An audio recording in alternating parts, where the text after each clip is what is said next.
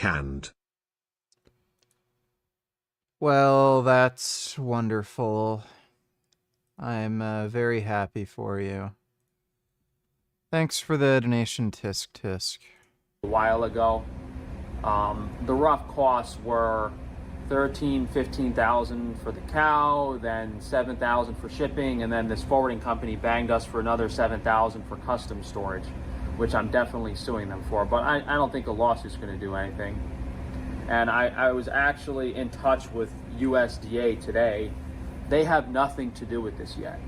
So, USDA is still screwing me over in other ways with the grants and not allowing me to accept SNAP EBT. But so far, I'm not convinced that USDA is guilty of destroying my Wagyu product.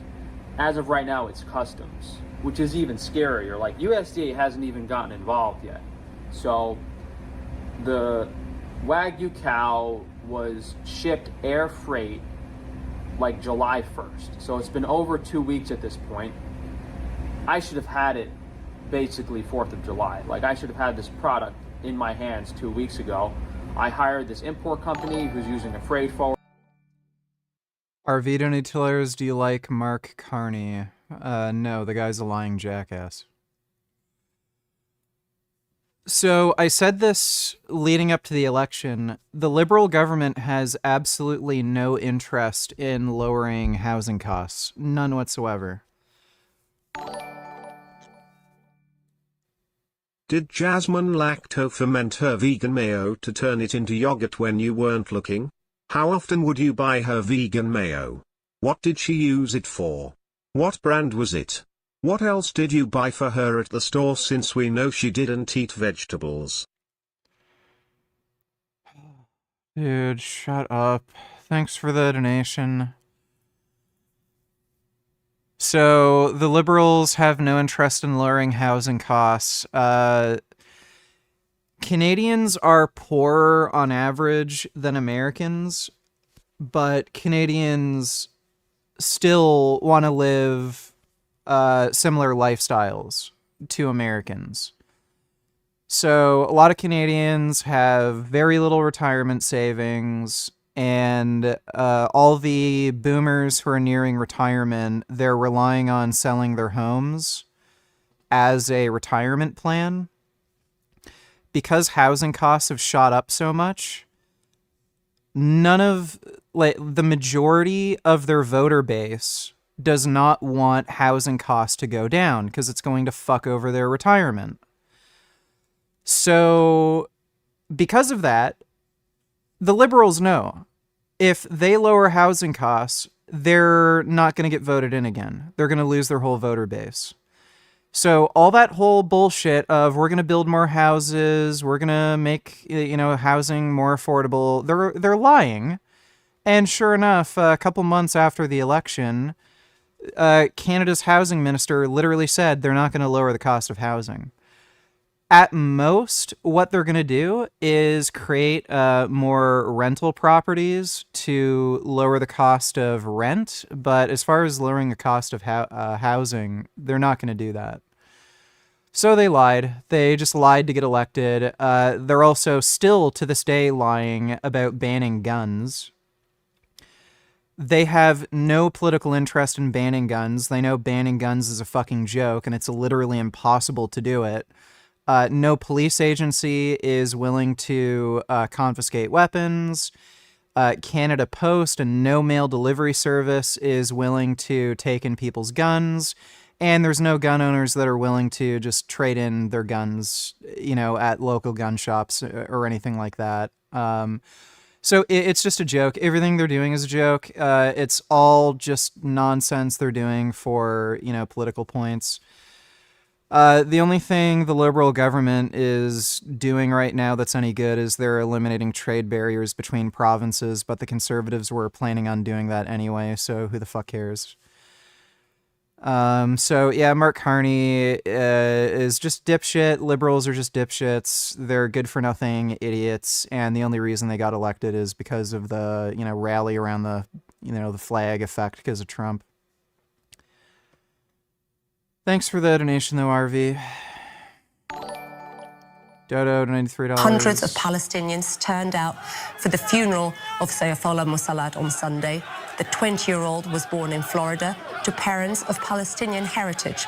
As we head to the location where Saif's body was retrieved, a white vehicle suddenly appears behind us. We have a group of settlers who are now following us in their vehicle. They've put their masks on as well, which is a concerning indication.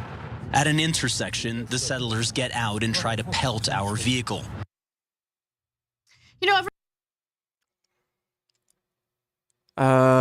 Gee, I wonder if it has anything to do with, your fucking...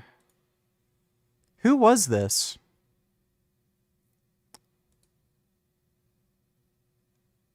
Was that CNN? Yeah, maybe it's because, your news network is a bunch of fucking liars? Whatever, yeah, they're just gonna whine about Israel being evil, whatever, I get it. Thanks for the donation, Dodo.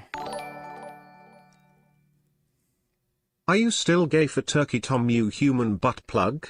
Suck my shitty dick, fagmo. Don't think I was ever gay for Turkey Tom, but thanks for the donation, Obama.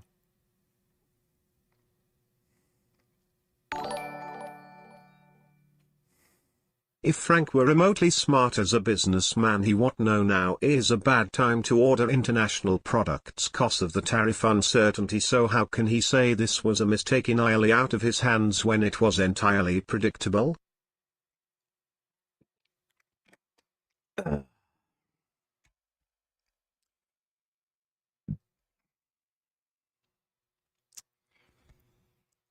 I don't think this had anything to do with tariffs. Frank's just an idiot. knowing Frank, again, he probably did something stupid and shady, and that's why all this is happening. So, like, we know he's a liar, so you can't trust his word on anything. He's saying it cost him $30,000. Who the fuck knows if he actually spent 30 grand? He might have only spent like 10 grand, and it's not real Wagyu. Like, who the fuck knows?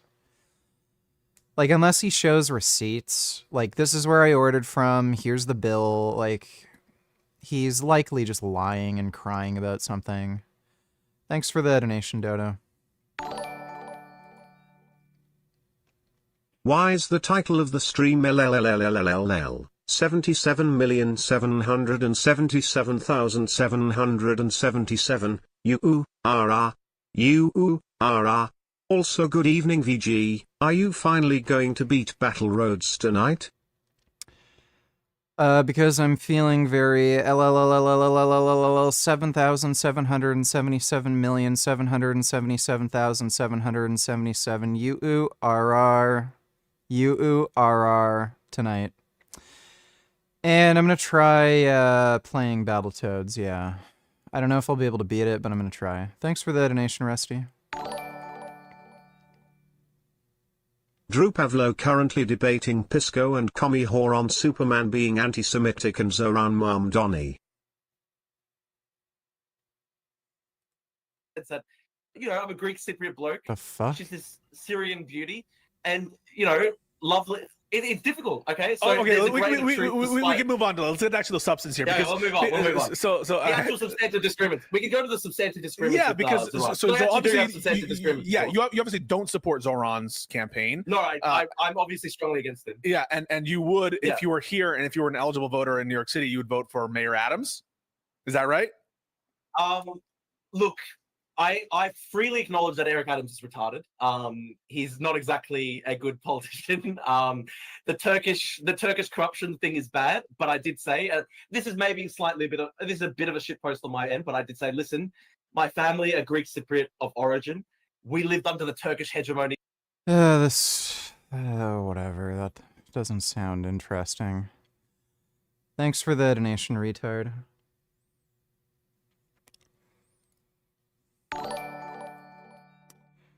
Sweaty asshole donate $2. Since you're not currently getting pussy, do you jack off and come to release sexual tension? How many times a day on average? Do you jerk off? Currently hitting 3-4 times a day. It depends.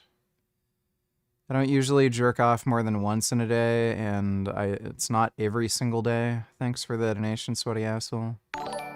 Dodo donated $3. Let me see. The Syrian capital is being hit, and state TV says Israel is responsible. إسرائيل كاتس إن الجيش سيواصل مهاجمة قوات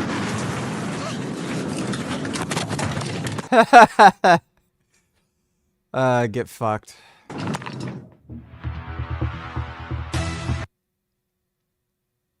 Damascus, the capital of Syria, of course, has been hit by a series of Israeli airstrikes.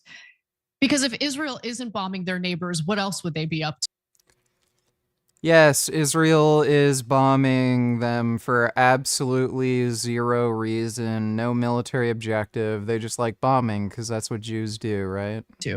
Now, Israel's defense minister, Israel Katz, shared video of his country's attack and accompanied that video with a statement saying that the painful blows have begun. Okay, now Israel. Okay, so they're just stupid. Thanks for the donation, Dodo. Order, and it's very expensive, and I. You ever had freeze-dried candy? I unfortunately have hemorrhoids. Is there a way to get rid of them? Are hemorrhoids vegan? Notice me in chat. Never had freeze-dried candy. You can get rid of hemorrhoids with surgery, but they're permanent. Like, they're permanent structures in your colon. It's just basically when blood vessels become enlarged and get twisty and windy. It's sort of like varicose veins, but in your asshole. Assumed that everything was taken care of, granted the expense of this product. The Japanese farmer that I purchased it from is like freaking out. He's like, oh, the product's basically ruined now, we're screwed. And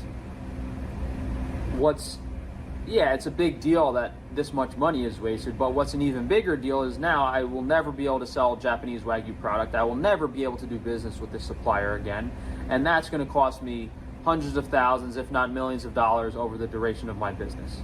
So hopefully we can get this resolved. Sure. But to my understanding, basically, Customs took the package and is doing whatever they want with it. Is there a possibility that they recognized it was a frozen product and they put it in the freezer? I hope so. No, I never get constipated. I hope it hasn't been in the fridge for 2 weeks, because... Dodo, donate $2. Please react from 558.40. How to click back into... Oh, Jesus. He's still uploading videos. 550. Jeez, he's getting pretty irrelevant. Oh, wait, this is his alternate channel. Public transport in your country is affordable for you. At the minimum, if you go to the cities close to you, the big cities, you just go for the day. You tell your parents, yeah, I'm just going to go on an adventure. I'll be okay, don't worry. It's time for me to become more of a man now. And you just go start taking this public transport by yourself to the nearby cities, and further away. You're there all day. You take your journal, your book, your phone, your charger, maybe even your laptop. And you just get there and you think about what you want to do. Okay, right now I'm kind of hungry. I'm kind of tired, right? That train journey was kind of exhausting. I was on there for an hour. So I'll go to a cafe. Then you get a coffee, you sit in there, it's the morning time. There's some girl sat there reading a book. So you go up to her and say, excuse me, I don't want to interrupt you. Can I just ask, what book are you reading? And she tells you it's, I don't know, fucking some erotica shit, dragon porn or some shit. Oh, that's crazy. So, oh, right. So 21 inches. Whoa, that's crazy. You're not just taking interest in what she says.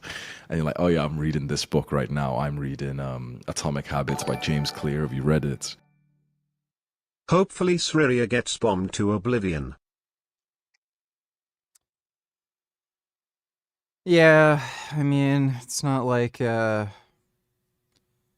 Syria's worth shit. Thanks for the donation, Dodo.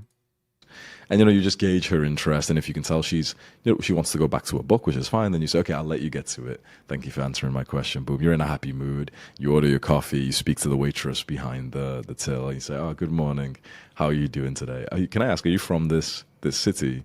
And she goes, yeah, why? You go oh, I'm from this other city. I've just took the train here today. I'm only 17 and I've just come here today. It's my first time in this city after I have this. Yes, tell a girl that you're a child and you took the train all by yourself today. She'll be very impressed. She'll think, wow, you're really mature for your age. You came here without your mommy? Wow. Coffee, what do you think I should do? What do you think would be fun for me to do as a young guy? And, you just get advice from her, right? Imagine in the space of you going to get a coffee for 5 minutes, you've spoke to 2 girls already. Just imagine that. Now imagine you're in this city for... Yeah, or you could just go to the mall on the weekend where all the fucking teenage girls hang out and you could, talk to 50 of them if you fucking want. 8 hours, for 10 hours. If you go there super early and you come back at 8 p.m. You're there for 10 hours. You could speak to... buddy, he's talking about a 17-year-old doing this. 17-year-olds are still in school. Why can't you talk to girls at school? What are you achieving by doing this? Reasonably, minimum 5 to 10 people. Maximum, there's nothing stopping you actually from speaking to about 30 people. You could literally set a high volume goal to go speak to 30, to get into 30 conversations, and you check them off on your phone. Imagine the stories you'd have if you just did that once a month. So that's something that I really recommend young people to do a lot. It sounds so cliche, but I really think traveling is so good. And of course, if you're a young person, you probably can't travel to other countries. which is fine. But you can travel to other cities inside of your country. If you're young right now, 15, 16, I would recommend that you start traveling to the other cities in your country. Get some fucking memories. Get some stories. End up in some fucking new place. And let's say, like, for some reason the train gets cancelled or some shit, and you have to figure out how to get back home and whatever. Like, just shit like that develops you as a young man. So that's something that you can do with.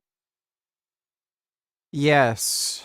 Having your train be delayed and having to wait an extra 10 minutes, it really builds character. Which will fill up like an entire day every now and then. You might not do this so consistently like once a week, but you might do this like once a month. And so that's something that you can do which will be memorable, and it's like a story, which is nice, and I recommend this to you. Dude, this guy's life has to be so fucking boring. This is a story you'll be able to tell your grandkids. You took a 2-hour train ride and you went out all by yourself and you talked to 2 people at a cafe, and then you went back home and your train was delayed for 10 minutes. And then you had to wait for 10 minutes, but then your train arrived, and then you took the train back home. What a story you could tell. He is just the ultimate fucking weirdo cringelord. Thanks for the donation, Dodo. If this product hasn't been frozen for 2 weeks, then we're filing an insurance claim, and that's an even bigger disaster because my insurance actually dropped me last year, and now my insurance rates are out of control. I think I'm paying like $4,000 a month for insurance, and now I got to file a claim with this new insurance company. That's an even worse idea for this amount of Wagyu product. So U.S. Customs has basically seized it. I don't know if it's like them just trying to squeeze money out of small businesses, because I promise you, you're going to spend more money on your crappy government lawyer's retainer than you're going to get from me. I don't know what to do at this point. I mean, the importer guy that I hired, that I've been doing business with for a lot of other things, just seems to be sitting back and waiting for customs to do whatever. Shari and Riza. Yep. Yeah, good one. I guess I'll just file another lawsuit that'll probably just, the judge will use his toilet paper to wipe his ass, like he's done with all 20 of my other. Oh yeah, dude. I'm sure he knows his audience is autistic, like fucking 13-year-old boys. The shit he says is just so fucking weird. Really, really fucking strange. Like...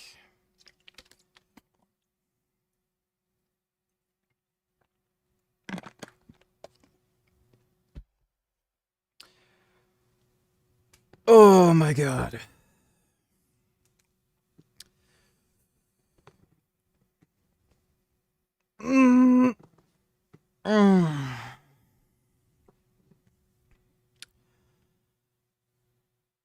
Like, if you want to give advice to young men, it is the easiest thing to do. Like, go to the gym, just focus on getting as strong as you can, invest, as much time as you have into just weight training.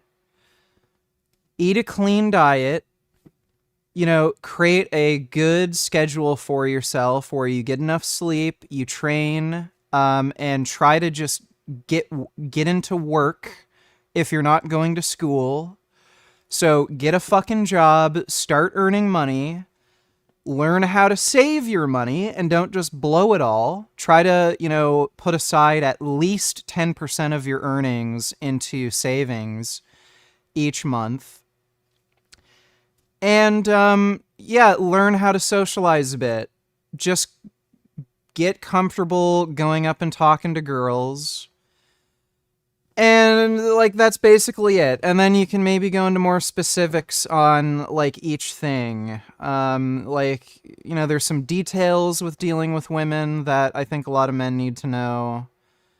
There's some details about training that, people need to learn. There's some details about diet that people need to learn.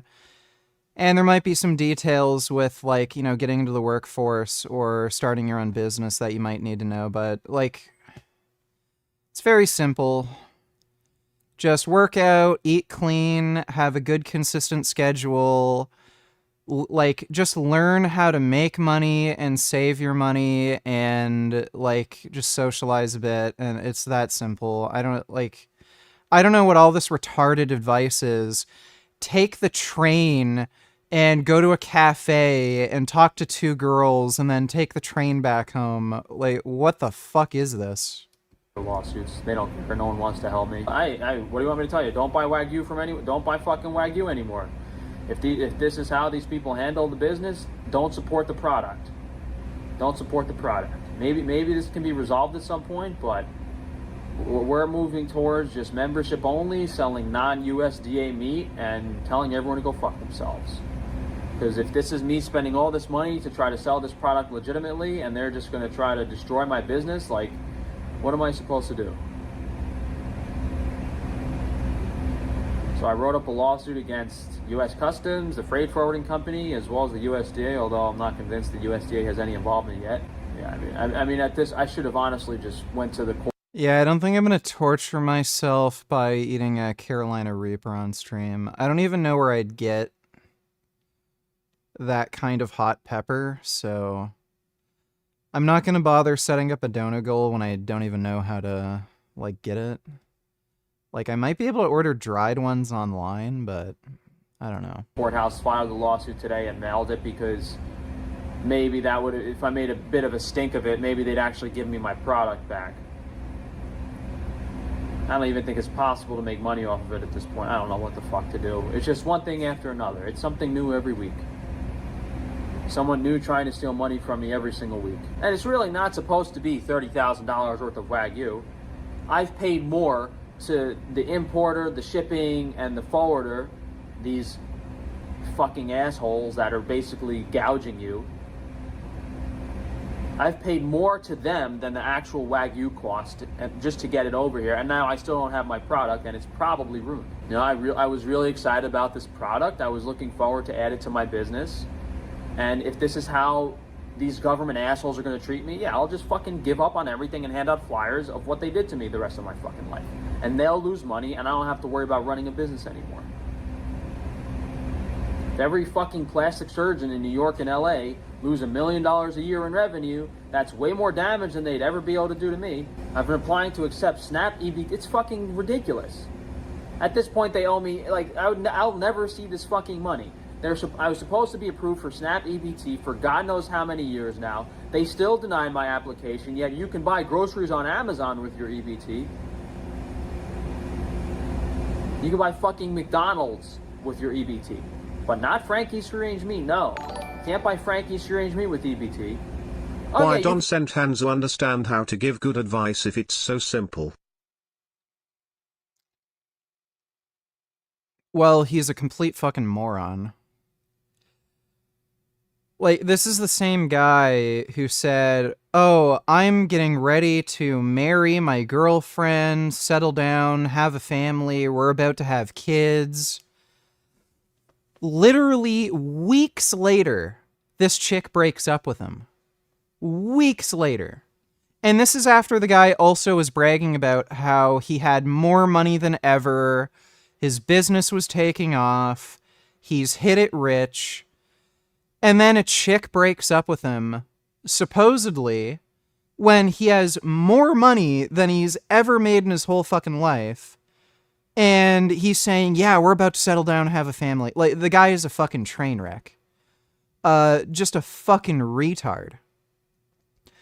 So that is a huge fucking red flag. When you see a guy talking about, relationship advice, and literally weeks after saying, my business is taking off, I have more money than ever, I'm about to get married to, my girlfriend that I've been dating for years, and we're gonna have kids, breaks up with him weeks later. That guy is fucked. Actual fucking bumbling retard. So, yeah, that's why. Thanks for the donation, though, Dodo. I'm not sure about dating apps. What's your opinion on using them? Is it worth it? Is it smart to date online? Or is in person better? Red flags. It entirely depends what you're looking for.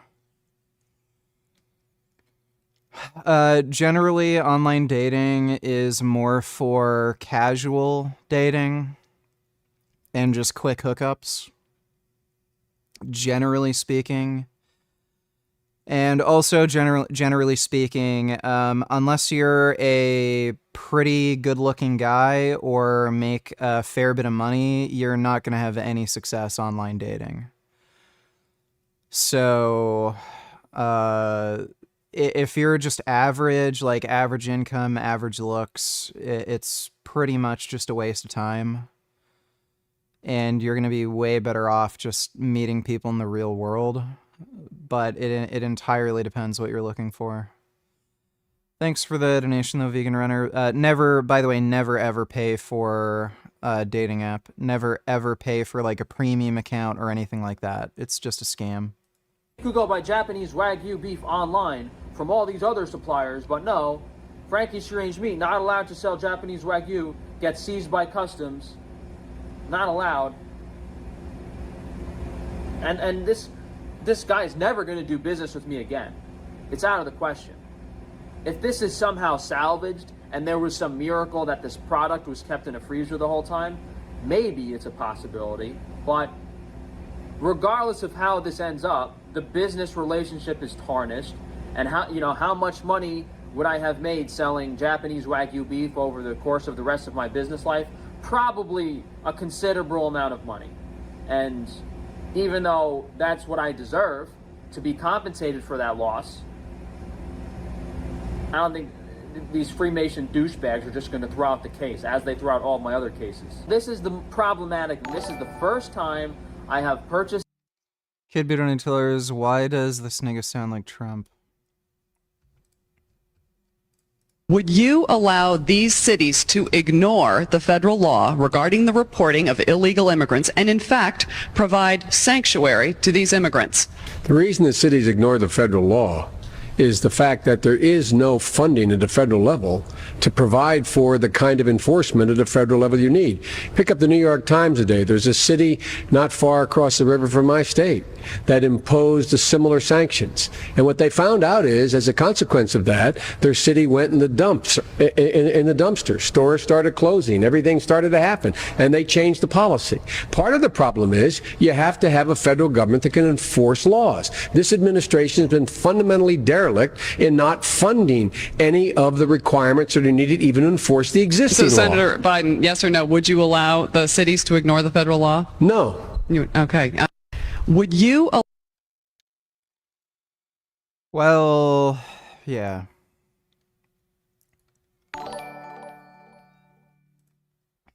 Do you still keep in touch with the Light Twins? They deleted their YouTube channel and was wondering.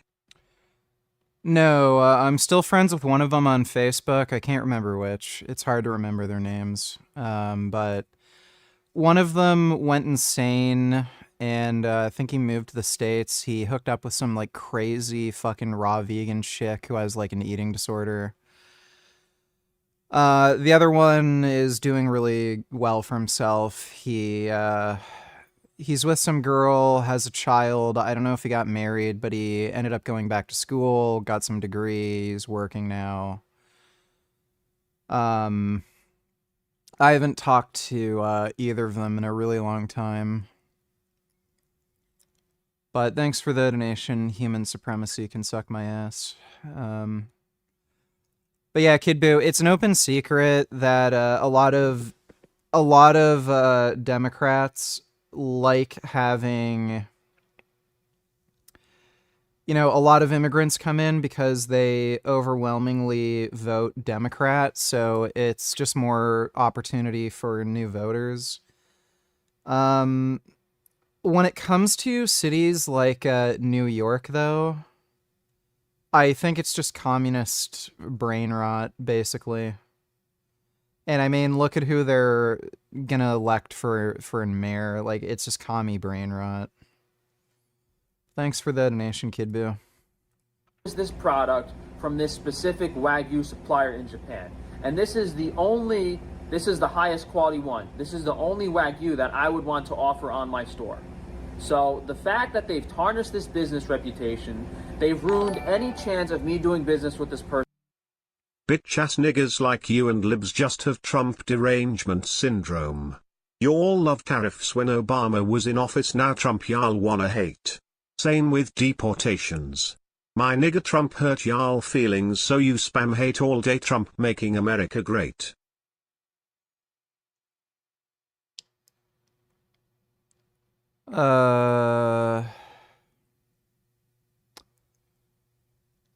Yeah, America is just great right now. Thanks for the donation, Kid Boo. Is a 75-pound dumbbell bench press good? It's probably right around average. It's not great. Like, sort of like what I'd consider like minimum strength that a man should have, sort of. It's not great. Person in the future, because he will never ship this product again the way they handled it. There's no chance of me selling this product in the future. So whether or not I'm going to be compensated for it, probably not. There's no reason they couldn't have just released the product immediately and put it under detainment, and it would have been safely stored at my warehouse for further inspection. This is just these government degenerate douchebags trying to steal more money from small businesses. That's all this is. They charge me $7,500 a day for airport storage fees. Like, don't worry. I swear to God, if that means fucking rotten, they're getting it mailed back to I will mail it to every fucking government official. I will mail it to all the fucking U.S. Customs assholes. I'll mail them the fucking meat that they ruined. Drop it off on their fucking doorstep. This is the truth and reality of businesses. Most businesses don't deserve to be supported at all. Most of them don't. This fucking potato chip manufacturing guy completely screwing me over, doesn't care at all. You know what I just noticed?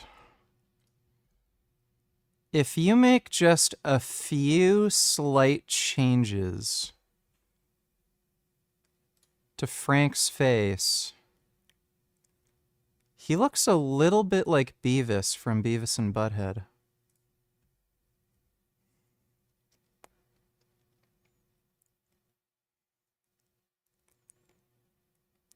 Give me a second here.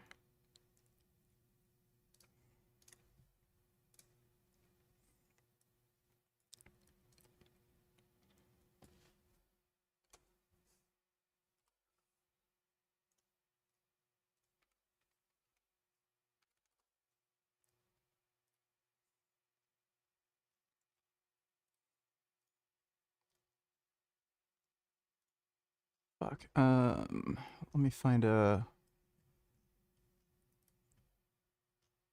Trying to find a picture of Beavis.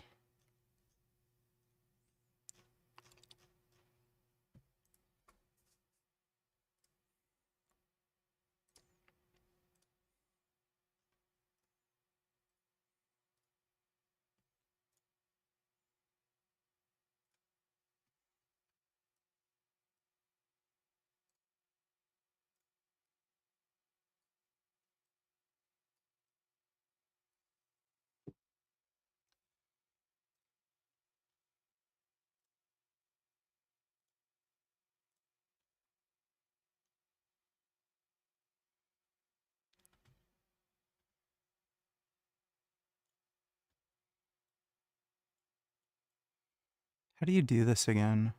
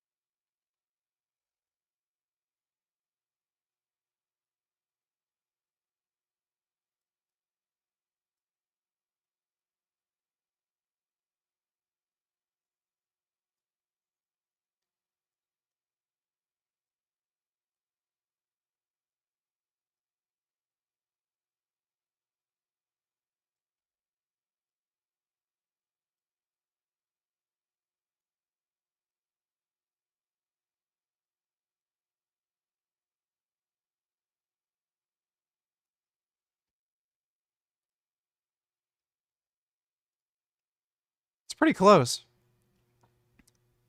It looks a lot like just a little bit of change, and he actually does look a lot like Beavis. Oh, just shut up, kid, but Trump derangement syndrome does not exist. That's just a stupid term that fascists made up to make fun of liberals. Okay. Well, thanks for the donation, Dodo.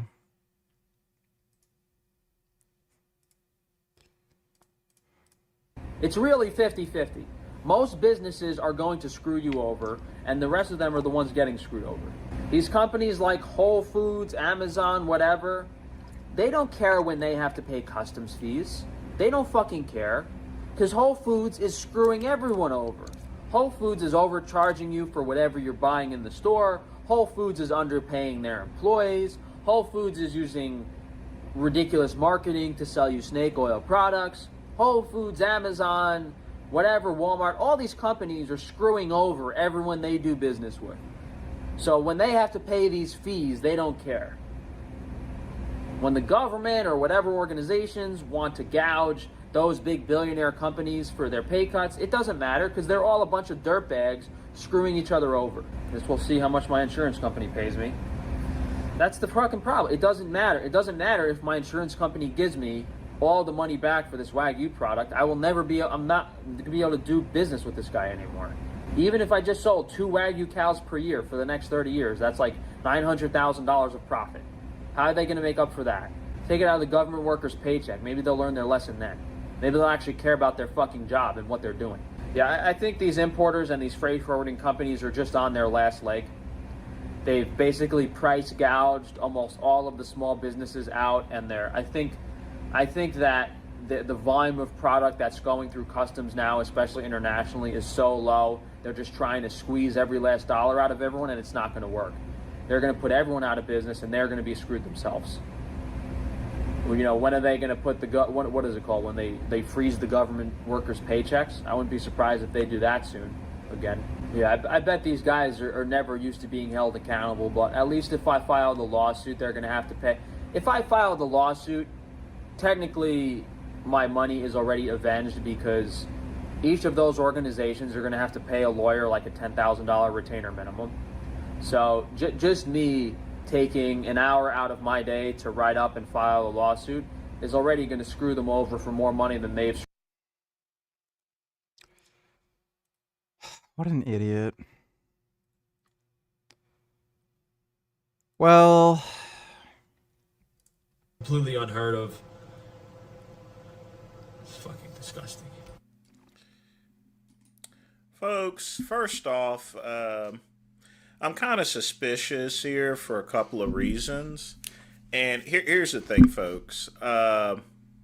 He states that he has had Japanese Wagyu beef being shipped in.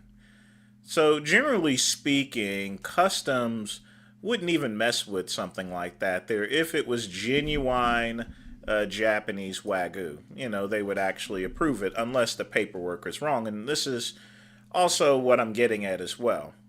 Now, here's the thing, folks. It's kind of odd that Frank Tufano would actually order in a cow straight from Japan rather than using a U.S. distributor for Japanese Wagyu. It would actually be less expensive for him. So here's the thing also. Most people think that Japan is the biggest exporter of Wagyu beef, and that's just not true. It's actually Australia. The vast majority of the Wagyu that you see... Australia does not have Wagyu beef. They have hybrid cows, and I think most of them are like, 2-3% Japanese Wagyu. Some are like 10%, but Australia doesn't have Wagyu beef. In the United States is going to be from Australia. If it specifically says Japanese A5 Wagyu, that means that it's usually gotten from a U.S. distributor that has a license agreement. And, when it comes to Japanese Wagyu, such as Mitsusaki Wagyu, for example, they're just not going to go and sell it to anyone. And someone like Frank getting a hold of actual Japanese Wagyu is very odd. They have, getting actual Japanese Wagyu is highly difficult there. So chances are that when customs actually got whatever package that he was having shipped in, they probably discovered that it probably was not Japanese Wagyu. It was probably Australian Wagyu, and it was probably low grade, Australian Wagyu. Who knows, actually? It actually could have been Japanese Wagyu. It could have been Australian Wagyu, but U.S. Customs only destroys things as a last resort if they can't import it or do anything else with it there, or in order to resolve it. So either the product was mislabeled or it wasn't what it says it is. And I think on the latter, because there is no way in hell that Frank Tufano would have the means to actually get actual Japanese Wagyu. Japan's very strict on their Japanese Wagyu, and for him to actually get it, no, I don't think that would happen there. I think he got some Australian Wagyu. Either that or he bought it from someone, and you know how Frank Tufano cuts corners on things here. I mean, we all know. We've seen that potato chip factory. We've seen some of his products. I've done plenty of videos over the years over Frank Tufano just using things like Temu and stuff like that. So, he could have just went and contacted some guy in Japan, probably a little shady, maybe Yakuza or something like that, and they said they're going to ship him some actual Japanese Wagyu, and they probably either sent stuff from a sick cow or they probably just sent them Australian Wagyu. Who knows? And who cares? But that's all I got to say for right now. Frank Tufano, you're... Yeah, he is a lying twat. I wouldn't trust anything he has to say. Using the whole region as their massive geopolitical chessboard in their attempts to outmaneuver each other. But throughout all this time, until very recently, both sides maintained a taboo against attacking each other's territory directly, choosing to strike each other indirectly from the shadows through proxies and espionage instead. Iran maintained attacks and pressure on Israel through their proxies like Hezbollah, Hamas, and the Houthis, while Israel carried out a campaign of covert sabotage within Iran using a dense network of informants and spies. This was the way the Cold War between both sides was fought for decades, until the long taboo on directly attacking each other's territory was suddenly broken in 2024. In April of that year, after Israel bombed the Iranian consulate in Syria's capital and killed several senior Iranian officials there, Iran retaliated by firing over 150 ballistic and cruise missiles directly at Israeli territory, marking the first time that Iran directly attacked Israeli territory itself. Almost all of the missiles were shot down, and then Israel retaliated by launching limited airstrikes directly on Iranian territory for the first time as well. Later in October of 2024, with the taboo already broken and following Israel's assassination of Hamas's political leader on Iranian soil, Iran attacked Israel's territory directly for a second, even larger time using around 200 missiles, causing only minor damage again. Both of these incidents and direct attacks between them were merely preludes for what was coming in June of 2025 last month, however, when Israel and Iran absolutely shattered the long-running taboo on attacking each other's territories directly. On the 12th of June, the UN's nuclear watchdog agency, the International Atomic Energy Agency, or the IAEA, declared for the first time that Iran was in breach of its nuclear non-proliferation commitments. The very next day, the Israelis launched a massive surprise attack directly against Iranian territory, involving overwhelming airstrikes along with commando and Mossad operatives who were hidden deep within Iran itself on the ground. Around 200 Israeli warplanes hammered almost 100 targets across Iranian territory just on the opening wave of the surprise attack alone, targeting the country's nuclear sites, missile launchers, air defenses, energy infrastructure, and senior commanders and leadership. Over the next 10 days, dozens of further Israeli airstrikes continued bombarding these same kinds of targets all across Iran with devastating results. At least 14 of Iran's leading nuclear scientists and experts were killed in the attacks, along with dozens of senior Iranian military and intelligence officials, including the chief of staff of the Iranian Armed Forces and the commander-in-chief of the Islamic Revolutionary Guard Corps, arguably the two most senior military commanders in the entire country, along with the head of the Iranian missile program for good measure, no doubt paralyzing the Iranian military's decision-making capabilities in the process. Scores of Iran's air defenses and outdated fighter aircraft were obliterated on the ground, and as much as 2/3 of Iran's ballistic missile launchers were wiped out during the campaign as well. Israel codenamed its surprise attack and ensuing operations against Iran as Operation Rising Lion, a clear reference to the pre-revolutionary symbol of Iran, the lion, suggesting that Israel's ultimate objective in the campaign went beyond just curbing Iran's nuclear weapons program and was intended to go even further and cause the toppling of the country's theocratic regime as well. Iran almost immediately began retaliating for Israel's attacks, and over the coming 12 days, Iran would fire a similarly unprecedented 532 ballistic and cruise missiles directly at Israeli territory.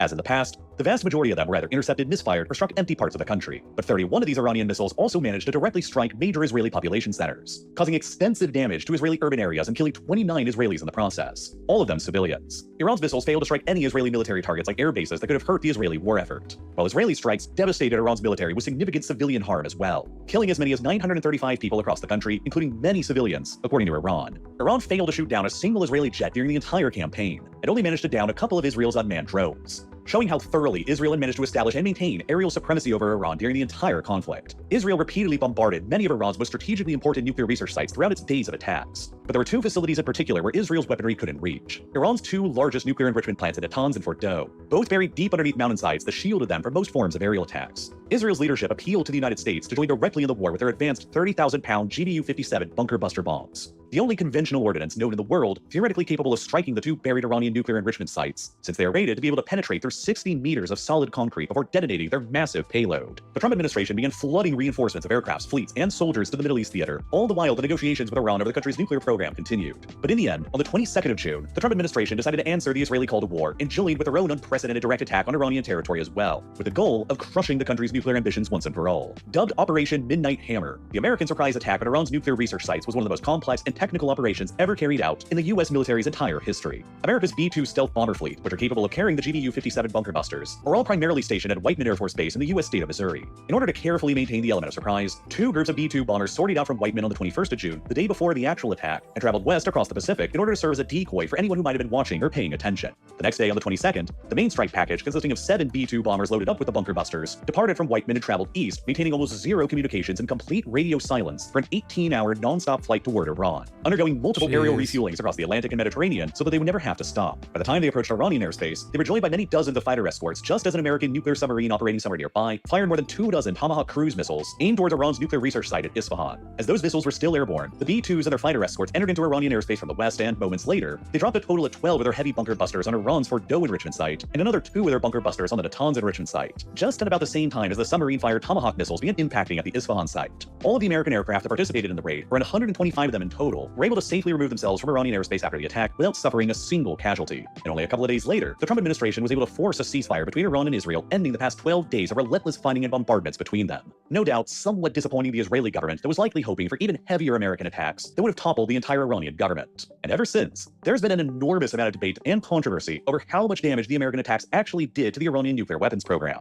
and by extension, how quickly the Iranians might be able to reconstitute their program. Iran's nuclear program was well distributed across several different sites around the country in order to make it harder for enemies to disrupt and attack it. And Iran is a huge country, coming in at about the same size as the entire southwestern corner of the US mainland. Assembling a nuclear weapon is an extremely complex process that requires multiple different steps, each of which have been affected differently by the 12 days of Israeli and American airstrikes. The first step is simply mining the raw uranium ore that's required for a bomb. There are 2 active uranium mines within Iran, with the largest being the Saghand mine in the central east of Iran. However, harvesting raw uranium from mines is usually the incorrect type to build a nuclear weapon with. 99% of the uranium out there in nature is known as U-238. 238 referring to the mass of each atom. In order to build a bomb, a lighter form of uranium called U-235 is required instead. But only 0.7% of the uranium in nature is actually U-235. Iran's uranium mines were not targeted by either the Israeli or American attacks this past month, so Iran's ability to continue mining raw uranium has not been impacted. But in order to produce the lighter uranium that's required for a bomb, its metal form needs to be converted into a gas so that it can be purified, a form called uranium hexafluoride. There was only one facility known in Iran that was capable of converting natural metal uranium into this gaseous state, and it was in Isfahan, which was repeatedly bombed by Israeli jets and further attacked by the American submarine-fired Tomahawk cruise missiles. Satellite images taken of the Isfahan complex after the attacks show multiple buildings and laboratories above ground there that are severely damaged, which has most likely crippled Iran's capability to convert uranium into gas for now,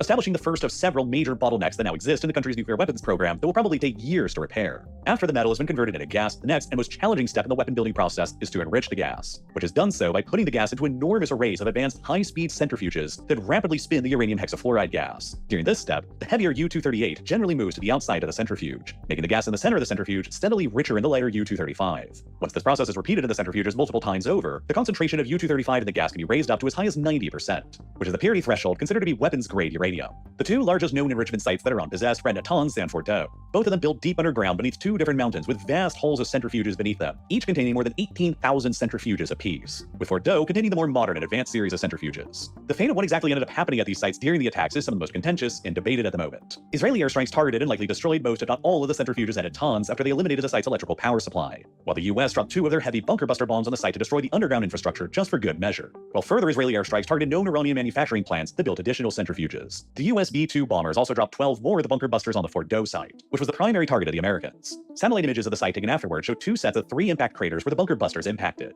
There were only 6 impact craters because each of the locations was precisely hit by 2 of the bunker busters, one after the other, in order to fully penetrate all the way down to the about 90-meter depth that the Fordo enrichment site was believed to be located. The bunker busters were likely targeting the Fordo site's sole ventilation shaft and associated access tunnels, while the shockwaves sent from the bombs likely radiated all throughout the mountain and damaged the centrifuges within it, which are very sensitive to external vibrations while they're in use, and they're exceptionally difficult to turn off without causing any unwanted damage. Donald Trump himself has repeatedly claimed that the Fordo site was completely obliterated by the attack, while the IAEA has also said that the centrifuges at Fordo have appeared to be no longer in operation. But there's been a degree of uncertainty as to exactly how much damage the bunker busters caused to the Fordo enrichment site. The day after the attack, a preliminary classified damage assessment report was leaked from the Defense Intelligence Agency, the Pentagon's military intelligence agency, which concluded that the strikes had only set Iran's nuclear program back by just a few months, rather than by a few years. It concluded that many of Iran's enrichment centrifuges had in fact remained intact, and that the country likely retained other secret enrichment facilities that still remained operational. The report further concluded that while the bunker busters likely damaged Fordo's electrical systems and collapsed its entrance tunnels, the main underground enrichment hull likely continued to remain intact. But there's also good reason to doubt the DIA's initial assessment of the situation. The analysts themselves who prepared the report labeled it as low confidence, while its sources were based entirely on satellite imagery and intercepted communications, which are not necessarily the most reliable. David Albright, a former IAEA inspector, has suggested that further evidence that arrived after the DIA's report indicated that Iran likely lost around 20,000 of their centrifuges in the Fordo and Natanz bombings, severely handicapping their ability to further enrich their surviving uranium supplies to weapons grade. Other American intelligence agencies and officials like the CIA and the Director of National Intelligence, Tulsi Gabbard, have also stressed that the damage inflicted on Fordo and other You know, they probably should have just used a nuke. Just use a nuke. What's Iran gonna do, you know? Fucking do something. Just nuke their... just nuke. Yeah. Other sites by the attacks have indeed set the Iranian nuclear program back by years. Audi has made a major decision for its 2026 F1 entry. After lengthy efforts from Sauber CEO Andreas Seidel, who took that role to lead the Audi F1 project longer term, Audi has decided to go all in. Audi will now buy 100% of Sauber in what it calls a bid to accelerate the preparations for 2026. Audi had originally agreed to buy 75% of Sauber, with the team's existing owner Finn Rousing retaining 25%. The plan was for Audi to scale up its involvement and gradually increase its investment in the team, while simultaneously working on building its first ever F1 engine. But time is of the essence to get back Marcus Sauber to the required level for a works team in 2026. This full takeover should mean more involvement sooner and allow Audi to take full advantage of the increased capital expenditure limits it has within the cost cap and keep up a big recruitment drive. At the same time, Seidel becomes the face of the team as Audi's F1 CEO, while ex-Audi board member Oliver Hoffmann takes overall responsibility for the project, including the engine side and Audi's marketing. If I had to guess, I'd say Audi's F1 car is gonna suck because it's an Audi. Rather than months, while Israeli agencies like their Atomic Energy Commission have also claimed the same thing as well. So Iran's ability to enrich uranium has almost certainly been degraded, but the true extent of that damage right now remains unclear. There's also an even bigger problem, because even if the US attacks truly did obliterate the enrichment site in Natanz and Fordo as they claim, it might not have been enough to have stopped their development of a bomb. Merely a week before the Israelis began carrying out their airstrikes across Iran, IAEA inspectors operating in the country estimated that the Iranians had around 400 kilograms, or around 900 pounds, worth of highly enriched uranium that was already concentrated to 60% purity, just within range of the 90% purity required for a bomb. James Acton, the co-director of the nuclear policy program at the Carnegie Endowment for International Peace, has since written that it would only take a single... Which is a bigger deal, Trump finally getting tough on Russia or the mega civil war over Epstein? Probably Trump getting tough on Russia. It's sort of still to be seen. I wouldn't exactly say he's getting tough on Russia. Like, it's sort of a joke, right? So...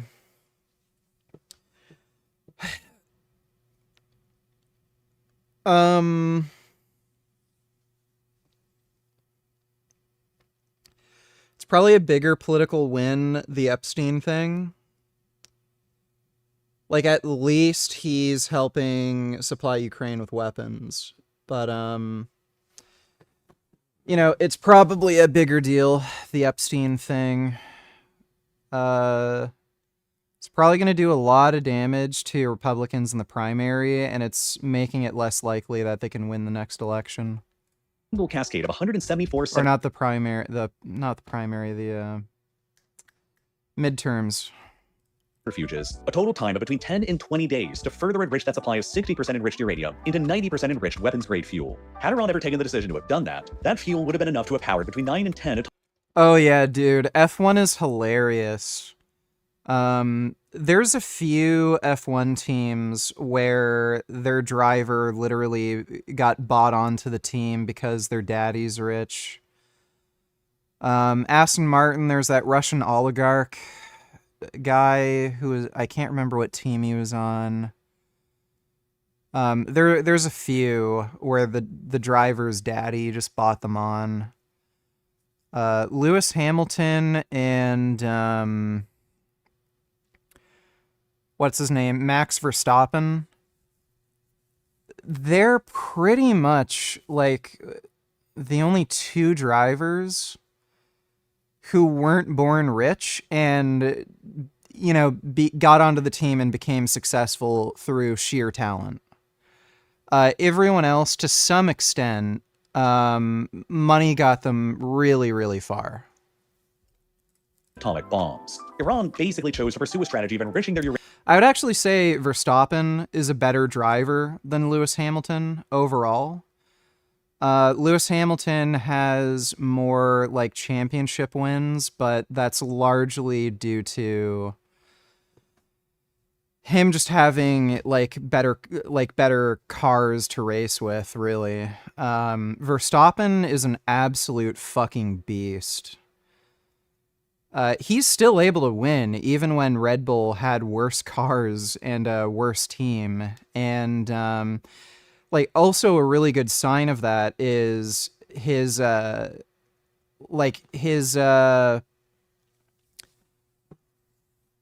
do you call it? His teammates. Dude, he's such a good driver, and the way he sets up the car is so fucking precise and hard to handle. It ruins his fucking teammates. Like Lewis Hamilton, you know, he's just not nearly as precise of a driver as Verstappen. Uranium supply to just beneath the weapons grade threshold in order to A, maintain a form of plausible deniability about what they were really doing, and B, give themselves the option of rapidly sprinting towards a bomb if they felt the situation was dire enough at any given time. However, as recently as just a few months before the Israeli and American attacks in March of 2025, Tulsi Gabbard, the Director of National Intelligence in the United States, testified in front of Congress that Iran had not yet taken the decision to enrich their uranium supply any further, and there were no signs at all that the Iranians were actively preparing to advance their nuclear program any further down the supply chain. Nonetheless, this supply of 400 kilograms worth of 60% enriched uranium is the single most valuable asset that the Iranian regime currently possesses. And extremely troublingly right now, nobody outside of the Iranian regime has any idea of where it actually is. The preliminary DIA assessment issued the day after the American bombing suggests that the Iranians likely moved that material to an unknown secret location early on in the conflict. Satellite images taken over the Fordo enrichment facility in the days leading up to the American attack show more than a dozen cargo trucks stationed outside of the facility's entrance, suggesting that Iran may have been moving the enriched uranium in some of the centrifuges from the site before it was actually attacked, which has been repeatedly denied by the Trump administration since. Other trucks responded by satellite to the Isfahan complex leading up to the American attack as well, where the Iranians were known to be storing a lot of that enriched uranium at. The IAEA had said just a week before the start of the Israeli airstrikes that the Iranians were storing a lot of the enriched uranium there in specialized casks that were small enough to fit in the trunks of only about 10 cars, implying that they could have easily been relocated to unknown locations from there and safeguarded. Ultimately, the UN's IAEA, America's DIA, and multiple European intelligence agencies currently believe that Iran relocated most, if not all, of its enriched uranium supplies before the attacks happened, while the Trump administration has insisted that it was all or mostly destroyed, but has so far not offered up any convincing evidence of that. If Iran ended up shielding enough of their centrifuges from the attacks in other discrete locations and maintained additional smaller covert enrichment facilities, it'd be theoretically possible for the regime to decide on sprinting towards a bomb and further enriching their surviving supply towards the 90% weapons-grade fuel they could potentially use to power between 9 and 10 atomic bombs. But even if they were able to do that, Iran might still face another critical bottleneck in the next step of the weapons building process anyway, which is actually converting the 90% weapons-grade enriched uranium gas back into its metal form again. a process known as metallization that is required to build a bomb's explosive core. Iran's sole known active metallization facility was at the sprawling Isfahan complex above ground that was relentlessly bombarded by Israeli airstrikes and the American Tomahawk missiles, which likely destroyed it enough that it'll take the Iranians years to rebuild it. Without this crucial capability, Iran will not be able to build a bomb even if it manages to rapidly enrich its surviving supplies of uranium gas to weapons grade. Although it has been pointed out that Iran has maintained other known metallization plants in the past that could potentially be restarted again, and it might have other secret metallization plants elsewhere where the work could be conducted away from prying eyes, though there is no publicly known intelligence that currently suggests that. Similarly and finally, even if Iran finishes the metallization process, it would still have to miniaturize further crucial components, like a detonator system, in order to properly fit it on a delivery system like a warhead on a missile. Iran may or may not have this capability right now. It's a little unclear and depends on what source you're looking at, but the Israelis did bomb and destroy multiple buildings at Iran's Sanjari. Max Verstappen's dad is racing driver as well. He won a championship, and his dad was notorious for abandoning him at a gas station for not taking racing seriously. I will say, however, no one can beat Hamilton in braking technique. It's ridiculous.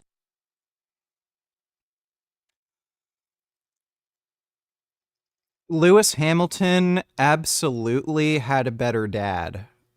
His dad is like god tier dad quality. So yeah.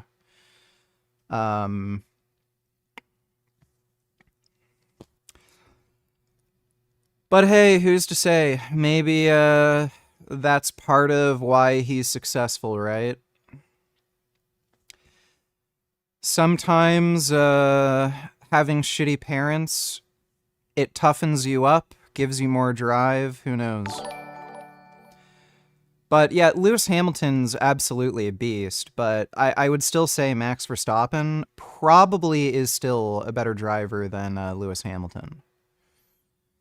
Thanks for the donation, Lotta. I think his cornering ability is definitely better than Lewis. Son Goku donated $2. Would you agree with the proposition that women generally think with emotion, not logic, compared to men also?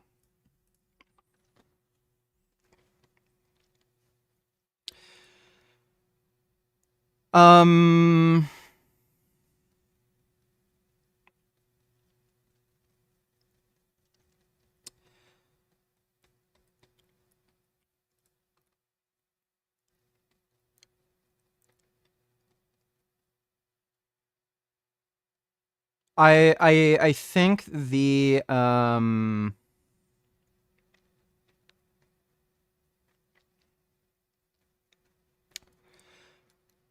I would say the fundamental difference in the way women and men think is women are focused on how things make them feel, whereas men are focused on winning. So men are more goal-oriented, and women are more concerned with how things make them feel. So women don't have like a competitive drive. They're not looking for success like men are. And they're more concerned with how are my friends making me feel? How is my boyfriend or husband making me feel?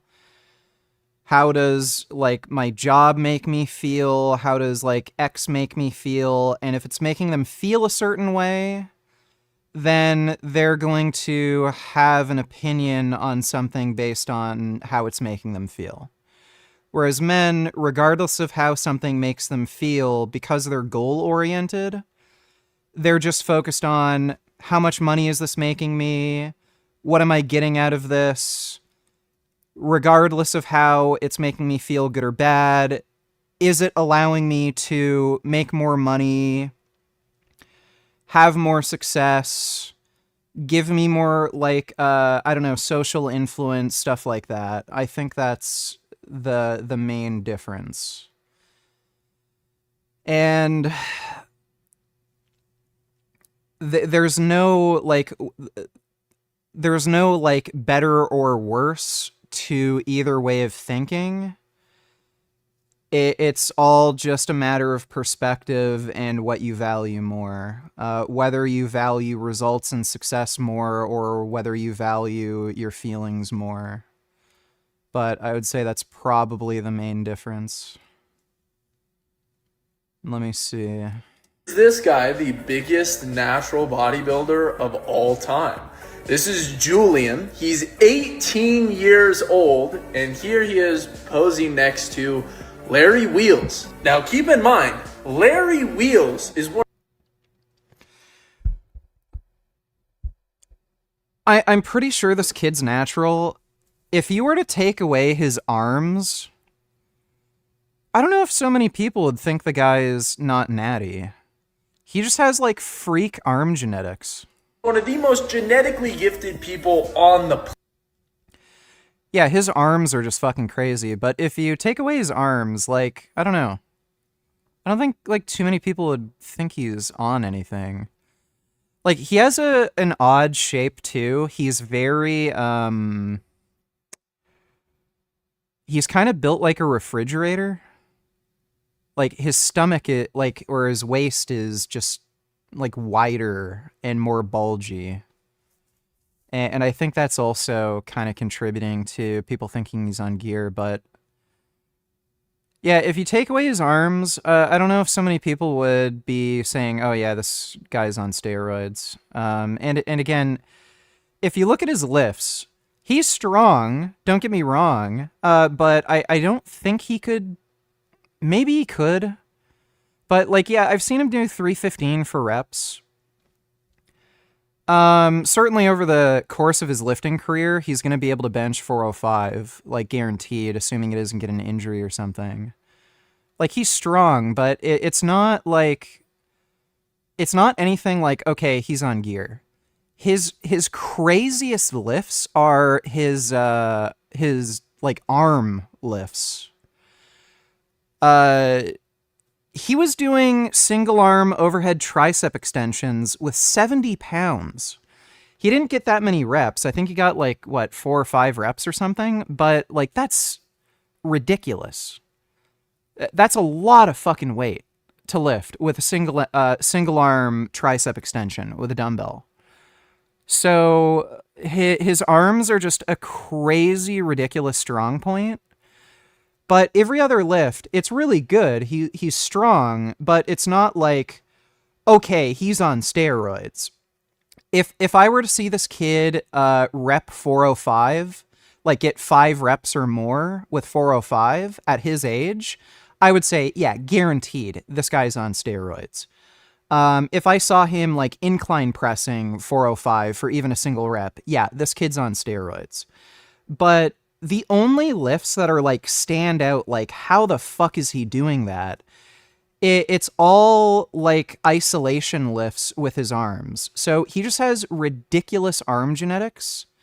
Everything else is just like well above average, but it's like achievable for a natural lifter. Planet, and he has been abusing drugs for decades. At the end of the day, I don't really care about a person's natural status. I've competed against people who were not natural. I just thought this was an interesting topic, because if this guy at 18 years old is truly natural, this isn't like 1 in a million genetics. This is like 1 in a billion. I mean, he has to have some sort of myostatin deficiency or... I doubt it. I seriously doubt it. It's probably just a weird combination of things. Like, there's a lot that goes into how much muscle you can build. Just being born with more muscle cells is usually the biggest thing. And on top of that, there's like androgen receptor density and shit like that, and sensitivity. Myostatin, I don't think for most people is a big factor. I doubt it, but you know, who knows? Again, his like crazy standout lifts are just his arms.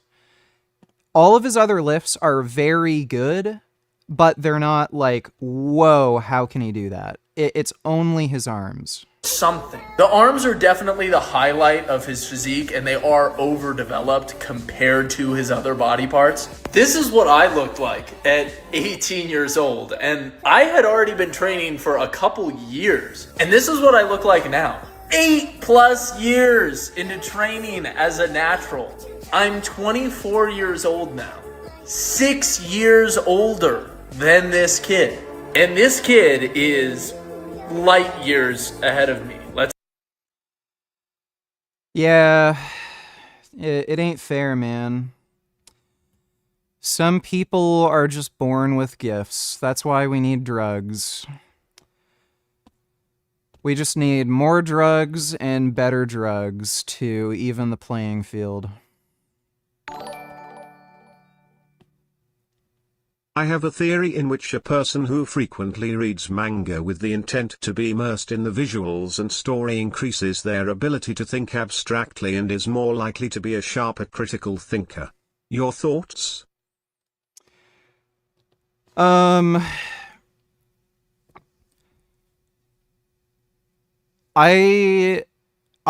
don't I'm sure you can modify this to an extent, but I think the types of people who get that sort of experience out of manga already sort of think like that. They're just born with better critical thinking skills. I'm sure it can be improved to some extent, where you can improve someone's critical thinking skills. Some of it is stuff that you can be, taught and you can learn. But there are people who just think critically, and there are people who just don't. So I think it's more a thing that you're just born with. You either have it or you don't.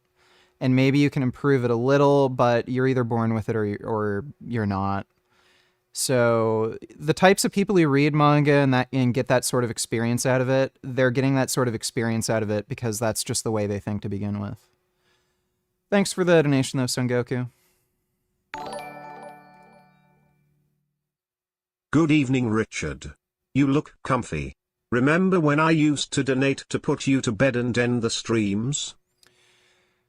I do remember that. I don't think I'll need that tonight. I'm feeling pretty good, but I appreciate how you did try to chip in and help me with, my mental health and sleep and whatnot. Thanks for the donation, though, James. Manufacturing plant, which was known to produce these kinds of miniaturized detonator systems, which also might complicate Iran's ability to finish this final step of a bomb's construction as well. Although, like its potentially secret hidden metallization and enrichment facilities, Iran could maintain other hidden detonator system plans as well. Basically, nobody really knows at this point the true extent of the damage that the Israeli and American attacks did to Iran's nuclear program. Several key elements of the supply chain required to build a bomb have no doubt been damaged, including Iran's ability to convert uranium metal into gas, their ability to further enrich the uranium gas, and their ability to reconvert the enriched gas back into metal again, to say nothing of their 14 senior nuclear scientists who were killed, creating at least 3 probable bottlenecks in their production process that will take an unknown amount of time for them to recover from. But Iran also probably still retains most of their 400 kilograms of 60% enriched uranium gas. And if they can manage to covertly reconstitute their centrifuge and metallization processes, they could likely manage to sprint towards an arsenal of 9 or 10 bombs within weeks of doing so. The unanswered questions on everybody's mind right now are thus, how much of Iran's supply of 60% enriched uranium gas actually survived, and where is it currently located? And how quickly can Iran reconstitute their enrichment and metallization processes? These questions are now at the center of the negotiations between the US and Iran. Also, One Punch Man manga has the best art out of any manga. Have you seen 7 Deadly Sins? I watched it a few years ago and dropped it after like season 3, but I'm rereading the manga and heard that version is much better. One Punch Man manga has really good artwork, but I would say Berserk and Vagabond probably have the best art. One Punch Man is definitely up there. But certainly within the top 10, maybe even in the top 5. But I would say Berserk and Vagabond are probably better in terms of artwork. I've watched 7 Deadly Sins on Netflix. It got really fucking boring. So I just stopped watching it. Yeah, I don't know. It's kind of interesting at first, but I think the problem is the story just doesn't go anywhere, and the characters just keep having the same problems rehashed over and over again, and it's just like, okay, I don't care. So I don't know. I don't know if it gets better later, but I just completely lost interest. I never read the manga, though. Thanks for the donation, Son Goku. Over a renewed nuclear deal, but there are substantial obstacles standing in the way of negotiations being successful now. Trump continues to insist that Iran agree to completely scuttle its entire enrichment processes permanently, or there won't be any deal at all, something that the Iranians are almost certainly never going to agree to now, because they no doubt view their eventual acquisition of a nuclear bomb as their only guarantee of safety in this dangerous world. Over the past nearly 2 years of war across the Middle East, Iran has completely lost its carefully built-up conventional deterrence to relentless Israeli and American attacks. Its proxies at Hezbollah and Hamas have spent tens of billions of dollars in decades building up have been completely crippled. Its allied regime in Syria has been toppled, while Israeli and American warplanes showed that they were capable of bombarding the country and killing its senior leadership with complete impunity. Iran's only possible way to maintain deterrence standing is completing its nuclear project, and they have zero trust in the Trump administration. It gets worse, and so does the art style and animation. Yeah.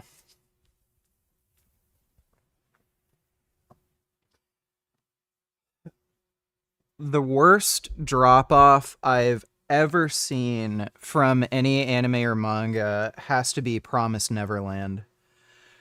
That was bizarre. The first season was incredible, and then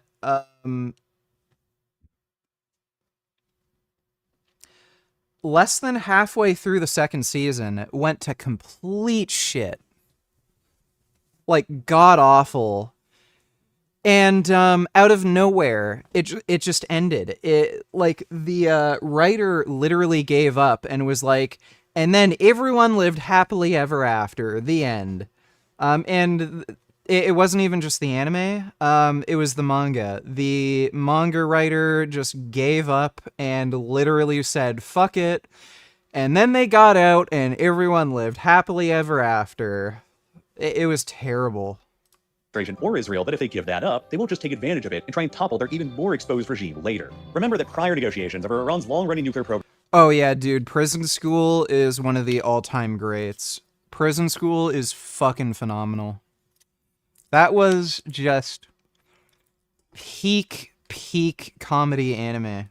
During the Obama era, eventually culminated in 2015 with the Joint Comprehensive Plan of Action, or the JCPOA, sometimes also called the Iran Nuclear Deal, which accomplished several notable things at the time. Iran then agreed that it would eliminate its enrichment program and would shut down their huge Fordow enrichment site for 15 years until 2030. And they would also submit themselves to extremely intrusive weapons inspections from the IAEA to routinely verify that they remained in compliance. In exchange, multiple US, EU, and UN sanctions that had been previously imposed on Iran would be lifted, including on their oil exports and $100 billion worth of frozen overseas assets that were unfrozen, granting the moribund Iranian economy a much-needed and welcome boost. Any of those sanctions could also be immediately reimposed unilaterally through a snapback mechanism if Iran was ever to be found in non-compliance. Even if Iran pulled out of the deal, the JCPOA had restricted Iran's nuclear capabilities by such an extent, it was seen that it would be impossible for them to have developed a weapon within a year of pulling out, giving the world enough time to resort to military action if that ever happened. Nonetheless, there were several opponents to the deal in the West and a lot of substantial criticism. I saw Assassination Classroom. I didn't get to the end. There are too many episodes. It was good. It was interesting. There was just too many episodes. I couldn't keep watching. And yeah, Inuyasha had a really good, satisfying ending. Inuyasha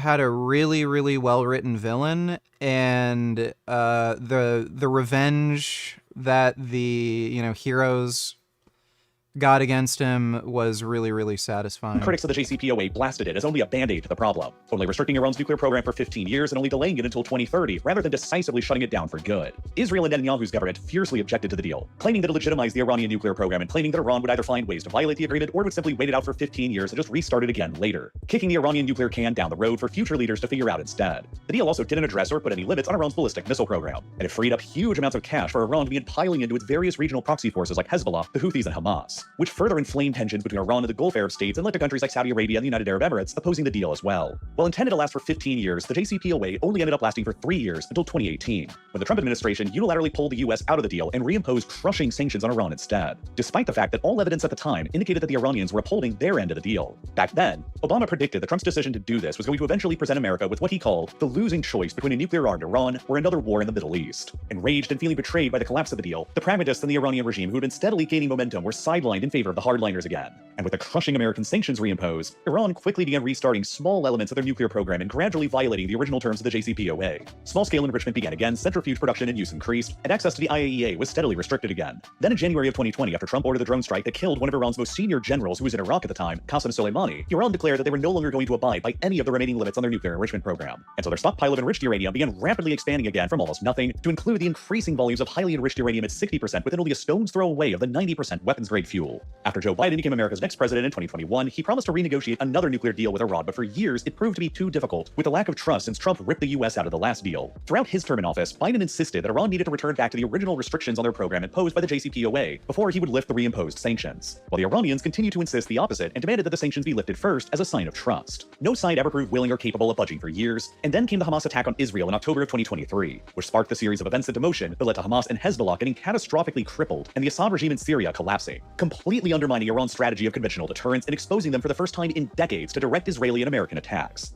As Iran's nuclear enrichment continued, the second Trump administration demanded that any new nuclear deal would require them to stop enriching completely, which Iran continued refusing to do, which set the stage for war. Now Iran is faced with two major sets of precedents to consider with any further negotiations on their program. The first are the many recent historical precedents that have happened to other countries who gave up their nuclear weapons programs and were subsequently invaded or attacked by outside powers who didn't fear them any longer. The Gaddafi regime in Libya agreed to give up their nuclear weapons program in 2003, and then only 8 years later, NATO led a military intervention into the country that toppled his regime and led directly to his death. In 1994, Ukraine agreed to surrender their inherited arsenal of Soviet-era nuclear weapons to Russia in exchange for security guarantees that their territorial integrity would be permanently respected. And then 20 years later, Russia invaded Ukraine and seized Crimea, and then launched a full-scale invasion into the country that's still ongoing. And most infamously of all for this precedent is the case of Saddam Hussein's Iraq, which pursued a nuclear weapons program throughout the 1980s that was decisively shut down after the 1991 Gulf War, and then painstakingly contained by the United States through a combination of no-fly zones, sanctions, espionage, and occasional bombings for another decade that all proved to be a long prelude to the 2003 invasion of the country, which collapsed Saddam's regime and led to his death. Iran fears that it is now the next Iraq or Libya.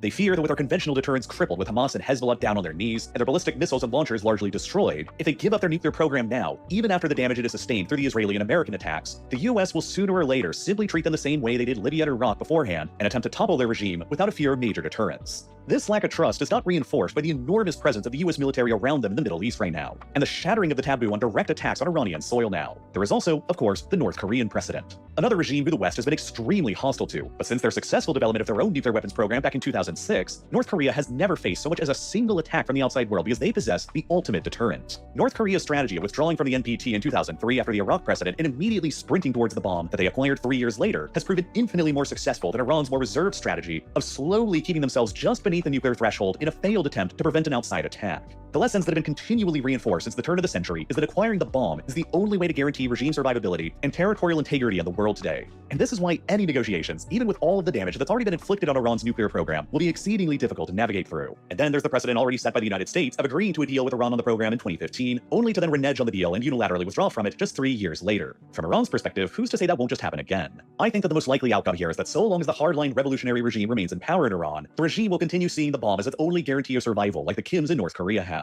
Israel and the Gulf Arab states will also continue seeing Iran's nuclear program as an unacceptable existential threat to their own survivals, and they will continue trying to rope in the United States to try and help them contain it, potentially leading to a similar situation going forward as the US faced with Saddam's.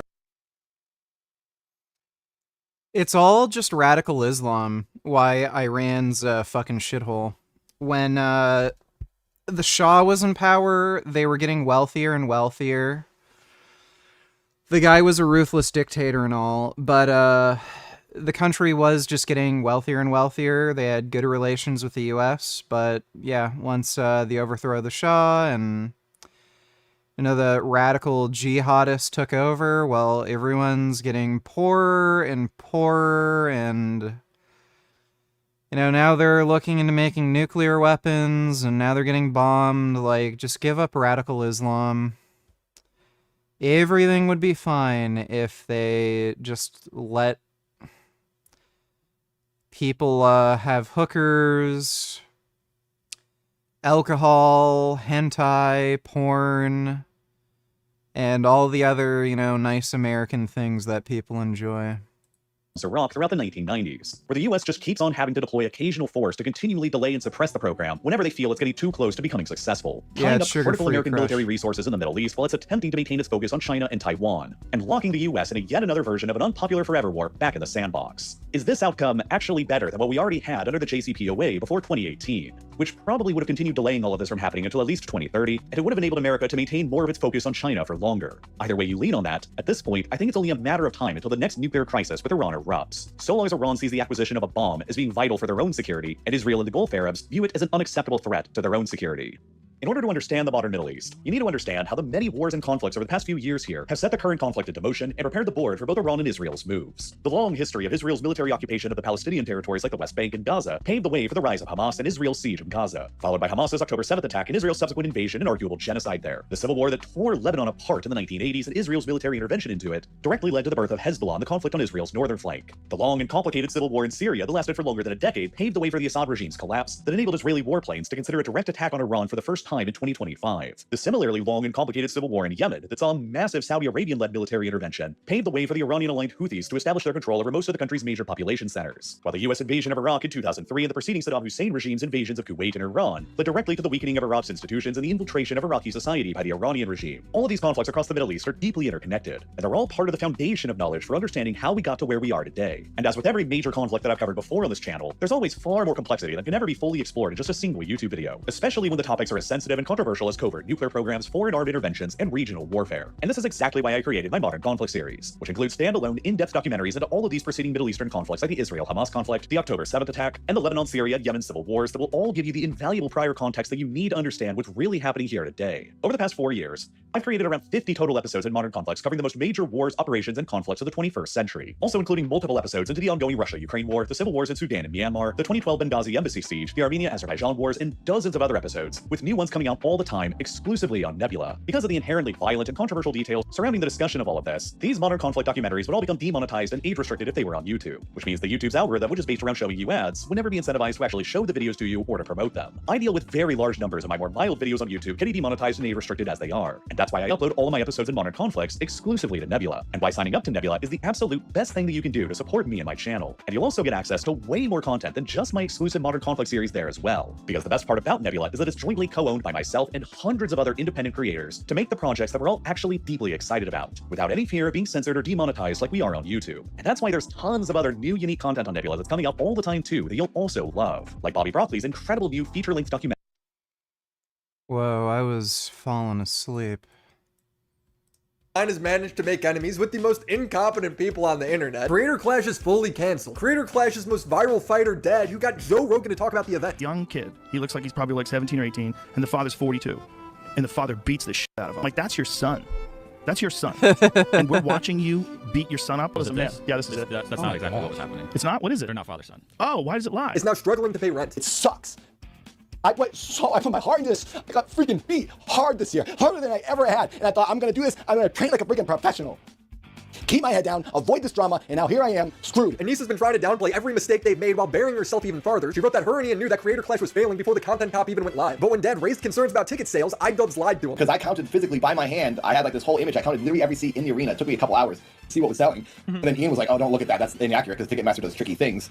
And then I actually showed you what tickets sold. After the event was canceled, her Discord was getting more details than the actual fighters were. Why would you do something that could hurt at all the event? Especially when you know it is failing. And my complaint about that is, why did we never find out that it was already failing? If you knew it was already failing, why didn't you tell us before you made that video? And why didn't you say, hey guys, the event's failing, we should probably just cancel it, and now we're gonna put this video up so it doesn't matter? Like, why wasn't that told to us? Then maybe all of us marketing people, all YouTubers who are basically marketing people, we've marketed ourselves forever.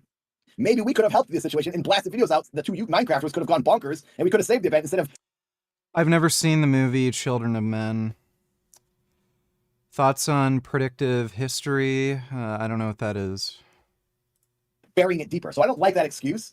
but I do think it was failing before. iDubbbz has been silent, but you know Anissa can't keep her mouth shut. She's like the event was doing bad regardless of the content cop. The combo of many things contributed. Lack of promotion, influencer boxing being less popular, the economy. Bro, you branded yourself as the boxing promoter for these events. You guys chose not to promote the event until you decide to side with people who encouraged false CPS calls. Dad's explaining how he found out the content cop was on Creator Clash's biggest supporter during a camping trip. On this camping trip is where Ian tells me, hey, I'm doing another content cop. And I was like, oh, that's cool. He goes, yeah, it's on Ethan. And I was like, Ethan Klein? And he said, yeah, it's on Ethan Klein. And I thought, oh no, why would you do that? Then Ian tells me, before Creator Clash 3 is about to happen, oh, I'm putting out a hit piece on Ethan Klein. And I'm thinking, oh my God, dude, why are you doing this? Why are you trying to cause trouble? Because now I'm thinking, this is going to ruin Creator Clash 3 and I'm going to get screwed again. One of the things Anissa and Ian assured everyone of was them stepping away was to protect the fighters and the event. We've already told all the fighters, and it seems like most people understand that this is the best move. I can't keep my mouth shut. I can't, I mean, I can. I just didn't want to. Please, for the love of God, support this event. You know, I feel like in some ways I'm like cutting off an arm so that I could escape the bear trap, and so I can fight. Well, that's a bad analogy. You guys get it. Him referring to the event as a bear trap makes it sound like he was just trying to get out of it with the content cop. Anissa was bragging, we're not financially tied to the event anymore. You have no power over us. But when the content cop dropped, Dad was like, why are Ian and Anissa advocating for attacking this family? They're screwing everyone working on Creator Clash. He puts the thing out and he screws every single person. He screws Real Good Touring, all the business professionals who are making this event with him. He screws me. He screws every other boxer. Everyone was screwed from Ian's dumb video because he couldn't wait 2 months. At some point after the content cop video, my friend Yoda talks to me and says, all this crazy stuff's going on with Ethan from H3. Child Services is being called on him. He's getting human skulls mailed to his house. I didn't know what any of that was about, but I felt bad for him because it sounded insane. So I went to an H3 live stream and donated $20 and left a comment to try and say something positive. I also said I was bummed about the content cop video and confused on how to move forward. And can you guess who decided to call Dad and interrogate him over this? Anissa. The next day, Anissa texts me a screen grab of my donation and she says, is this real? Anissa took that as I was supporting her enemy that she has chosen, by the way. Ethan and H3 are not my enemy. So then Anissa makes me feel guilty and bad for what I thought was a nice thing. And she's like, oh, I can't believe you would do that. I'm 44 freaking years old. This is childhood, high school garbage. What the heck are you doing? Tells me this really hurts us that you would say this, because in the donation I said, this is really confusing for all of us. I don't know why they put that video out. It hurts you that I said I'm confused why you're ruining the event? What are you talking about? It hurts you more that you put your video out, not me being upset about it. Oh, I burned a building down. Now everyone's complaining. It really hurts me that everyone's complaining about my fire I caused. What the heck are you talking about? Dad is saying how multiple creators had problems with the content cop, which means the heads of Creator Clash were just blowing smoke up Harley's ass, saying he was the only one who wasn't cool with the thing. They did a temperature check on my team. They called my team and they were like, how do you guys doing? How do you feel about everything? And, you know, they spoke to my guy and he was like, not that good. It's not that cool of a thing. And then they hit me up and I was like, well, how does everyone else feel about it? And they were like, everyone loves it. Everyone's fine. Everyone's great. Your team's a little wonky about it, but everyone's good. Well, if Anissa didn't like Dad's comment, I wonder how she's taking Dad's YouTube video. Turns out she's decided to just throw Ian under the bus. Hi, Ethan. The whole point is you were accusing me of things that my husband or other people have done, which contradicts everything you wrote in this comment. What is my ultimate sin aside for being married to the man who made the content cop? I never mentioned CPS. Well, let's see. You called him inbred, referring to Hassan calling Israelis that. You crazy made him saying that he's on drugs and that he needs help. For being mad at false CPS calls, siding with everyone who supported it when it was cool. But now that the narrative is shifted, she's gonna blame her. Dude, Anissa is like the most toxic, cancerous fucking cunt. What? Like, how in the fuck did oh yeah, well, you know, iDubbbz is retarded and he doesn't know anything about women. He's never dated before. Fucking virgin. Like, yeah. And the funny thing is, she's gonna be the one to dump his ass. He's not going to have the guts to break up with her. She's going to be the one to break up with him. And I can guarantee you, this manipulative fucking cunt is going to blame him for every fucking problem in the relationship.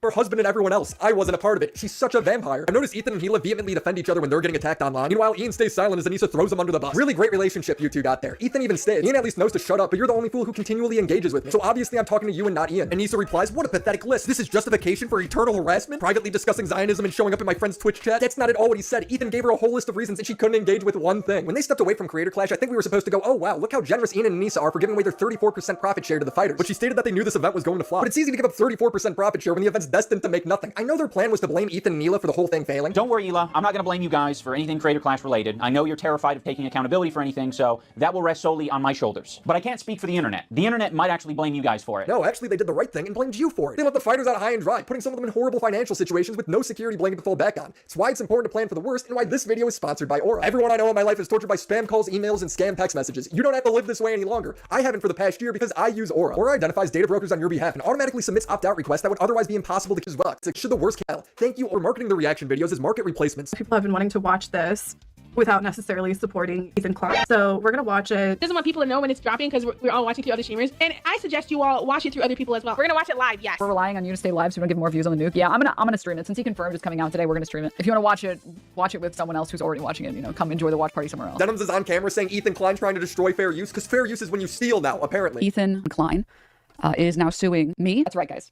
That's right. The guy who saved fair use is here to kill it. But if you look at the Ethan versus Matt Haas case, the judge leaves a footnote clarifying. Some reaction videos, like the Klein's video, intersperse short segments of another's work with criticisms and commentary, while others are more akin to a group viewing session without commentary. The court is not ruling here that all reaction videos constitute as fair use. Denims literally just described her video as a watch party. If you want to watch it with someone else who's already watching it, you know, come enjoy the watch party somewhere else. All of these people are getting up and leaving during the live stream or the video. Casey Tron's just smoking, stating their intent to replace the original work. Denims was on stream just 2 months earlier begging Ethan to sue her. How's the lawsuit going? Nowhere, because Ethan Klein's too much of a sue me, because he knows he'll lose. The lawsuit gets announced and her immediate response is to say it's fine because Ethan's rich and it's okay to steal from rich people. If you check your bank account and like Chase accidentally refunded you an extra $50, you might look at that and be like they were supposed to refund you for some charge or something, and then they accidentally gave you another $50. And you see that and you're like, I didn't see anything. Well, listen, they can correct it. They can find it themselves. They can correct it. I don't really care that much, all right? I don't really care that much. If some old lady on the street is like, you have change for a $10 bill, I just need to pay the meter. And she hands you a $50 bill instead of a $10 bill and says, oh, you know, times are so tough right now, but you know, gotta pay the meter. And you keep the 50. See how one of those feels morally worse? One of those feels like you're stealing from someone who does need it, or you're stealing from, I don't know, not a corporation. One of those feels worse. We're not talking about legality. It's theft regardless. We're talking about what is morally worse. Girl, you're being sued. It's in the title of the video you're watching. We are talking about legality and you're admitting to theft. God, she's so stupid. Denims is so stupid, she links the video she's being sued for at the end of her video. So it's actually up right here. 3 hours and 52 minutes of glorious React content to the content nuke. And if you'd like to watch it, here you go. I'll post it in chat right now. Share. Copy to clipboard. It's right here. I think I should. No, Nisa hasn't dumped iDubbbz yet. It's coming though. A similar view with Ethan when it comes to React content. As long as the creator is trying to add something and do their own thing, I'm all for it. The beauty of social media is us interacting with each other. But these creators have such a blatant disregard for their peers' content. She starts the stream playing other people's videos, usually says nothing, sometimes laughs. He was like, oh no, we're not alleging election fraud. Then what are you doing here? Why are you at the court? We're not alleging election fraud. We're, checks notes, having fun. Just getting together with the boys to have fun. These people are liars and scoundrels and cretins. Trump sued Bill. And that's not a good day. Sometimes when the video ends, she says nothing, just clicks to the next video. That this was the way to do it. All those Chinese truck drivers moving stuff around America. Hey folks, don't forget to hit the subscribe button and check out our daily show. We do it every day at 12 p.m. Eastern for about 2.5 hours. We even take phone calls. You should check that out. Hey guys, first of all, we got a brand new. Dude, Twitch has the most like brain dead slop content on the entire fucking internet. Like people are telling me, like, I can't remember who did it, but like somebody got a huge viewership by watching the entirety of like Hell's Kitchen and Kitchen Nightmares or something, or MasterChef. Like, these people just sit and watch other people's content, do nothing. And that's just Twitch. I don't know how they make money. Like, is Twitch even profitable? I don't even know if it is. But they're deliberately doing things that, one, doesn't promote, you know, more premium content where people actually do anything. And if Twitch were to ever become big enough, all of these fucking companies would sue the ever-loving fucking shit out of Twitch like they came after YouTube. So I don't even, like, whoever, like, I think Tom Clancy or whatever, the Twitch CEO, it's run by just a bunch of retards.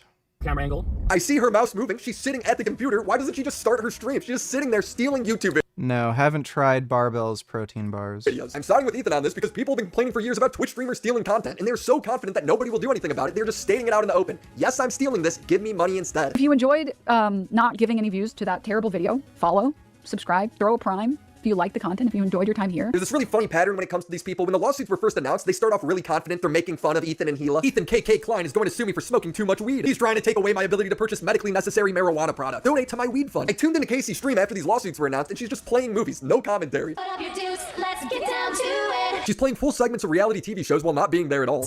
And so it is. So it is. Just straight up Family Guy is playing. Door! I know!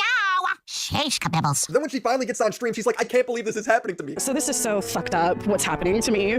This is so fucked up. Please donate. Like, there's some real fucked up shit happening to me right now. How much, like, I know she's not rich. Like, who the fuck watches Caseytron? What's her average, like, stream viewership? Because, like, she's not good looking. She's gross. Just smokes weed and just coughs her lungs out constantly. Who the fuck are, like, who's watching these people? now.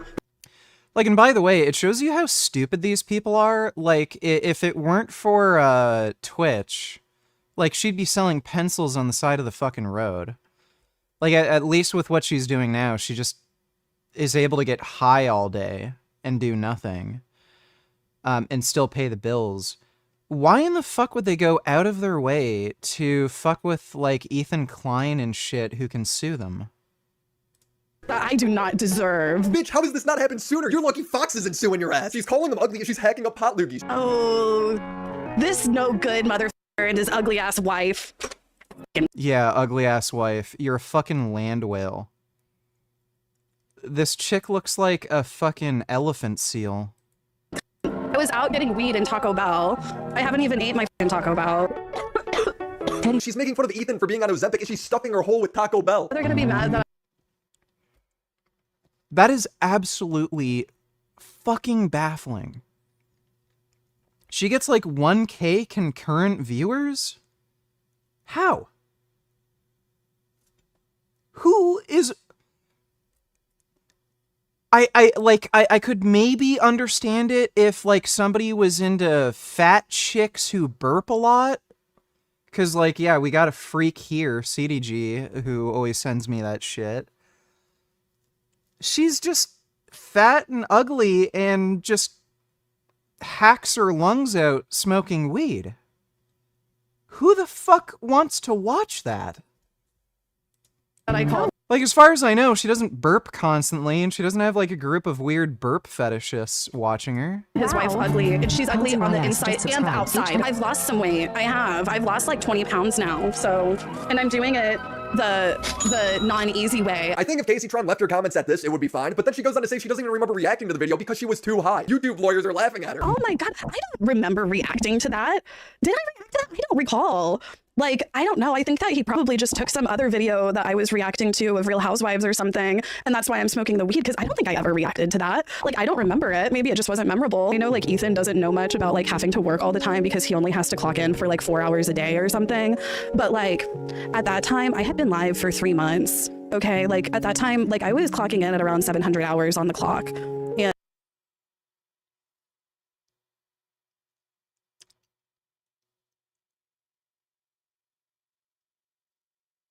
sitting in your chair and smoking weed is not work.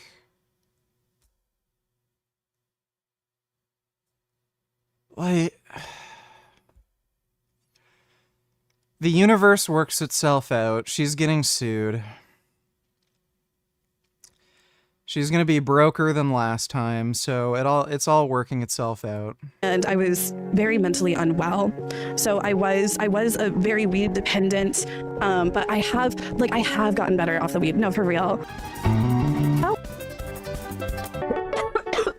So whether or not you recall reacting to it, being the defense here, saying, I don't recall, I don't know, I may have been under the influence, I may have been baked, I may have been high.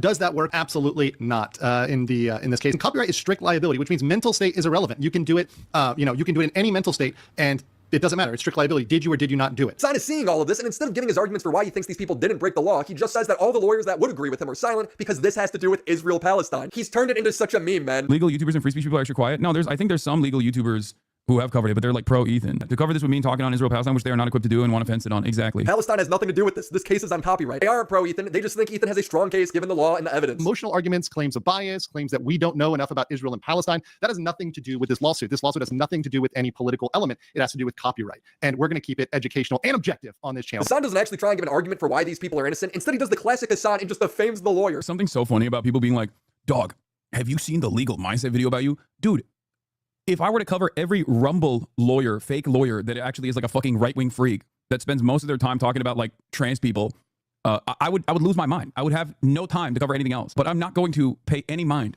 or any attention to some fucking psychotic MAGA lawyer, not a real lawyer. None of this is actually.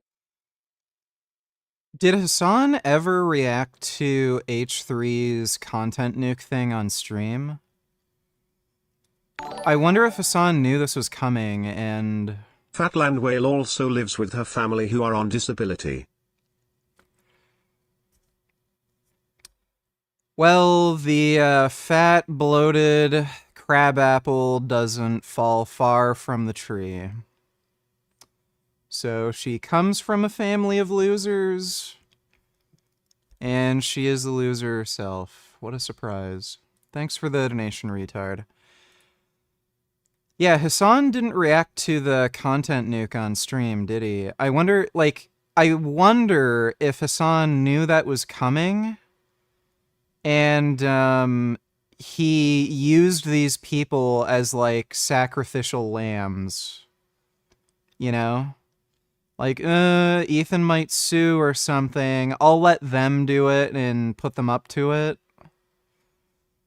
Fucking retarded.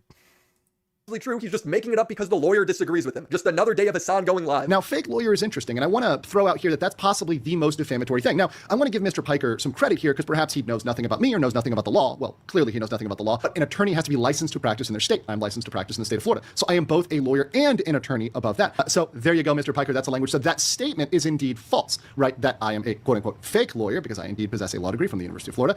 So that statement in the future would be defamatory. I keep politics out of my streams, and it's particularly over the last year, definitely last 6 months and a year, I have endeavored to keep my streams as objective and educational and make it an environment where everybody is welcome. Even people who like Hassan Piker are welcome in my chat, so long as they are civil, so long as they keep the conversation from violating the terms of service of the platform. Nah, he'd rather just slander you so he doesn't have to engage. What's funny is Hassan has been calling Ethan a vexatious litigant, which means the lawsuits have no merit. Because the legal system is fucking busted. Because the legal system...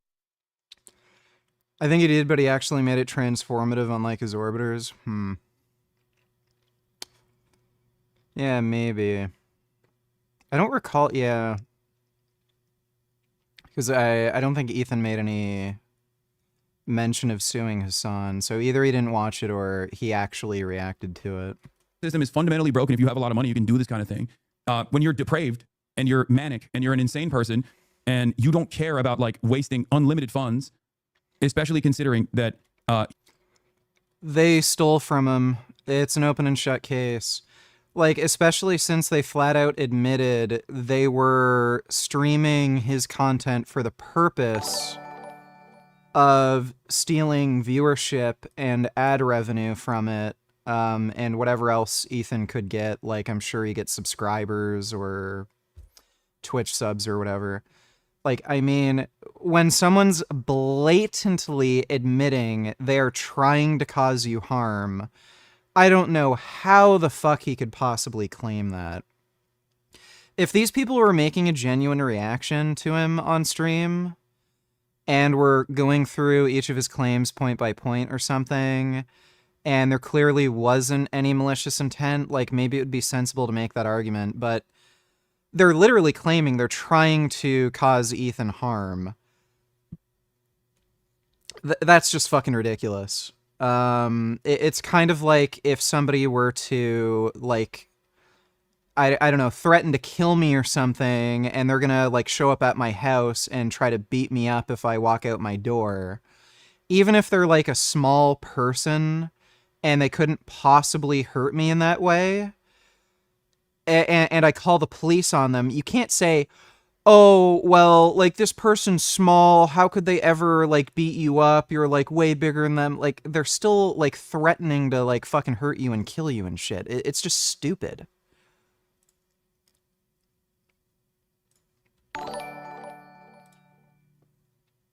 Hassan actually did react to the content nuke and he actually spent like 9 hours on it, didn't even finish it. I think he knew Ethan would try and cook him if he half-ass reacted to it. Yeah, possibly. He may have been genuinely interested, but that, like, knowing Hassan, the, you know, I gotta go to the bathroom, I'll just leave the video playing, you know, guy, that is a little suspicious. He might have seen it coming. Thanks for the donation, retard. Lid boot and $2. Let's react to this faggot ass nigga, my nigga Nick Fuentes spitting facts. So I'm trying to understand if you're actually, you think that it's all black people are like this, or if your world is kind of colored by this is what's going on in America. This has failed for 1,000 reasons. Welfarism has definitely, like, I mean, black people in 1940s, stand up. My grandfather, I talk about that denigration and the corrosion of culture. That's happening. White, black, whatever you want to name it, there is this intentional corrosion of culture.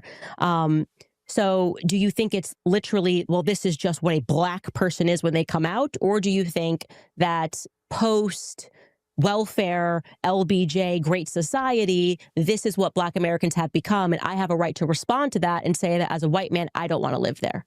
Well, you know, I think it's more nature than people would like to believe. You know, there's this classic tension of, is it nature, is it nurture, is it cultural, or is it intrinsic, is it racial? And I've always been on the latter side of this among conservatives. Conservatives like to say it's all culture. Black America is the way it is because of hip-hop music and the Great Society and that kind of stuff. And I think the uncomfortable reality is a big part of it is intrinsic. You know, one of the big arguments against the abolition of slavery in the 1860s is that, you know, when Europeans colonized Africa, they hadn't discovered the wheel. There's no two-story buildings. That's crazy. I don't know if that's true. The wheel is a very, very ancient invention, and it was invented independently across various different cultures. One culture that invented the wheel was Egypt, and that's in the African continent. It's a little hard for me to believe that the African tribes that Europeans and Americans bought slaves from wouldn't have known what a wheel is. They might not have used wheels, and for obvious reasons, they may not have had access to, like, horses. They may not have needed, like, they may not have had an opportunity to use any livestock animals, like an ox, to, like, plow a field, because they just can't do that. You know, the area they live in was, you just can't do any farming or something. But that's a little hard for me to believe that they wouldn't have known what a wheel is. And,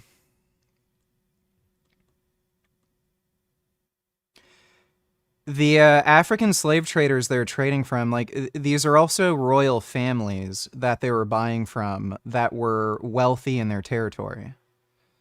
So again, it's hard for me to believe they wouldn't have known what a wheel is. They probably knew what a wheel is. They just didn't use them because, like, how would they use them? Like, they don't have any kind of livestock animals where they would need to use a wheel. Crazy. No wheel? No two-story buildings? I wonder if they had fire. Nah, it probably would have got dark. I guess all you could see was eyes and teeth. Yeah, got a new show for y'all. Got a damn good show. But before we get to today's video, don't forget about our new giveaway, Ford 250, King Ranch camper, at 10,000 a site. Yeah, that's crazy, man. So if they didn't have a... Did the Zulu have steel?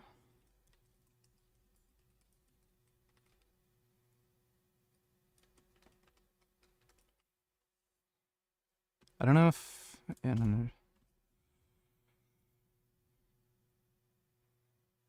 Yeah, while the Zulu did not typically use swords as part of their standard weaponry, they did have access to and utilize steel-like blades crafted from iron ore.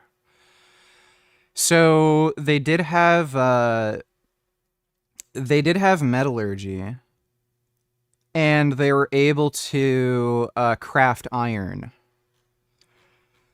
the Egyptians invented the wheel before they were able to craft iron and steel. So for him to say that, like, they didn't even have a wheel, it's a little misleading and stupid. So even if that were true, doesn't mean they didn't have other technologies that are technically more advanced than a wheel. Well, I know they didn't have no fire. No, they couldn't. If they don't have 2-story buildings, think they advanced it enough to spark flames? There's no writing. There's no written language. Missionaries had to go to Africa in the last century and invent it for the... That's crazy. No written language. No writing. Maybe so they'd be like this. Hey, can't be still, girl. Maybe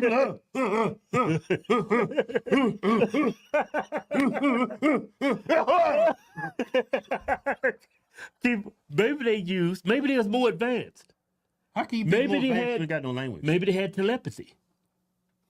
They could read each other. You know, I'm starting to think the Hodge twins are probably on steroids when they're claiming to be natty. They've gotten much smaller and way more out of shape. It's a little odd. It's bad. Well, some of them got some big foreheads down there. Maybe they got some telepathy going. Yeah. African people, because there's no recorded history. They didn't have writing. So Egypt is not in Africa. Well, Egypt is a different race. You know what? Yeah. A lot of people think all of Africa is nothing but sub-Saharans. Yeah. Hold on. Black folks. Like, but it's a continent. Yeah. Sub-Saharan, below the Sahara in Africa, is primarily Negroes. Yeah, my people. Well, 50% of me, anyways. But north of the Sahara, it's more Arabic. Like these are Egyptian girls. My name is Sayma Yusuf. Where are you from? America. I speak Arabic? No. Lala's all I know. I speak English. You speak English? Yes, yes. Yes, I love America. Oh, thank you. We love Egypt. We love Egypt. America. My name's Lisa. Lisa. What's your name? And you're going to post in the picture with us? What? I speak Arabic. You do very good English. Hi. The Arabic. And there's black people, well, we label them as black here in America that have that skin tone, but they're actually mixed. Mm-hmm. They're biracial. Most of them are biracial. Yeah. Like, it's not common to see, like, us in Africa and sub-Saharan unless some white dude, like, hey, Keith, they get it, penetrated a sub-Saharan woman and just made these abominations like, you know, white supremacists. It's all, man, look at that abomination. I'd seen it all. I seen a couple of Negroes with blue eyes walk around with the Velcro hair. Yeah, but Northern Africa, it's still in Africa. Yeah, but they're totally different race of people. Yeah, totally different race. It's like night and day, literally.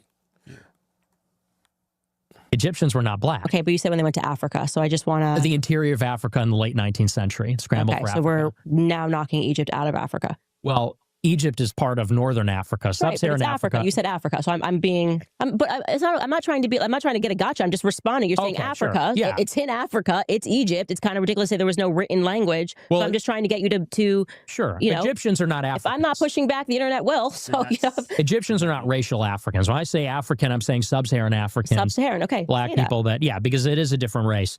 In sub-Saharan Africa, and Europeans did not penetrate that until the late 19th century. They didn't have any of this. To the extent that you have infrastructure in Africa, it's from the Muslims in the Sahel and the Maghreb in northern Africa, where the Arabs colonized. And then you had, Carthage and Egypt. You had ancient civilizations. But sub-Saharan Africa, they didn't have that. You take these people out of that land and put them here, and they're enslaved people. You let them free in a modern, liberal republic. They're not going to succeed. It's not going to go well for them. And that was one of the arguments against abolition.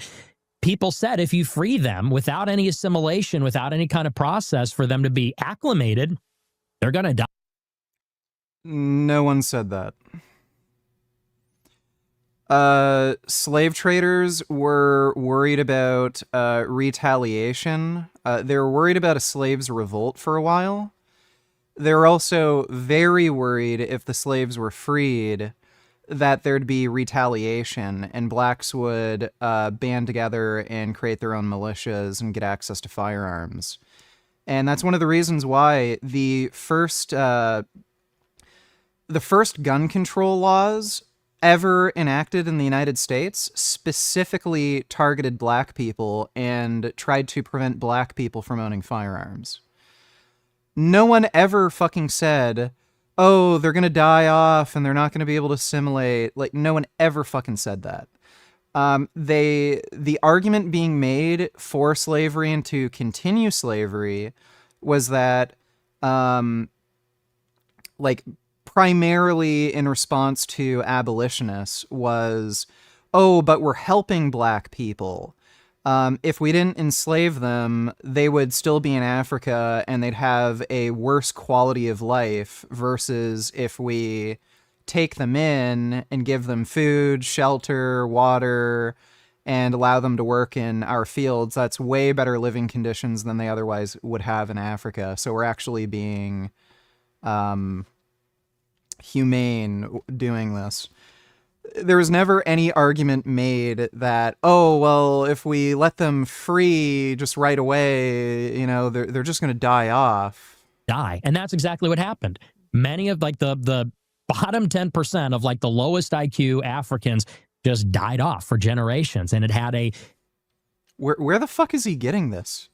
You know, and pardon the expression, but it had a eugenic effect because over time, if the weakest are dying off, that's one argument for why blacks in America have a standard deviation higher IQ than the blacks in sub-Saharan Africa. So, you know, so I do believe there is something intrinsic going on there. And what makes... What? I don't know what the fuck he's talking about. How would it be harder to survive in America versus sub-Saharan Africa? So he's claiming all the dumb blacks that were freed after slavery died off. And that's why blacks in the United States are smarter than blacks in Africa. Well, wouldn't it be like harder to survive in Africa, like sub-Saharan Africa versus America? So wouldn't you have to be a bit smarter and more resourceful? And like, what part of Africa is he talking about? It's a massive continent. I think so too. Like you could go to Africa, some parts of Africa, and you could see them living. Yeah. Like, I'm not gonna call them savages. Well, dude, the amount of wealth disparity in Africa is fucking crazy. Like, if what is it? Like, if some of the wealthiest neighborhoods in like Nigeria.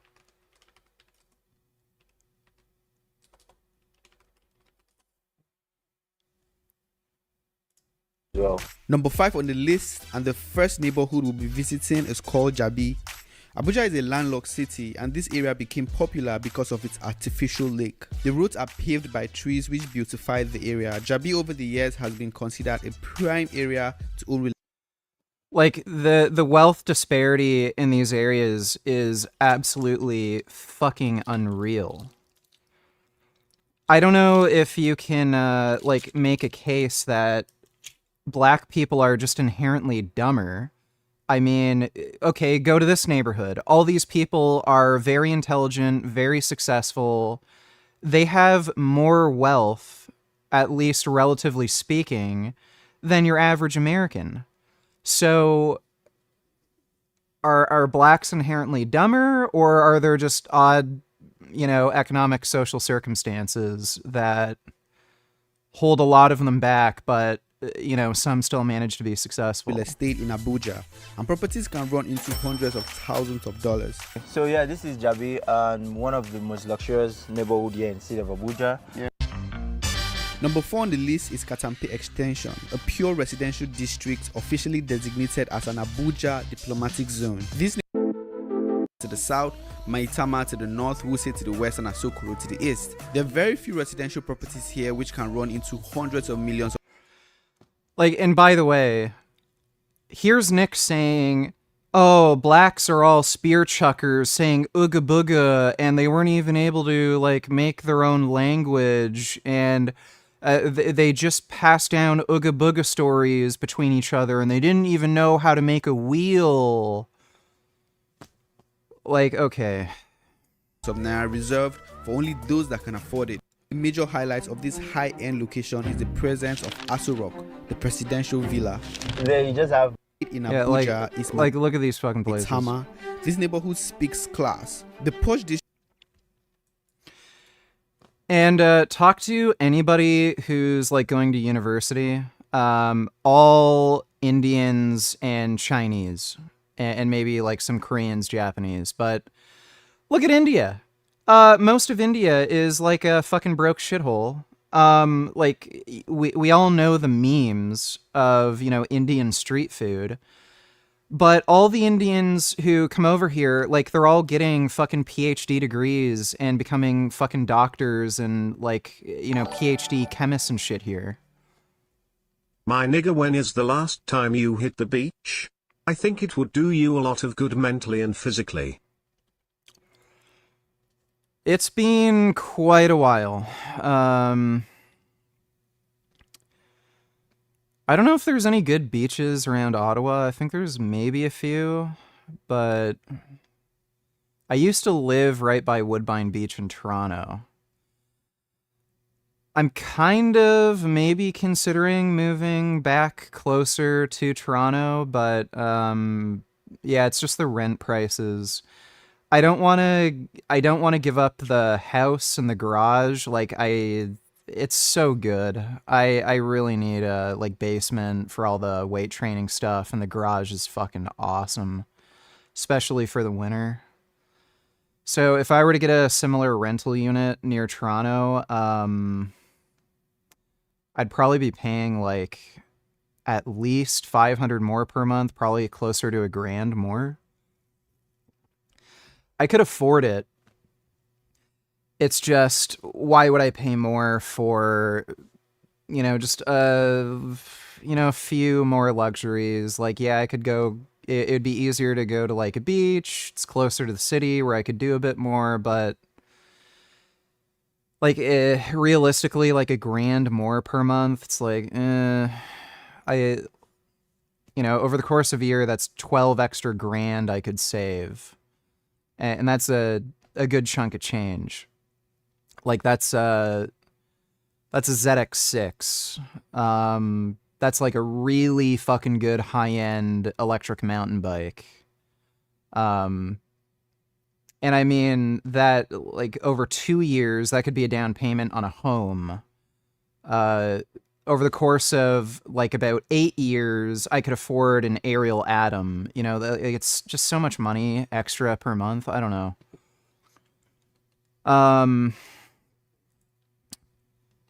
But I'm very antisocial.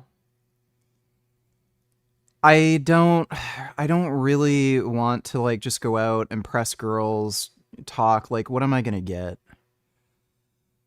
I just don't want to listen to nagging anymore. I don't want like somebody in my life that I have to give attention. I just want to stay on my alpha male grind set and do whatever I want, whenever I want, and not have to deal with anyone else's problems.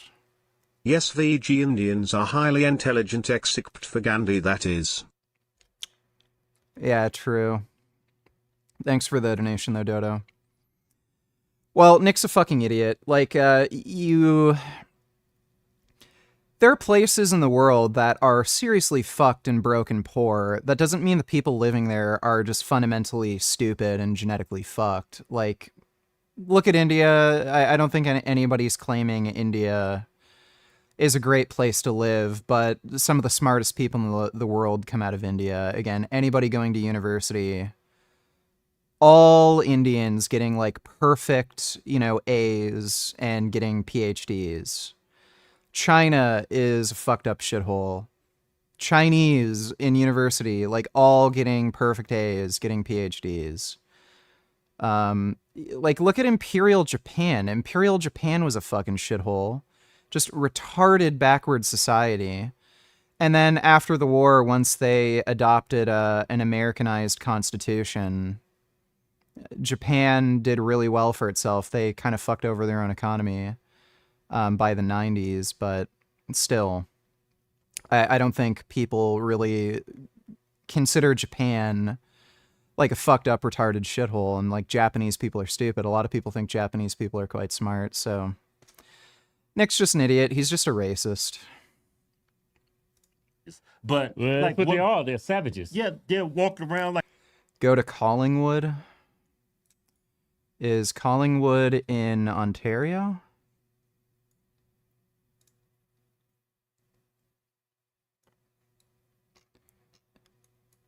Is there a Collingwood, Ontario? Except for Gaza, that is, the people there really are as stupid as their shithole country.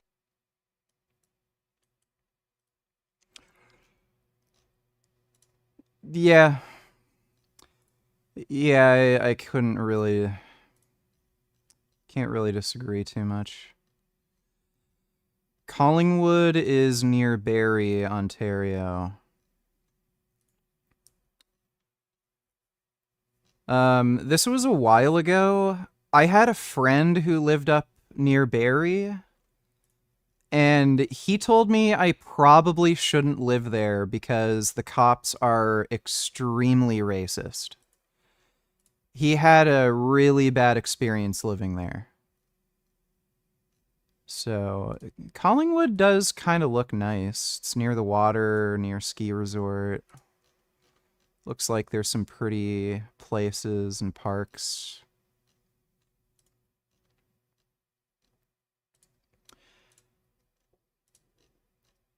I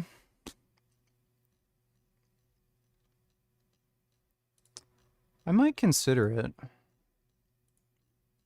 Yeah, if the rent's cheap there, maybe. Again, like, I don't know how much better it would be living there. Like, going through the trouble of moving. Yeah, there are a lot of hot girls in Toronto. You know what I've wanted to do lately? I've really wanted to sniff a Middle Eastern girl's butt. Like Arab, Persian, you know, like Iranian, Afghani, Pakistani, something like that. I really want to smell a Middle Eastern girl's butt. They have really nice round brown butts. And they have like cute, you know, like darker buttholes. Their butts look like they could smell nice. Like the women are like naked, their boobs are hanging. They walk around with big bowls of water on their head and putting. I forget the term. They have these weird piercings and scars all over their face. It's barbaric. And I've seen this one dude take a plate and stick it in his lip. Yeah, they're sticking the plate, and it was in. And they got bones in their nose. Yeah, well, but in that movie, Wakanda, what's that? Black Panther, right? In that movie, they put it in there. It was some dudes Yeah, I am a lot like Tina from Bob's Burgers. She's really into butts too.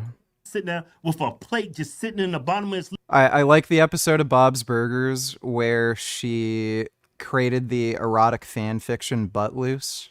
Lip just hanging, dude like a duck-billed platypus. I'm not super into Chinese girls. Japanese girls are really hot. Nigerian women. I'm not sure about Nigerian specifically, but there are a lot of like really cute black girls. Yeah, that's not culture. Brazilian chicks. There's a lot of really fucking cute Brazilian chicks, including like black Brazilian chicks. But that's intrinsic. Well, culture. Well, where does culture come from? Your mindset. Yeah. So you cannot say it's just culture. Yeah. It's not culture. I think you're born the way you are. Like you're born straight.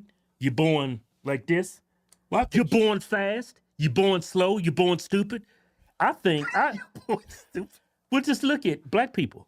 Every time, who wins a 100-meter race? Every time it's a black person. That's intrinsic. Right. You know? Right. We both have things that we excel at. Not to put everybody in a box. There's some very fast white people. I'm not saying all white people are slow. It's just inherently intrinsically, we are born a certain way based on our race. And I think you're born a murderer. I think you're born a person who will force himself on a woman, because I don't have that in me. I could never force myself on a woman, but some people can. Why? Because you're born that way, I think, personally. Yeah. My nigga, I feel you. Last time I sniffed one, it was like smelling spiced chai, cumin, and cinnamon. Felt like I inhaled the history of the Middle Eastern spice trade. Yeah, that's one of the reasons why I want to sniff a Middle Eastern girl's butt. They eat a lot of foods that are, like, very heavily spiced, and I feel like it would make a nice aroma out of their butt. And they do just have, like, really nice, pretty butts. I like their skin tone. It's this nice, like, you know, golden brown. They are just, like, kind of curvy and have a nice shape, and I like their buttholes. Like, they're kind of darker colored and, like, pretty looking, so I do want to sniff a Middle Eastern girl's butt. Thanks for the donation, dumbass. Yeah, like, the issue here is like, right now, there's no way of knowing, one, if there are, like, huge racial differences in IQ. There might be. And, like, it may be the case that there's very little genetic racial difference in IQ between most races, and there might be, like, one or two where there is a huge discrepancy. Like, no one really knows. And especially on the topic of things like temperament and, like, willingness to commit violence, that is a huge unknown. Every race in history has had periods of extreme violence.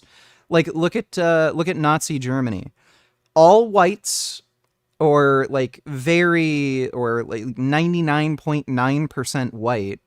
And look, they voted in a genocidal fucking regime. They're trying to kill off all the fucking Jews. They're all fucking crazy retards. Oh, are white people fucking stupid, genocidal morons who want to kill Jews? Like, no, it was clearly just a weird cultural thing. Imperial Japan. Imperial Japan was fucking insane. They were every bit as bad, if not worse, than the fucking Nazis. Horrifically fucking violent. And look what happened after World War II, after they adopted a Western Americanized constitution. Nobody considers, like, Japanese culture to be, like, particularly violent or, like, racist, hostile, anything like that. They're very civilized. They have a high trust society. So just because, like, you can point to, like, some African nations or some, like, black communities that are, like, highly violent and fucking crazy, it doesn't mean there's any, like, genetic thing going on where they're inherently like that. And they're still living like that to this day in Africa. Yeah. It's wild. What's people uncomfortable about this is the idea that it's unchangeable. There's something about, and this is why I'm a Catholic, we do have an inherent desire for universalism. We do believe that there's a common humanity and a common human community and all of that. We hate the idea that we're born a certain way and we can never change. And that's just the way it is. And we even think about this in terms of, you know, it's become not so popular these days to tell children, you can be whatever you want to be. Because we know that's not the case. You know, some people are tall, some people are short, some people are smart, some dumb, some ugly, some handsome. That's why, by the way, you know, incel dumb is a big part of this also. I bet you would not marry a Middle Eastern woman though, because their fucked up beliefs they possibly have due to their background and culture. I wouldn't ever get married again. The only circumstance where I'd ever consider getting married is if the woman makes substantially more money than me. That's the only circumstance in which I'd ever even consider it. Otherwise, like, no fucking chance. If she makes the same level of money as me, nope. If she makes less money than me, nope. If she makes a little bit more money than me, like maybe an extra 10 grand, nope. If she makes like double, triple, quadruple, quintuple, like, then, like, sure, whatever. There's not really anything to lose. She'd have something to lose. If I wanted to be a fucking retarded, degenerate dickhead, I could ask for, like, spousal support or something. But, yeah, it's just way, way too much of a fucking gamble, and, here's the thing. Women are fucking crazy. I don't fucking care what people say. Call me sexist, whatever. Women are fucking crazy. Like, they're just neurotic as fuck. For no reason, they will just start a fight, cause problems, even though, like, women are always the ones who try to gaslight you and say, you're the one who's the issue. Things can be going great. No issues. You're not fighting. You're just chilling, watching Netflix, having good sex, going out to eat every once in a while. You're just chill. And then out of fucking nowhere, they'll blow up on you, start a fight, like threaten to break up. So you need to be able to hang something over their head to keep them in line. And women are able to hang sex over your head to try to keep you in line. They'll play that game where it's like, oh, you're not gonna do this for me? Well, okay, I guess we're not having sex then. Women are the gatekeepers for sex, but men are the gatekeepers for relationships. If you're not able to hang the relationship over their head, you don't really have much power or control. So you need to be able to, like, back away and exit, and marriage takes away that power from you, where they can keep you on a leash, but you can't really keep them on a leash. So it's better for you to not be married. I think relationships would be much less toxic, much more peaceful, and you'll have much more control and an ability to keep the relationship for a longer period of time and have it stay healthy if you're not married. Because you can always hang that over their head and say, look, if you're going to act like a bitch, if you're going to act out of line, if you're going to be crazy, I'm walking away. And as soon as you, like, can make that credible threat, I'm walking away, they'll calm the fuck down and be chill. But if you're married, you can't do that. So even if I find a chick who's, like, super mega rich or something and wants to marry me, still a bit of a risk. You know, like, they can still act kind of crazy on you. So I really don't want to get married again. But the only circumstance in which I'd ever consider it is if the chick makes way more fucking money than me. So you believe these are immutable characteristics that are assigned at birth? I think that, yes. For the most part. Things like race, all those attributes are immutable and unchangeable, and But they have changed. Just factually speaking, they have changed. They change over time, over the generations. Okay, so then you don't think it's immutable, because if this was an immutable individual characteristic, person. Okay, so you're saying that if you are born at this space and time as a black person in America, here is the cards that you're dealt with, and you can't change that over time. Something like IQ does not change. No, it doesn't change wildly. It only changes genetically over. IQ is a big one, and that changes. That's a genetic trait, and so that can change over the generations, but not. You can't take. Checkmate VG. Women are obviously smarter than men. LLLLLL. You are you are you are you are. What happens when men run the world? Here's what happened when women did. We're talking about Rwanda, where 60% of the lawmakers are women, and this is what happens when women lead a nation for 11 years straight.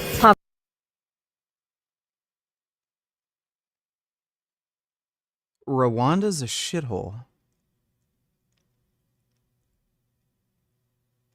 What is she talking about? Rwanda is... What's the average life expectancy?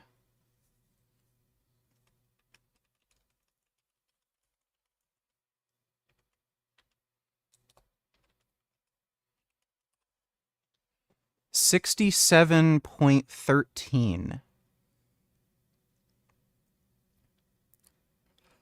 That's not particularly high. What is it in the US right now? I think it's like 73. It's pretty low. No, 77. So even the United States, which not great, 10 years longer life expectancy. And we're talking about a country of gluttonous fat fucks who think like Pop-Tarts and potato chips and In-N-Out burgers are healthy because Trump's going to ban artificial food dyes. And Rwanda still has a 10-year shorter life expectancy. Rwanda's a fucking shithole.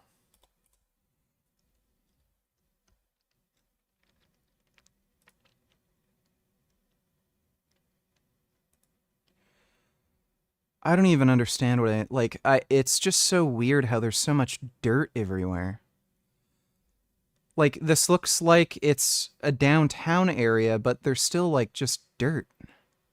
Why is there all this dirt here?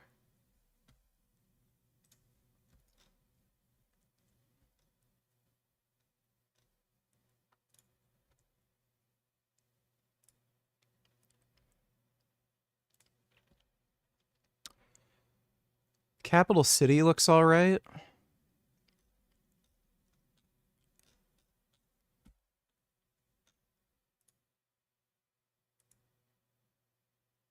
But it's just weird how there's so much dirt everywhere.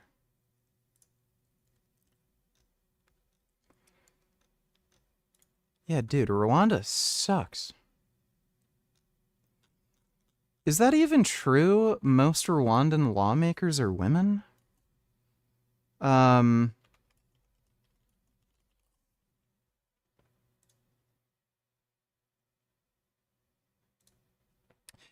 Rwanda's parliament is notable for having a female majority, a feat achieved through deliberate policies in a unique post-genocide context. Rwanda has the highest percentage of a woman in its nation legislator globally, with women holding more than 60% of seats. It's largely due to legislated female representation quotas and the crucial role women... So is this due to foreign intervention?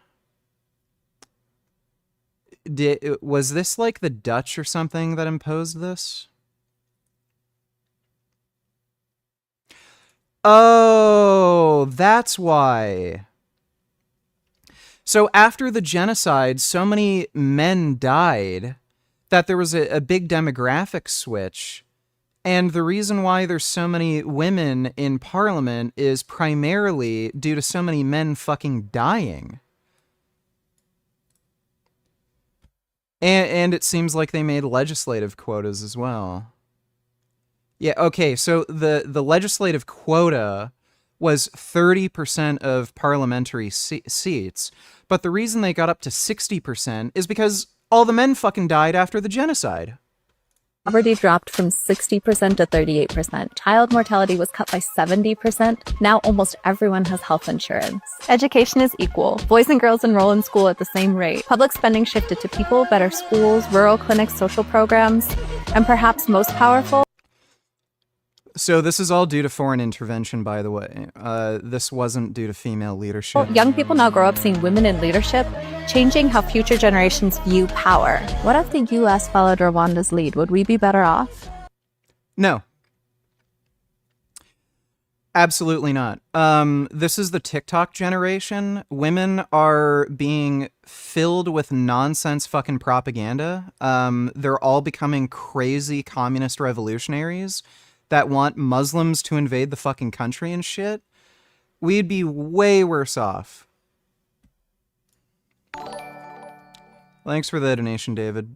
They use sex as gatekeeping. I thought woman, particularly SJW feminist woman, were against being seen or used as sex objects.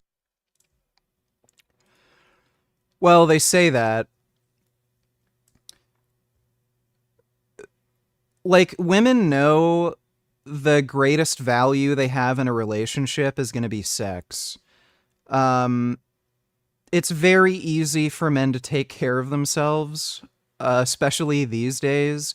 It's not the 1800s anymore. So you don't have to spend like 3 hours washing clothes and making your own soap and all this other horse shit. You just throw your clothes into the fucking washing machine, press a button, it's done. You throw your dishes in the dishwashing machine, and then it's done. You don't have to, like, fucking scrub the floors by hand and get, like, a fucking brush to, like, brush out the dirt from a carpet. You have fucking vacuum cleaners and, like, Swiffer mops where you just attach the thing, sweep the floor, it's done. Like, just about everything is fucking automated now. It's very easy to take care of yourself. I'm living alone. Very, like I just clean up a little bit every few days. Like, it's easy. So men don't need that from women. These sort of chores and daily tasks do not take much time. So we don't need women to take care of the house or anything like that. And, like, again, the reality is women do not have the same hobbies or interests that men do. Like, they're not into video games, cars, like, they don't watch sports or, like, play any sports, really. They're just not interested in these, like, male activities and hobbies. So the only thing, like, they really have to offer in the relationship is sex. You could also say, like, you know, romance, love, and all that crap. I don't think anybody really needs that. I'm fine on my own. So the biggest thing women have to offer in a relationship is sex, and they know it. That's why they use sex as that sort of bargaining chip. So I'm not saying women are whores or anything. It's just that, like, the biggest thing they have to offer in the relationship is sex. The biggest thing men have to offer in a relationship is, one, the relationship, because most women are really, they need somebody there to, like, for emotional support and shit. And they benefit off of relationships financially. So, yeah, that's just the way it is.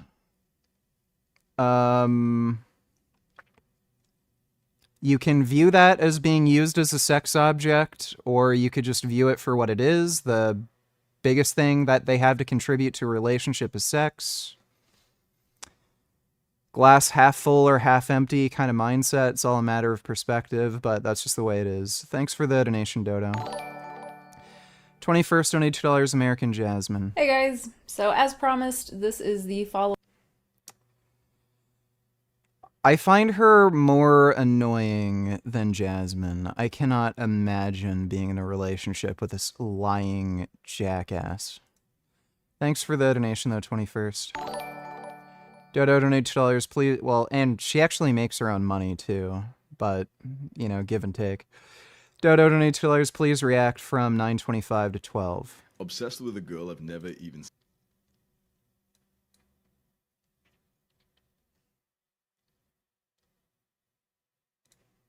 Imagine if you did this. Really pay attention to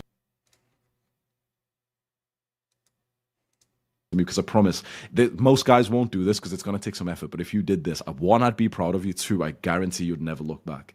Imagine the day that you usually would just go home and you'd just be like, you know, on Snapchat, opening the app and then changing the app to Instagram and then messaging this one girl, whatever. Maybe you'll end up raising a girl and getting her or something. But instead of doing that, imagine if you dressed up nice. And imagine if you took the train or the bus to the city. or even to the big city, like the capital of your country, right? So it might take you 3 hours to get there or something. And I know that sounds crazy, but just imagine. Imagine you spent an entire day out, dressed nice, and your mission was to handshake as many like strong-looking, intelligent-looking men as possible. Imagine you didn't even think about women. Imagine you go to some nice cafe, it's like in a hotel or something, it looks super fancy. You're young, you almost look slightly out of place, but you're dressed well, and you're thinking, oh, but I can't afford that. But like, bro, a coffee or a tea or a water, juice, whatever, inside the fanciest hotels is still like fucking $3, $5, whatever. It's still the same price, right? So you go in,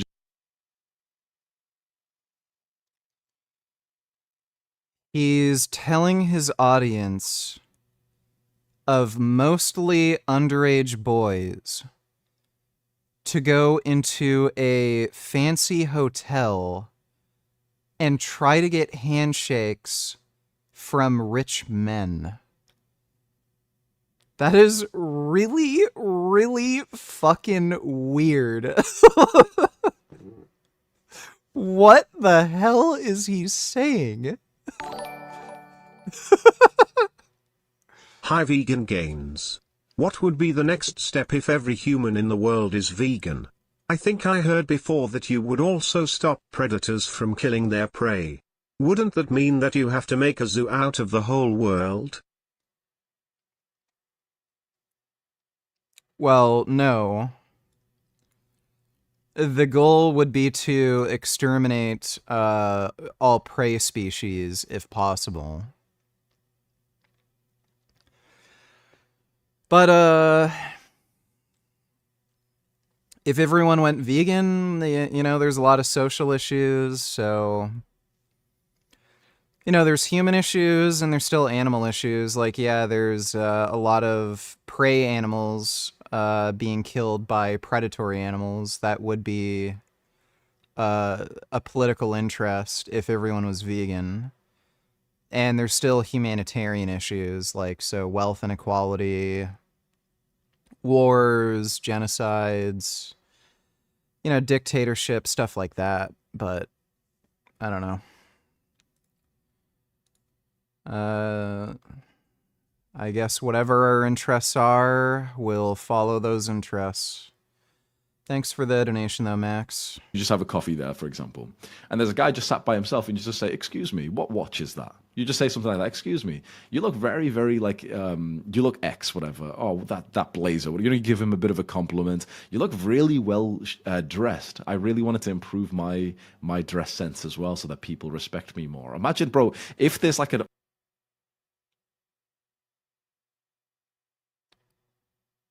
This is really weird. Is he, like, going insane? It sounds like he's going absolutely cracked insane. Like these are sort of conversation starters for, like, getting a date. Why would he want to tell underage kids to go up to rich men in a hotel and flatter them with compliments for no reason? older gentleman and you said something like that to him, like, oh, excuse me, you're really well dressed and I've wanted to improve my dress sense as well because I want more respect from people. Could you give me any advice? I guarantee maybe the guy's busy, maybe he can't, but maybe you could just Google it rather than doing this weird fucking shit. Guarantee that would make his day. And imagine that's maybe a fucking millionaire who ends up becoming your fucking mentor and your life has changed forever from that. Yeah, or maybe he's gay and is into children and is gonna lure you into a hotel room to fuck your butthole. Think about that. Like, that's a fucking story you're going to be telling everyone, right? That's actually going to help your life. And now, you know how to relate this to girls is that same... Why would a millionaire want to spend time with a fucking teenage boy? Okay, let's imagine you have this wonderful conversation with this guy. Then you're ordering like another tea and you speak to the waitress a little bit. Maybe you're flirting with her a little bit. She's not super interested, but you know, she's just being polite, whatever. But you're getting into a social flow. Then when you see two girls who walk in who are your age, it's so much easier for you to talk to them because you're kind of like the guy who's speaking to everyone already. When you focus more on socializing with guys, it's easier then to socialize with girls. When you're in this like gooner energy, when you're literally just looking for girls to message, I'm telling you right now, bro, you're gonna have like this stinky kind of personality, which is just gonna be a waste of time. Please never waste your time with this like online riz kind of stuff. When you get a girl's Instagram, Snapchat, text message, you Like, buddy, I don't know what you like. That's where girls are. They're on Instagram. If you're dating and you don't have Instagram, you're at a huge disadvantage.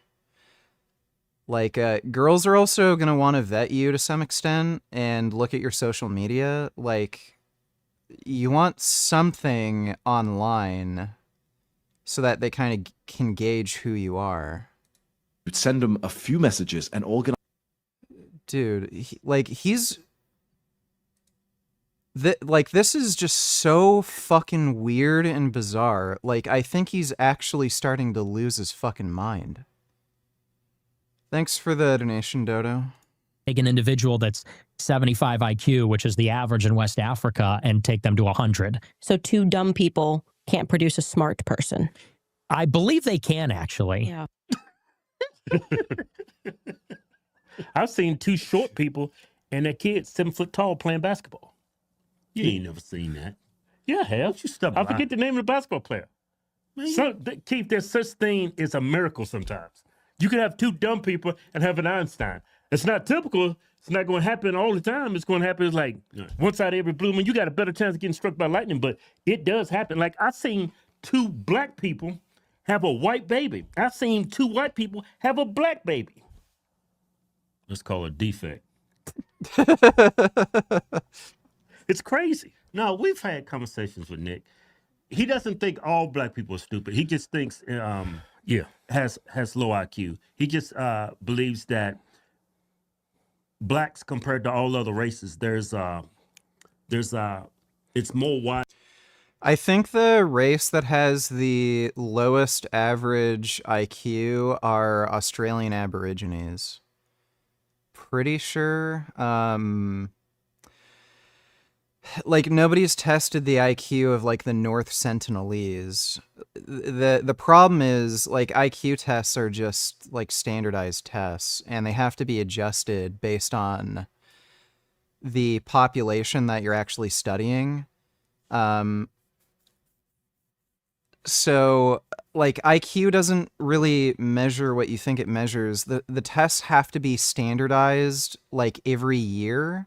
So 100 IQ is just like set as the average.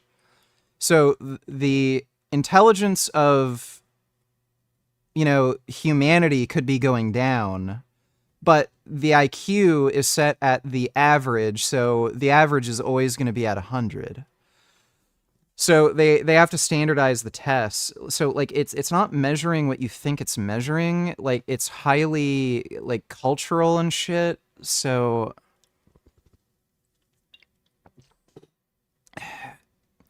I think IQ tests are good for determining if somebody is particularly stupid or maybe like particularly smart, but there's kind of a limit. Like, I joke about this, but I think it's a good point. There was a guy who was a Boeing aircraft engineer who died having sex with a horse. I don't care what you fucking tell me, but if you die having sex with a horse, you're fucking stupid. Like, I don't give a shit if you can, like, pass a standardized test and get an engineering degree. Like, you're a fucking dumbass if you have sex with a horse. So the, like, IQ tests, they might be able to determine if you have a good memory or if you have good spatial sense, good math skills, but I don't know. The kind of intelligence that people seem to really care about is like critical thinking for the most part. And what does it matter if you're good at math if you end up dying having sex with a horse? Widespread, Lord. It's more prevalent. I mean, you can There's some Einstein black people, very, very high IQ, but more on average. You find more low IQ people. Yeah. You find low IQ people in all races. Yeah, but it's more prevalent in sub-Saharan. Yeah. What else we got? But So does that kind of debunk your... No. So two dumb people can't produce a smart person. I believe they can actually. Yeah. But So does that kind of debunk your... no, because it's rare that that happens. But IQ is a heritable trait, so it's unlikely that that happens. Yeah, this dude's all about honesty. People ain't ready for all that. Yeah. Yeah. I like Nick. Nick's a good dude. I think he's so misunderstood. Yeah, you find low IQ people, white people. I mean, yeah. It's just more prevalent in certain demographics of people. There's no denying that. We have the test scores. You know? Yeah, they did an IQ test on races, and blacks scored the worst. Yeah, there's the bottom of the barrel. But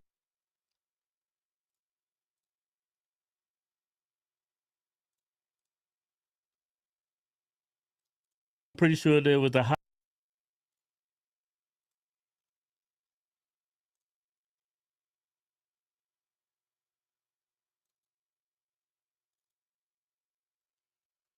All right. Let's play some Toad Battle.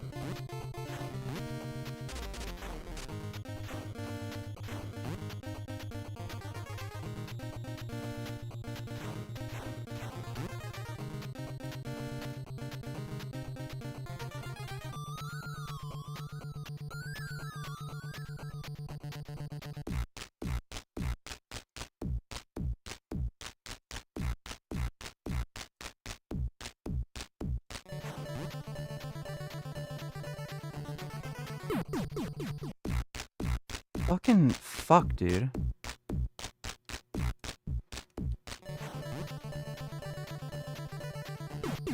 What? This is so screwed.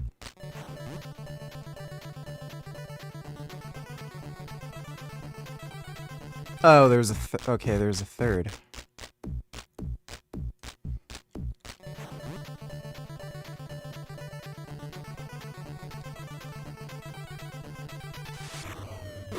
Oh, I did it.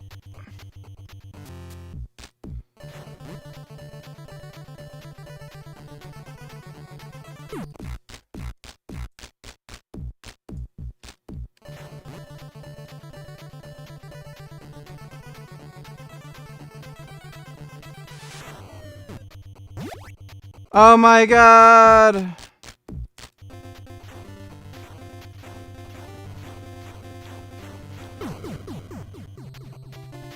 So is it this one with the warp? 1, 2, 3, 4, 5, 6, 7, 8, 9. Damn it!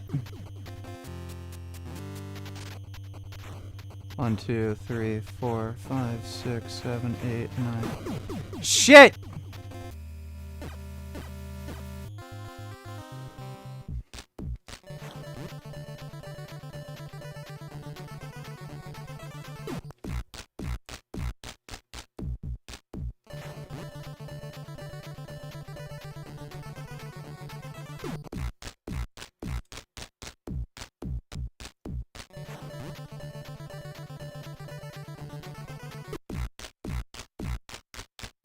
This must have, like, the most fucked timing.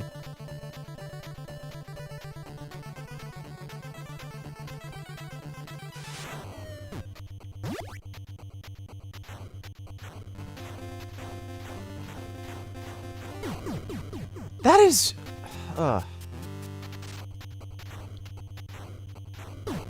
Fuck.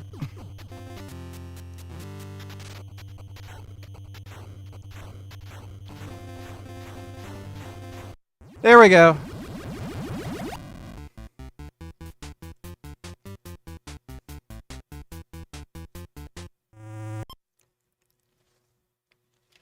I use save states, but I think I kind of... I know the strat now. Yeah, you can't jump over these. Fuck! I think if you hit... Oh my god! Yeah, I think if you hit 2, you fucking die.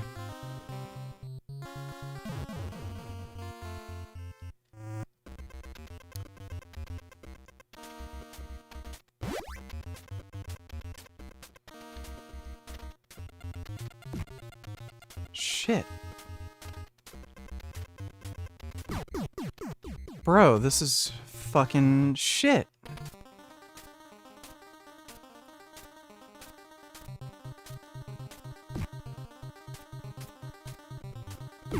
Oh my god.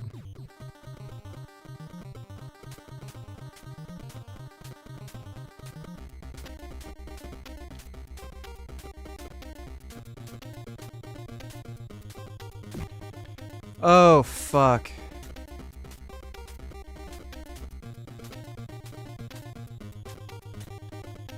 Ah, I missed the 1-up. Fuck, okay.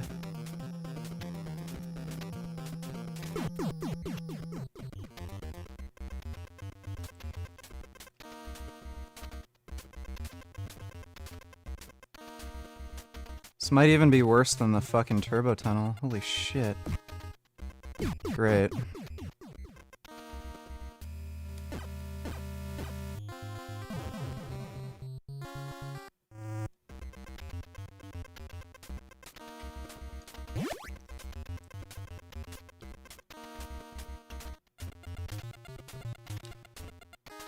Ah!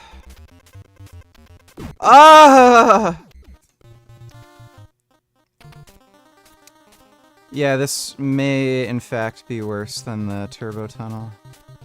Fuck! Oh my god. Jesus!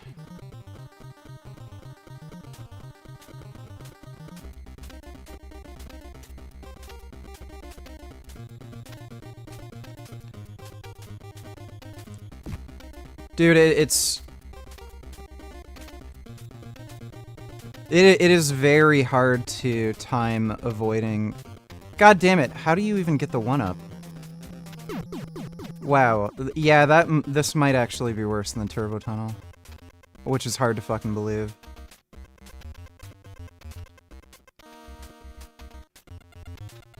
Damn it! I keep. Oh.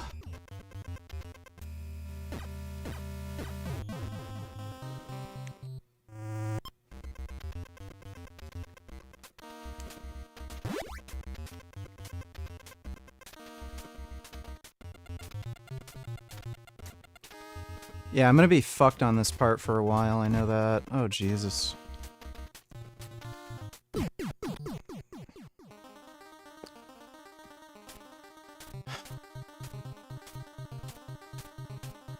You can't jump either. And the thing controls super fucking weird. Holy fuck, it feels like luck getting through this shit. How did I miss the 1-up? Oh my god!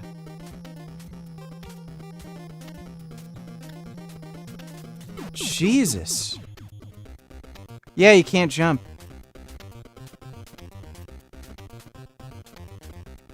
Yeah, you can't jump over the logs.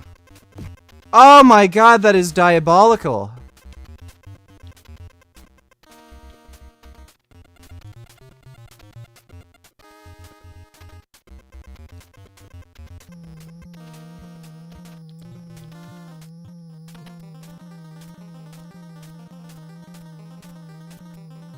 No!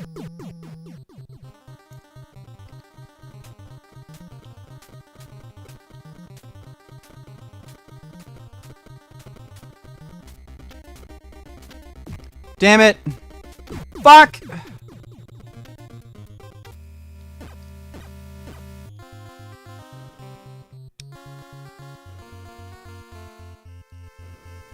Okay, I think I can get through the turbo tunnel fine now. I'll probably have to make a save state to practice that level. bro, there's no way. Like, an 8 to 10-year-old kid back in the day whose parents bought them a Nintendo could ever fucking beat this in a million years. Like, this is fucking rough. Like, they didn't even have save states back then. Like, it's fucking diabolical that fucking adults would program a game like this.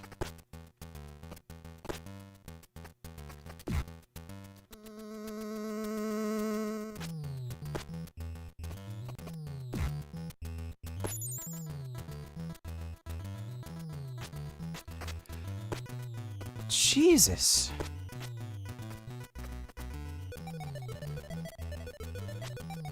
No, eat the fly! Oh my god, thank god.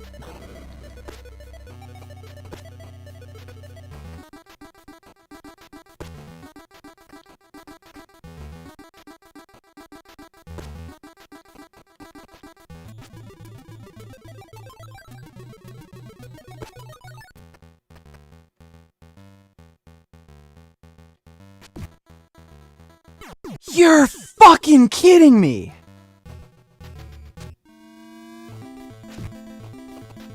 That is so fucking... That is so unfair. Dude, the hit detection's fucked.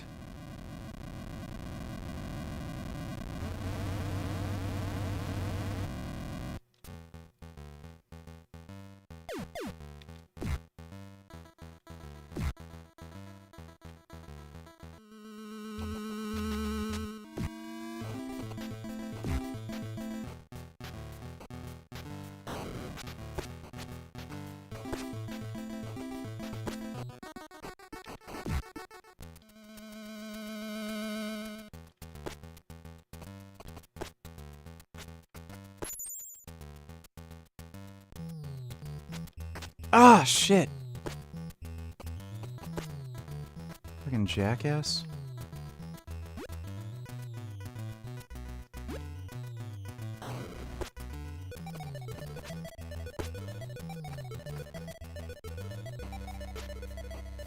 No! Oh my god, I'm stupid.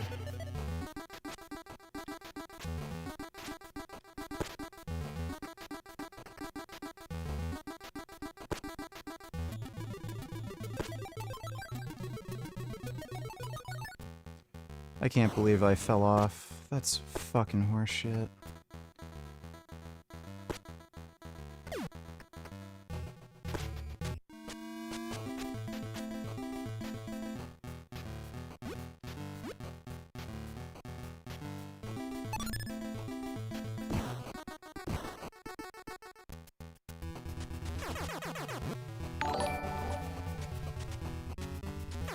Shut up, bitchy Richie.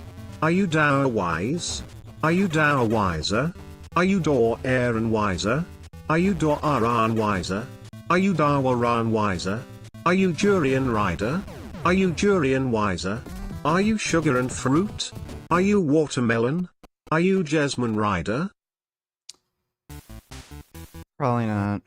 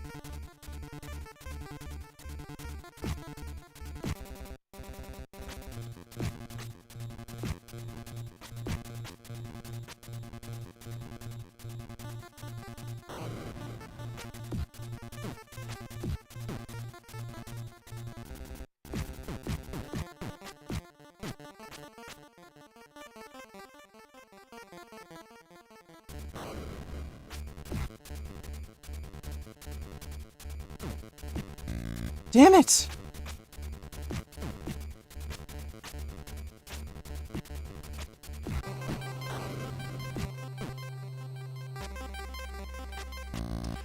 Oh my god, how do I fuck that up? Oh!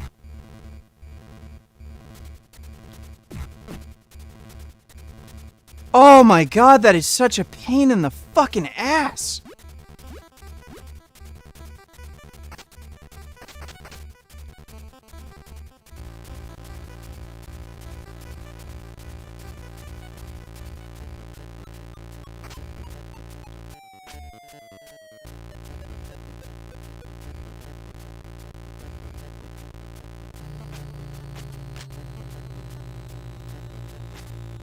I have, like, no continues now.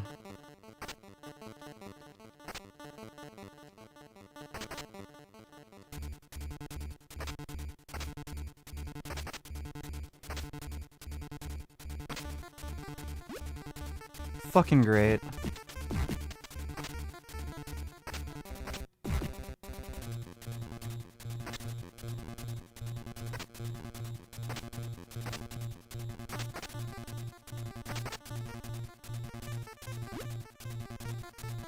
What a bitch. There we go. Yeah, fuck me over. Yeah, bend me over, daddy.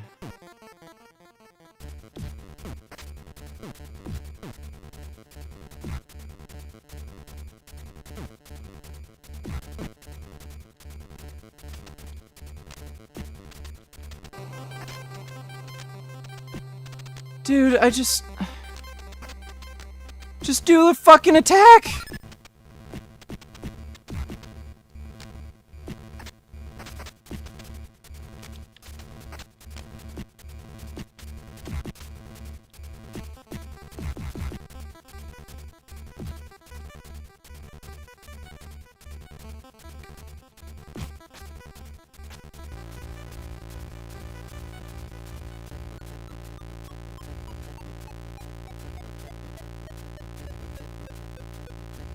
Holy shit.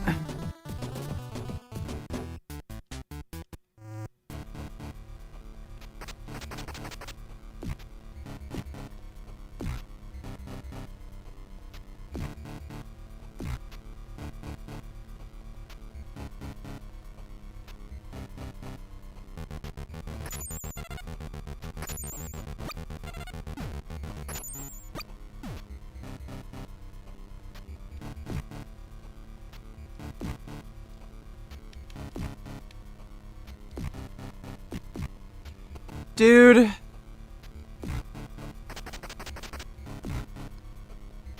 Nothing works.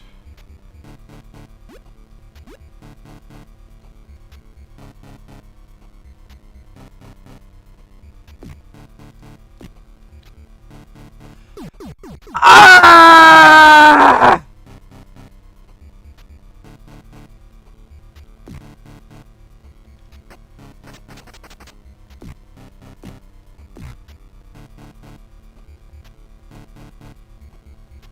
This is one of the worst runs I've ever fucking had in this fuck game. Holy shit. Like, that is bad.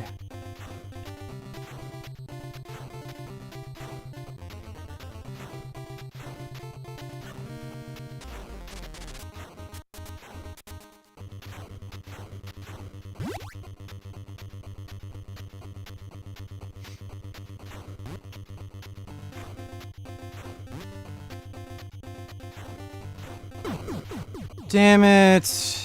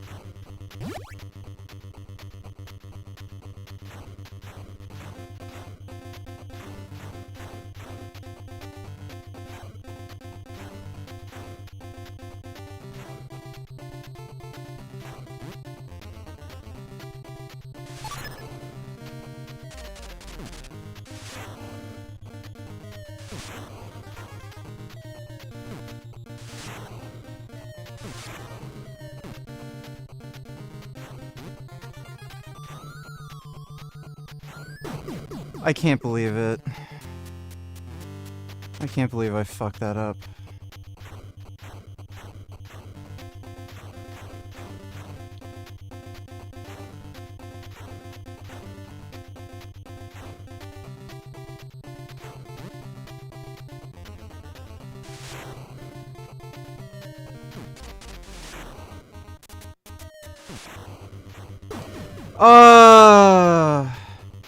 I just fell asleep. I literally just, like, fell asleep.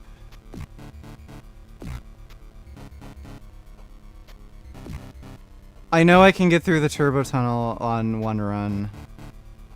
Like, I figured it out.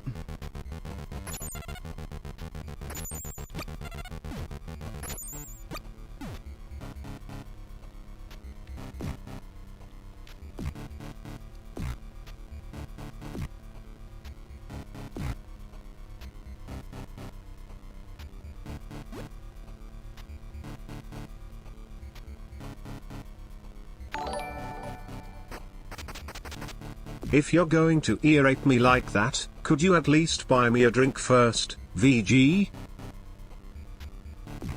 Yeah, sorry. Thanks for the donation, forgot my namification.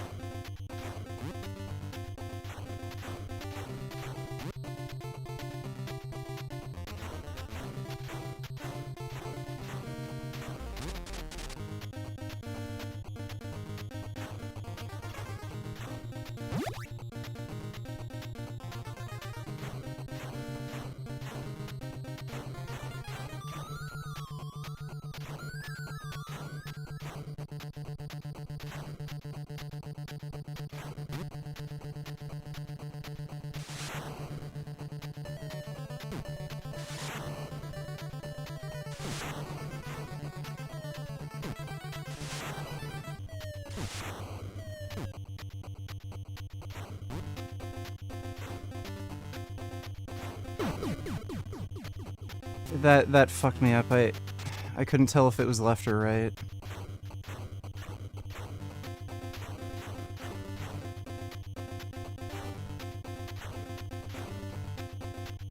Come the fuck on.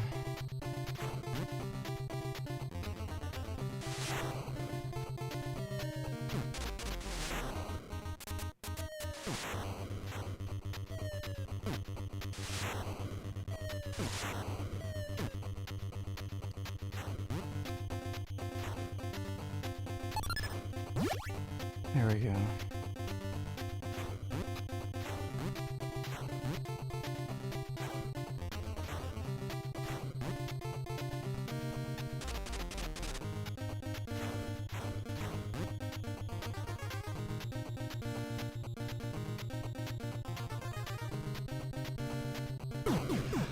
I don't even know. It didn't even touch me. Fuck right off.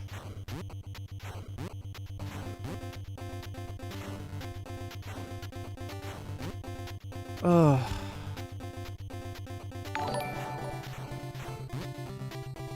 It's okay, bro. No shame in not being able to beat a 30-year-old game like Battletoads. You just don't have what it takes. Admit defeat. Maybe go back to playing something more on your level like Call of Duty. And I fell Fuck up through. sport. P.S. I beat this level in 5 minutes. Yeah, sure. Thanks for the donation, dude.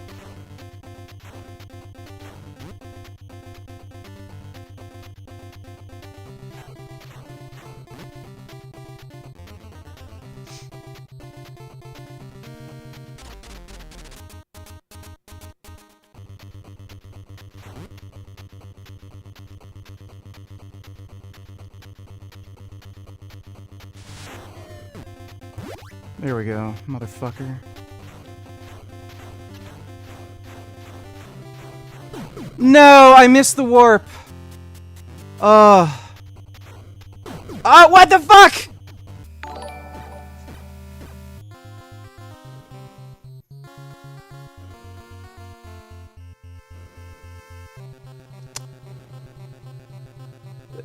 You know, it just...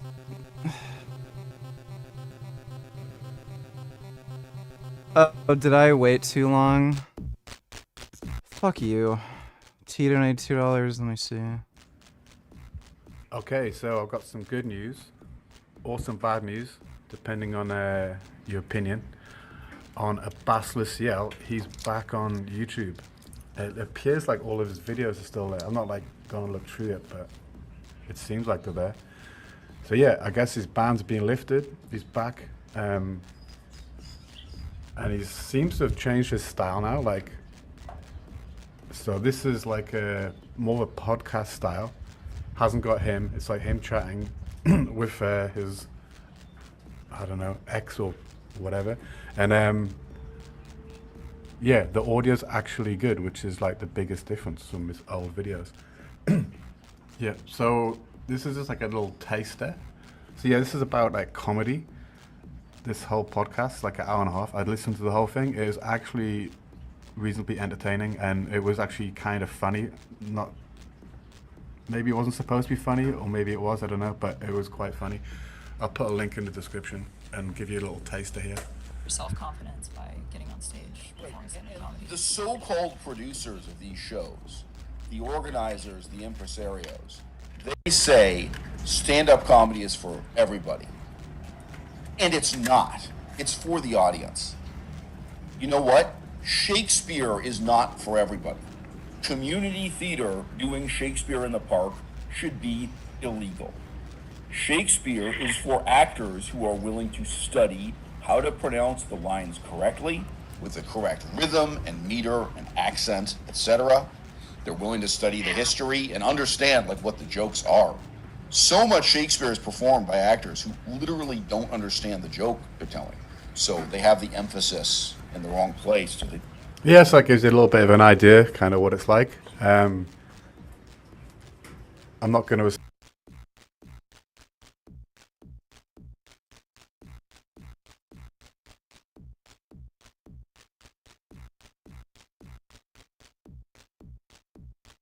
Where's this fucking channel?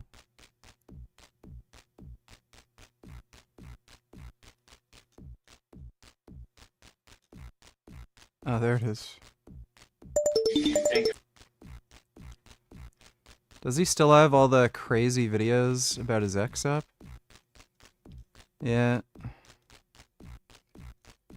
What a fucking whack job. I always used to go for older guys, and people would tell me I had daddy issues, and I'd be like, presidents have been such a disaster that he sees. Whereas you are an outsider who has considered, you know, getting into, you know, making a comedy routine and performing it. But at this stage, you are a critic. You know, you are a critic of what you've seen. And, you know, I think they just, that irks them. They're like, you know, hey, this is something that... That sounds like Melissa, right? Why is he still talking to his ex? The following that she did. So if somebody were to invite either Dr. Michael Greger or Tess Begg to perform at a stand-up comedy... Dude, he has a image of his better looking like ex-girlfriend or something up on screen the entire time, knowing Melissa is gonna watch this and feel insecure. That's why he did this. This guy is like an absolute whack job. Well, thanks for the donation, T.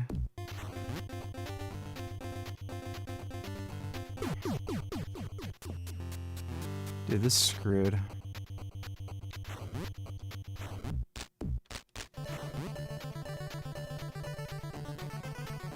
This is just fucked. I gotta...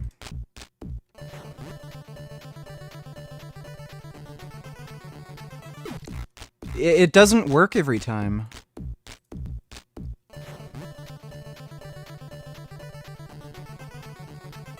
Yeah, it literally just doesn't work every time.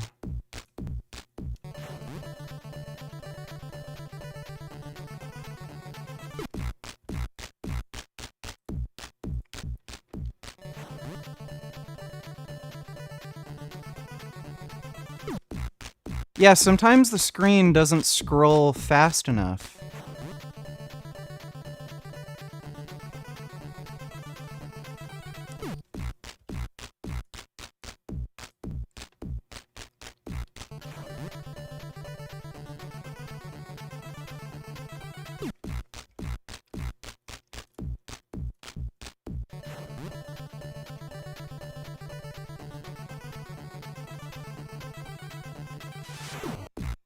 I was at the last thing. It's so fucked. You just go through sometimes, and sometimes the screen doesn't scroll fast enough.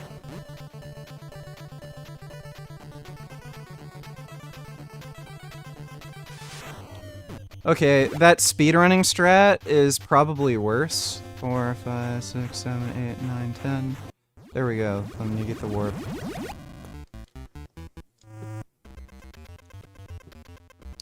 So if you just press forward and jump, it seems like that's enough.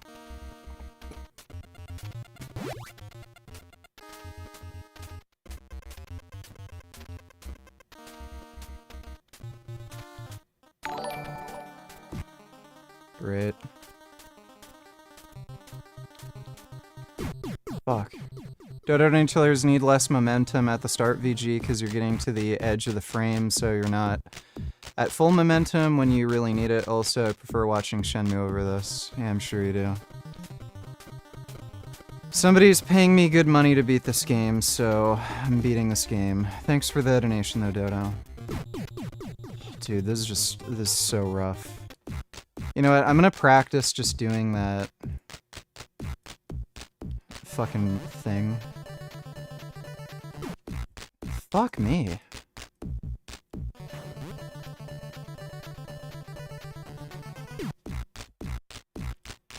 I don't know if I'll ever be able to... I don't know if I'll ever be able to do this fucking consistently. Like, you just fall through sometimes.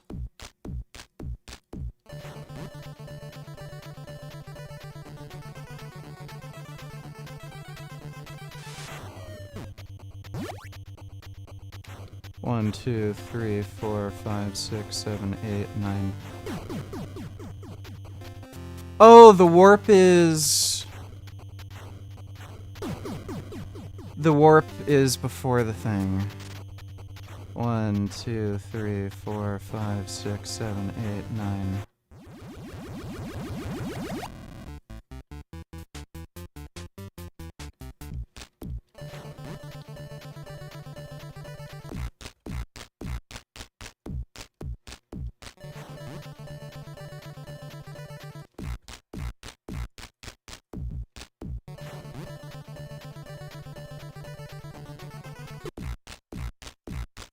Okay, I think you need to, like, land fucking perfectly. Yeah, you need... That is so messed up, dude. That is so messed up.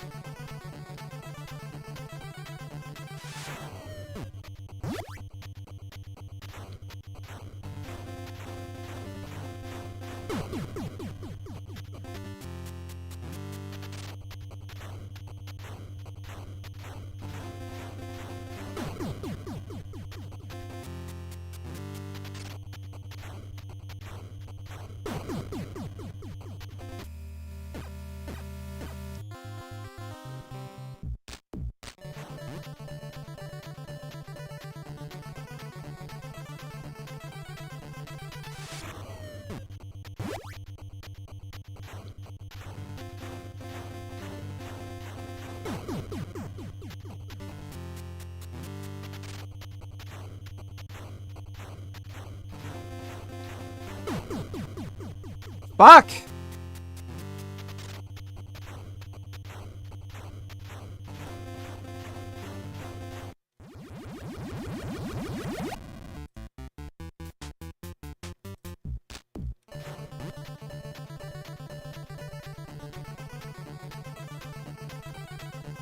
Oh, and I just rolled off there.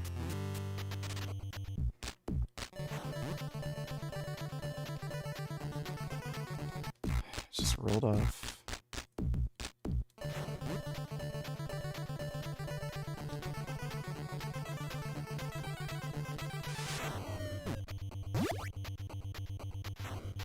Oh my god, that was stupid.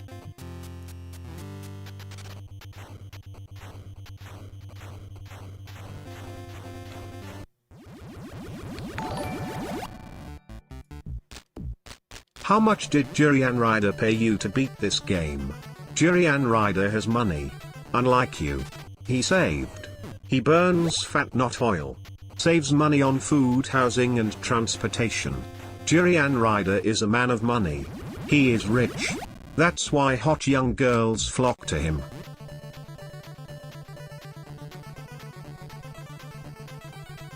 Oh, I miscounted.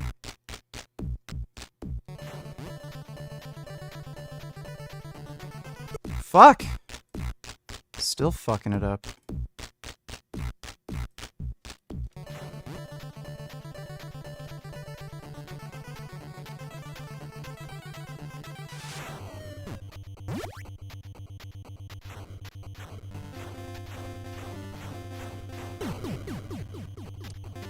Son of a bitch.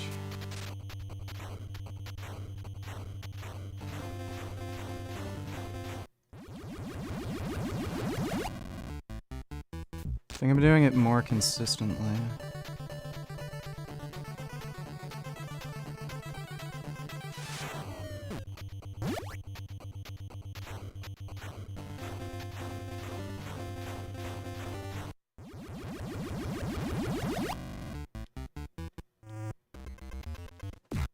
I'm gonna create a save state for this one. But, let's try one more run through.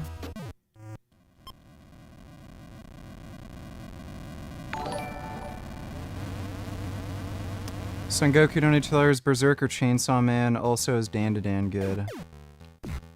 I would say Berserk is a better story. You might find Chainsaw Man more overall entertaining though.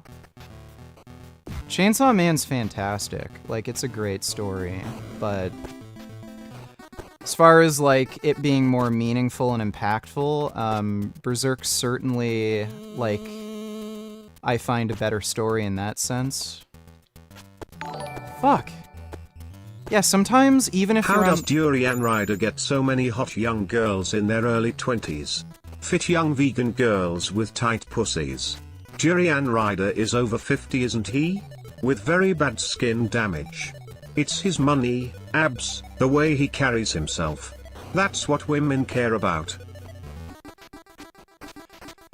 The game, like, just sometimes does not let you hit the fucking enemy. It just decides.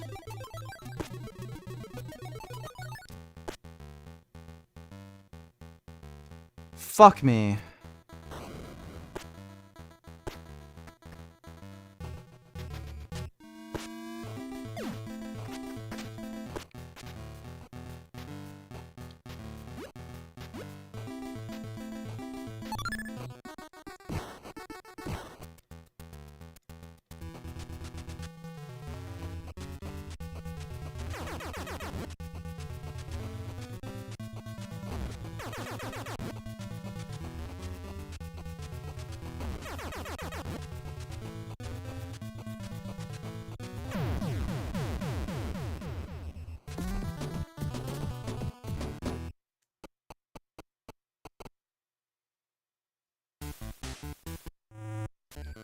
Yeah, watch me fuck this shit up.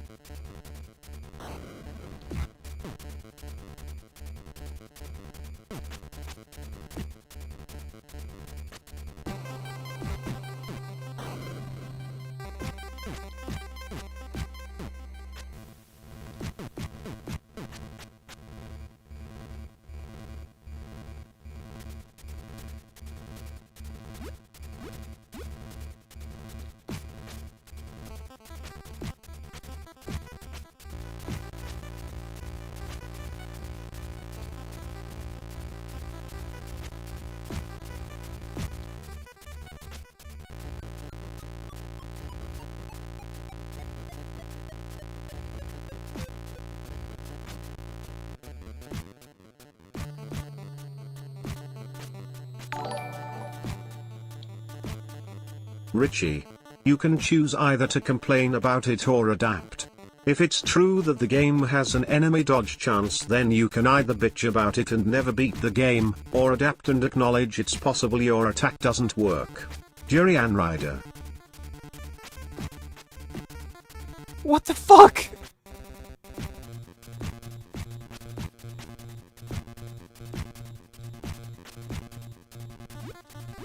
See what I mean? Fucking insane.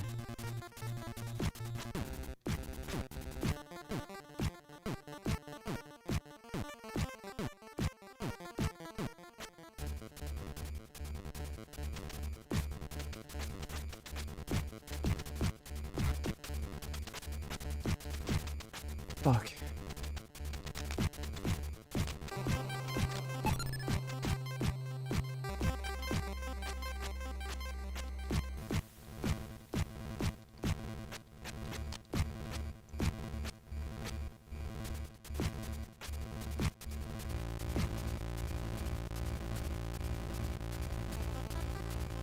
Okay, that was a pretty good run.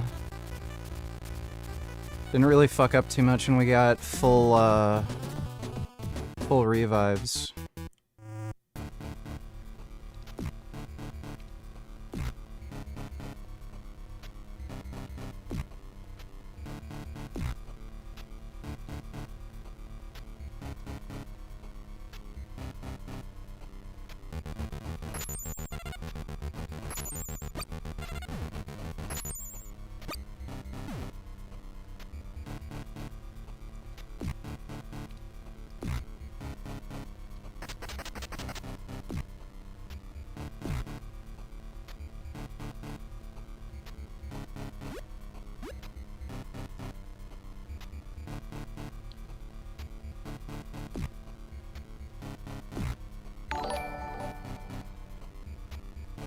Can you answer my question about why Durian Rider gets smoking hot young vegan pussy and you don't?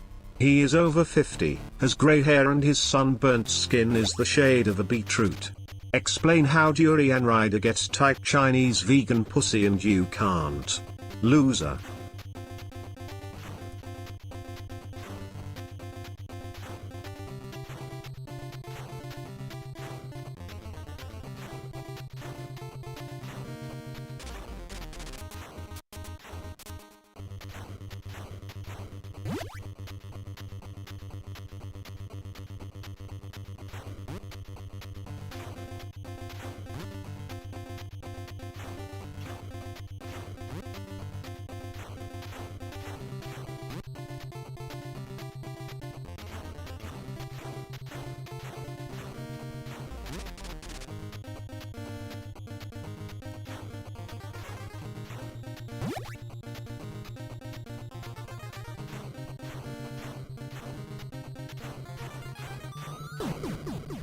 Fuck! Oh, that is some bullshit.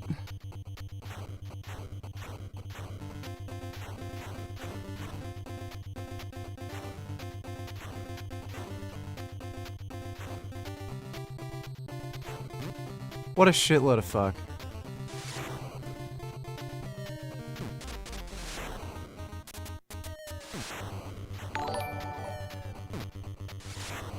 Since a while, Vegan Foot Soldier has a new channel. Without mask. Yeah, I know. I'm aware. It's that music channel he has, right? Yeah, I know. I know. I left a comment on his video and he deleted it. I don't think he wants anybody to know. Thanks for the donation, G.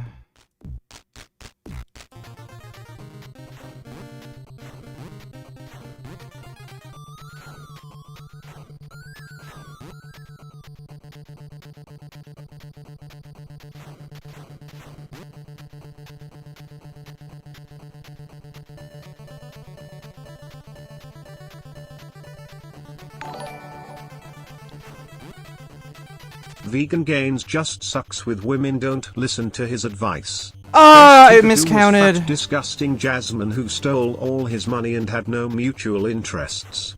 Jurian Ryder gets smoking hot young vegan pussy with mutual interests. Subscribe to Jurian Ryder.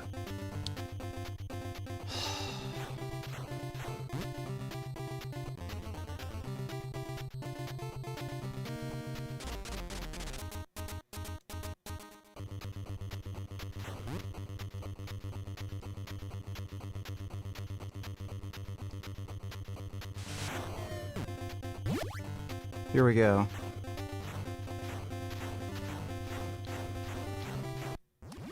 Fuck yes.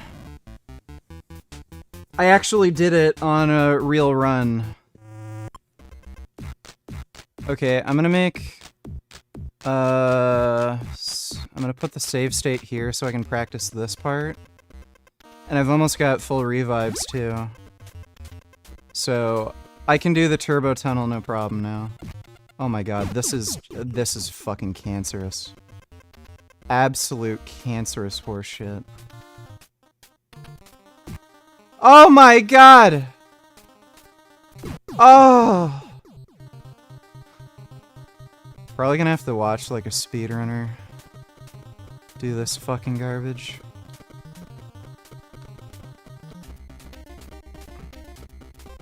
Dude, this is just... That is just diabolical. There, got the one up.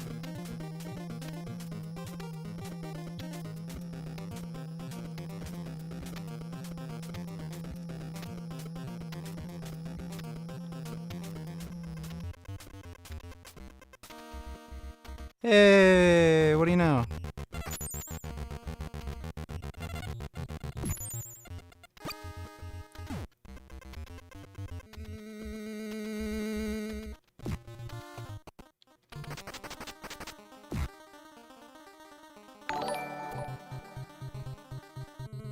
Hello black boy. Why are you playing Battletoads when you could be learning real estate and getting rich? To get pussy money and real estate so you don't have to be a gamer your whole life.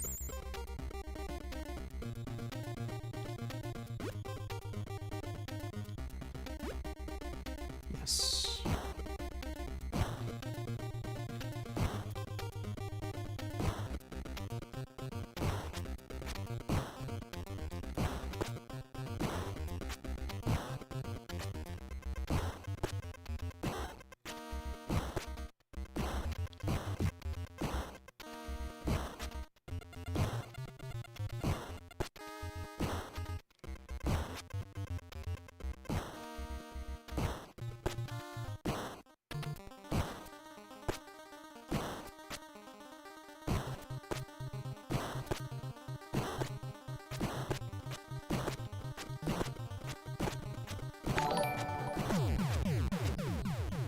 Is the person who paid you to play this shit game even watching? Is he watching all of my Durian Rider donations? Durian Rider dollars. Durian Rider would have beaten this game in the first try. You just suck at everything. If best you could do was Jasmine.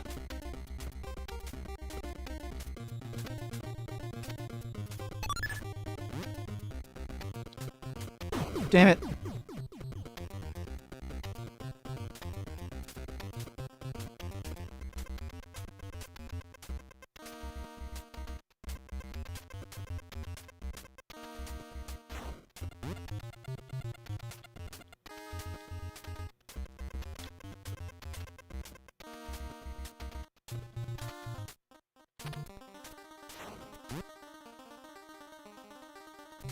Shit, I missed the one up.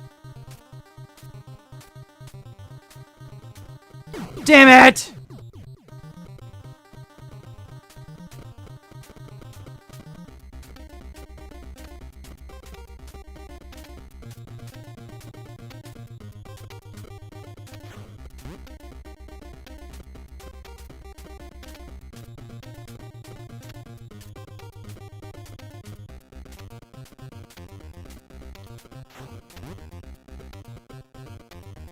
Damn it, missed the one up again.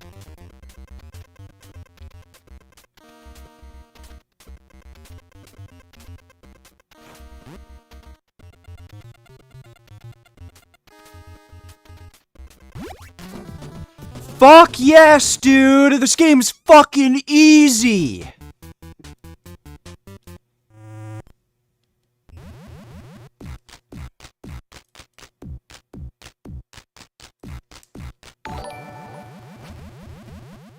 Oh yeah. JerryAnnRider.com. JerryAnnRider.com. JerryAnnRider.com. JerryAnnRider.com. JerryAnnRider.com. JerryAnnRider.com. JerryAnnRider.com. JerryAnnRider.com. JerryAnnRider.com. JerryAnnRider.com. JerryAnnRider.com. JerryAnnRider.com.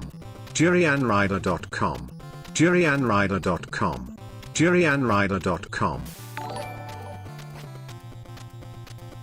Have you watched Banshee already, you fucking asshole? I'm going to hold Andrea hostage if you don't do as I say, you lazy dumb fuck.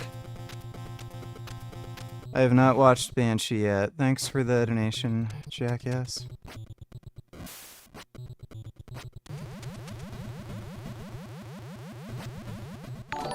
Huh.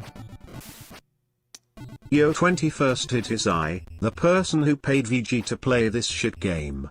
He is such a faggot, I know. Imagine dating the trans version of Harry Potter and having her leave you. Jurian Ryder is superior and gets all the hot bitches. VG has the confidence of a donkey. Donkeys are awesome. Don't talk shit about donkeys.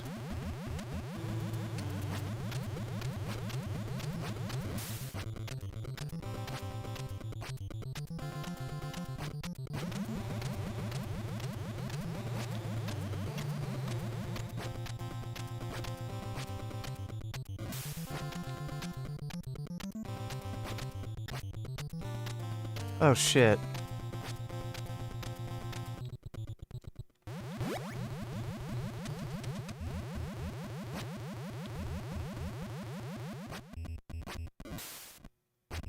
Fuck, okay.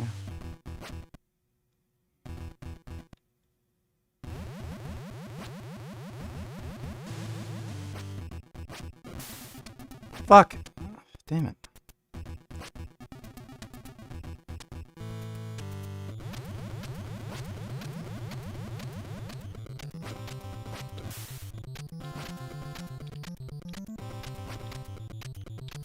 Oh, crap.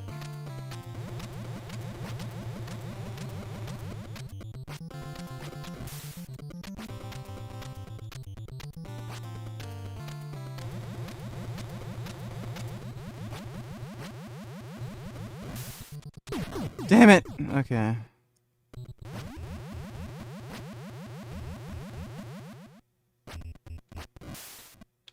Fuck.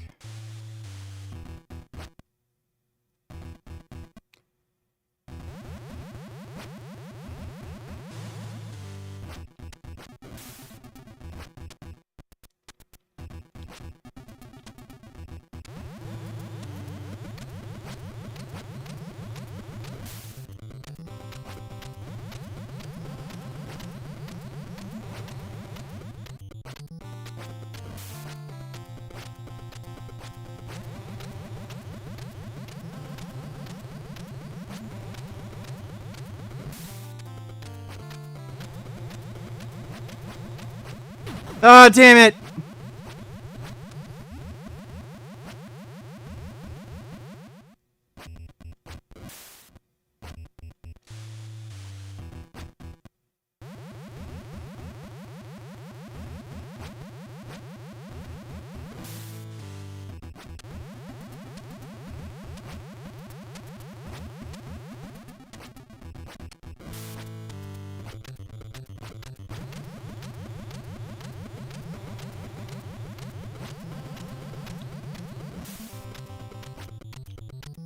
Oh, shit.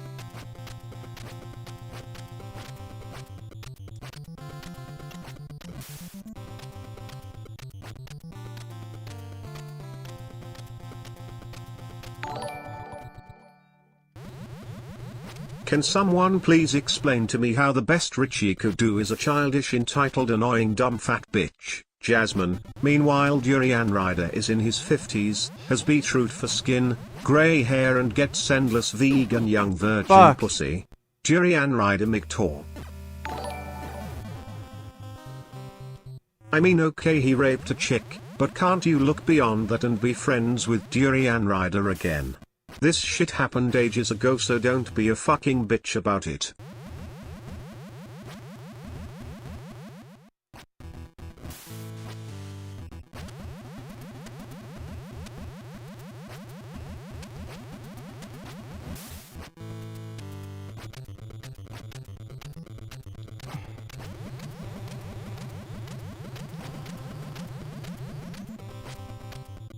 Ah, crap.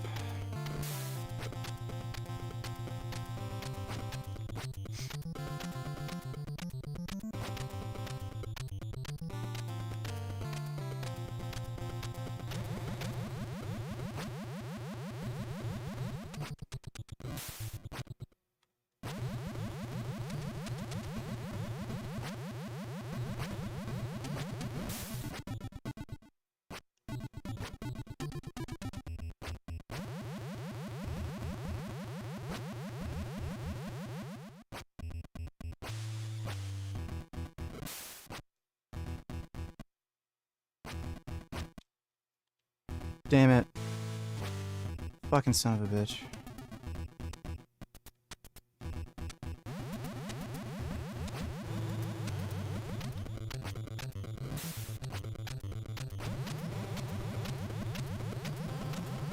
Fuck!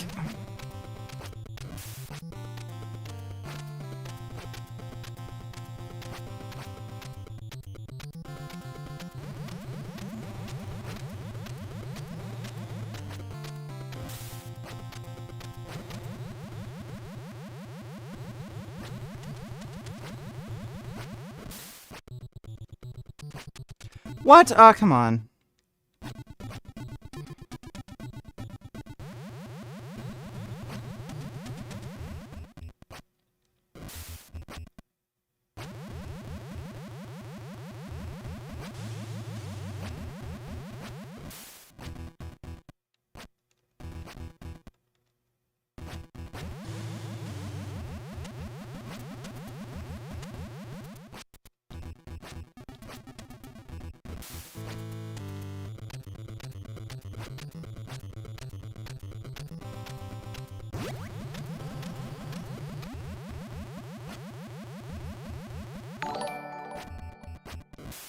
Shit.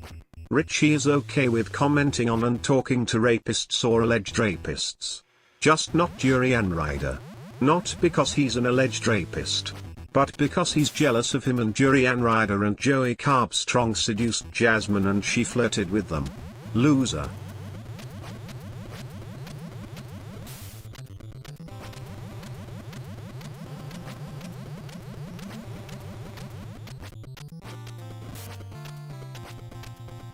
Damn it. Oh, fuck. I wish it wouldn't just kill you.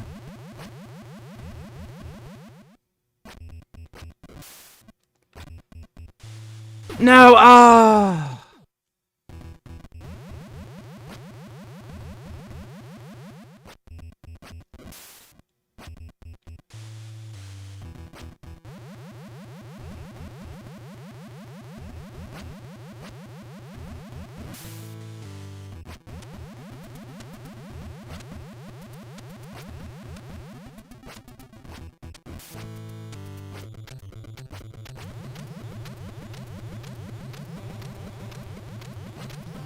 Oh, what a load of bullshit.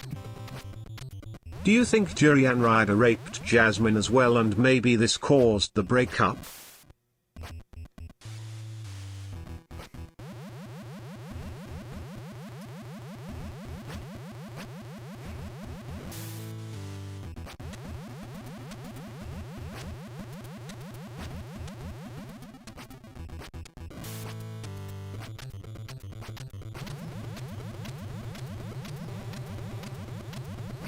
Ah!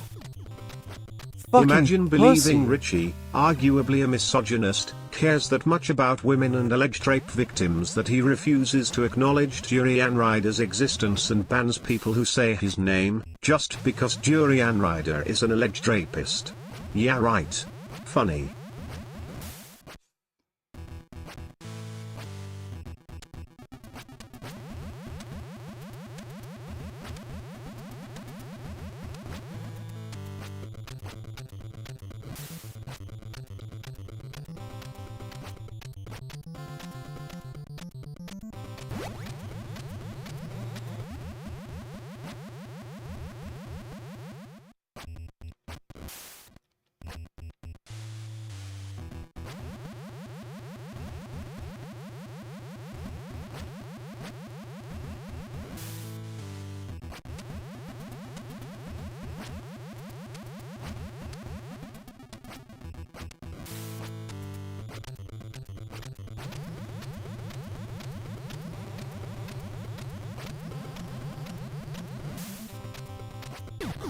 Shit.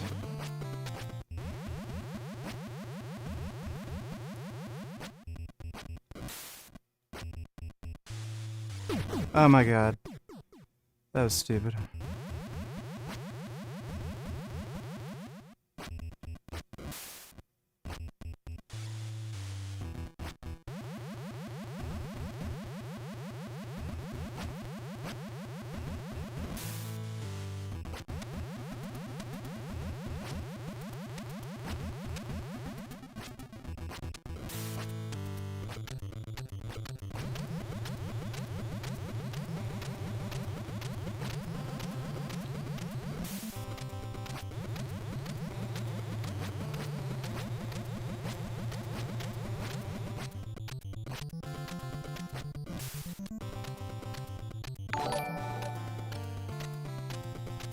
You know how Richie likes to speculate on people's true intentions all the time, even though his speculation is usually outlandish. Well, I'm going to go out on a limb and say his disdain for Durian Rider is not because he's an alleged rapist. Should be obvious.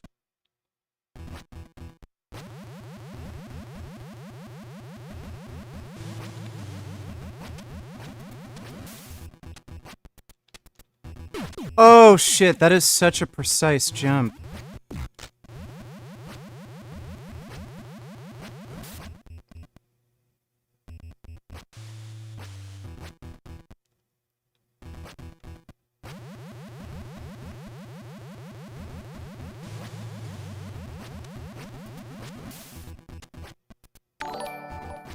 Ah! I just find it hilarious how he never reads his chat and just treats us all like peasants while we give him money so that he can live off welfare, complaining about women and SNAP benefits. Also, Durian Rider gets hot driping vegan wet virgin pussy, you don't.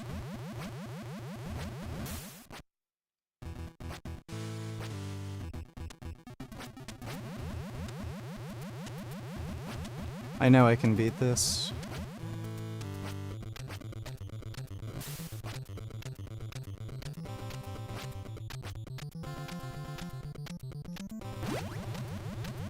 Easy peasy.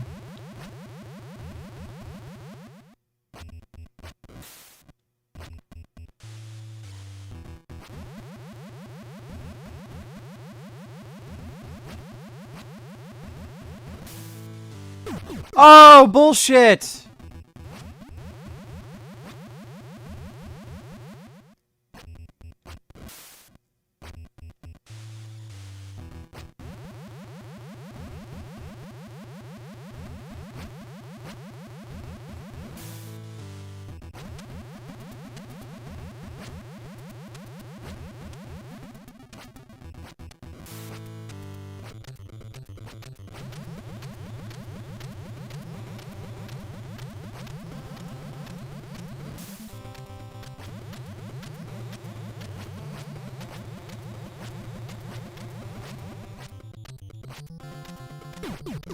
Oh, that was bullshit. I didn't even touch the thing.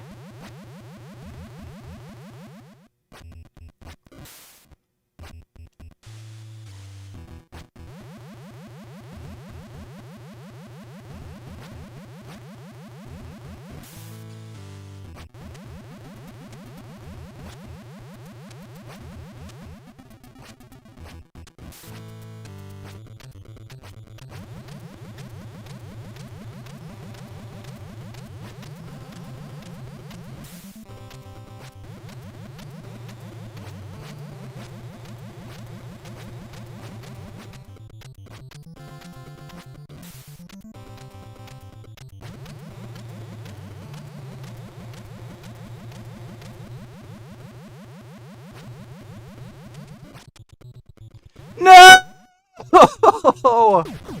Oh! Wow. What a fuck up. Sorry for the volume. I was right at the fucking end.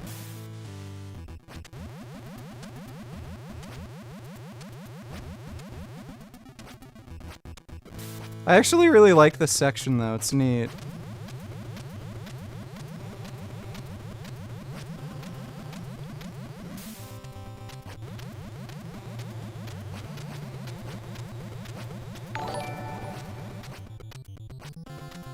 Did Jasmine's pussy smell bad?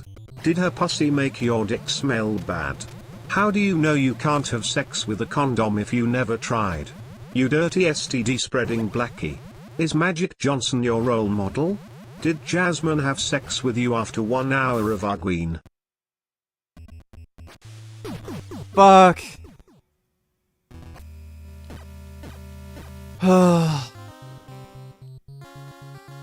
I think the game's like just over.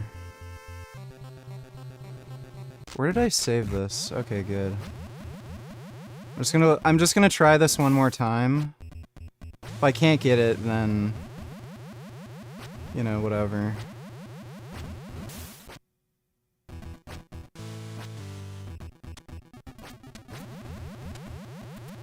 This is a really fun level.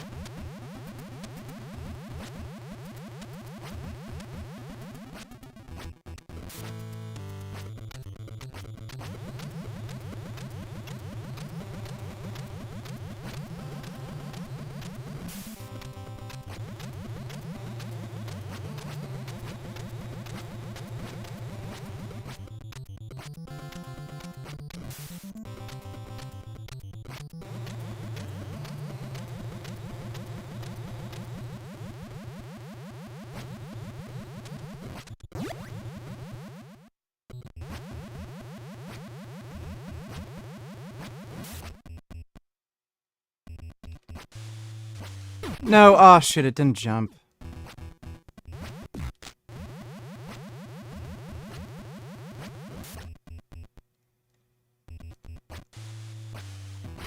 Fuck, why did... Okay, I'm gonna put a save state here, because Fuck me.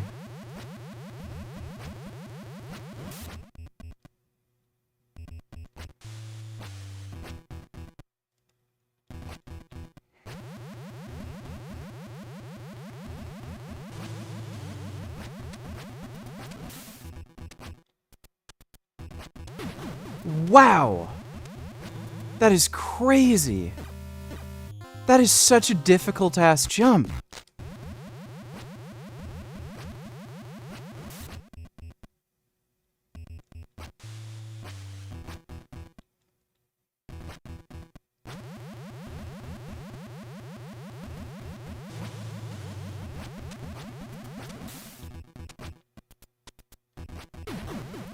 How are you supposed to make that?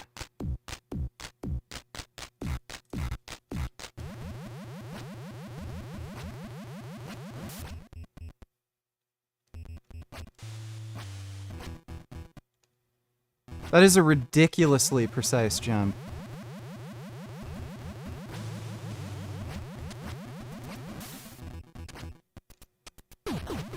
Yeah, like if you jump too high, you're fucked.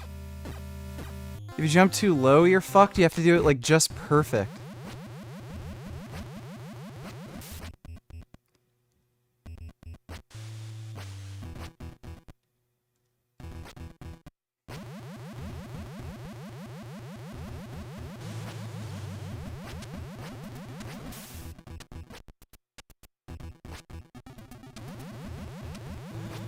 Oh, man.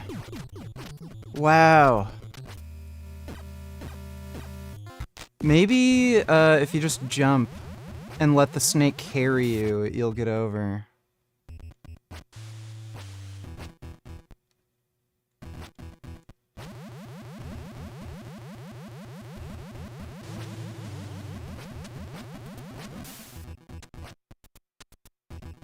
No.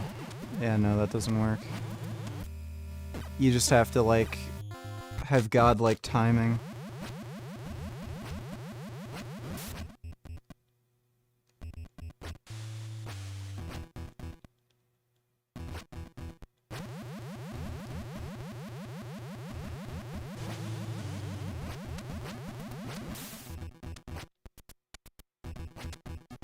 Damn!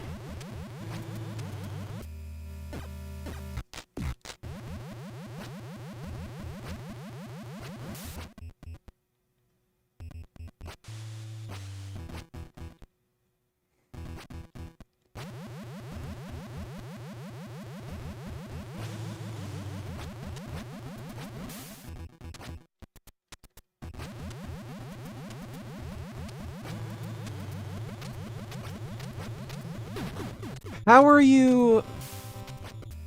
I don't even understand that one. I don't think you can jump over the 3. I think you have... It must drop down. And then back to the left or something.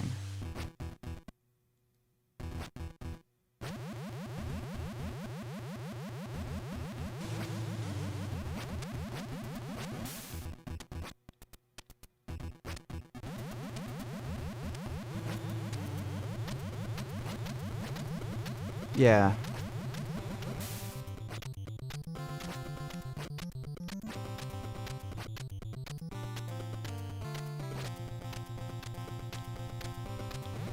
Oh my god! Bro, that is so hard!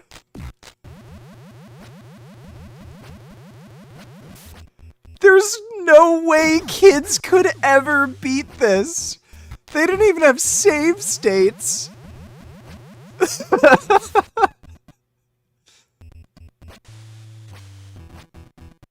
Holy shit!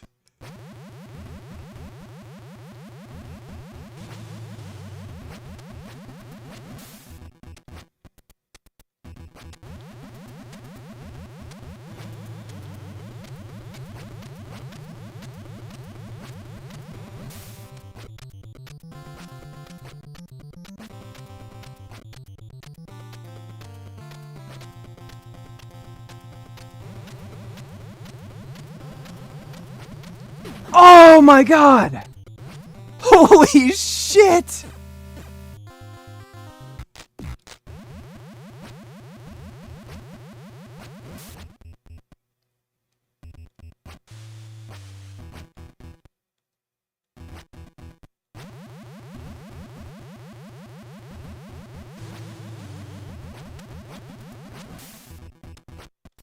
Oh crap.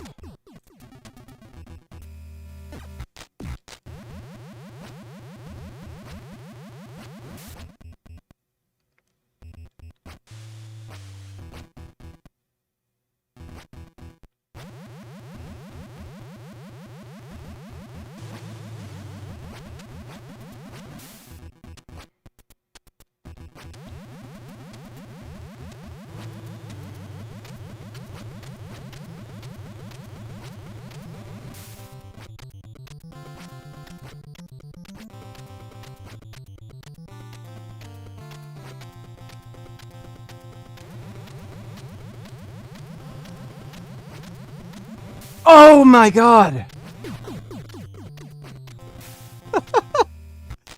This is so ridiculously hard. Like, I just... There's no fucking way a kid would ever beat this. There's no fucking, like, 10-year-old on the planet who ever would have beaten this in the 1980s.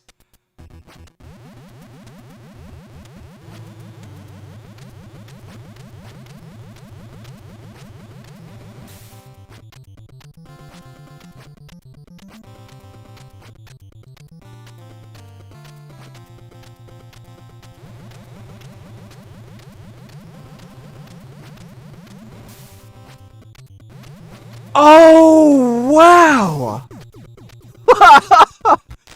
You have to make, like, these super precise jumps one after another.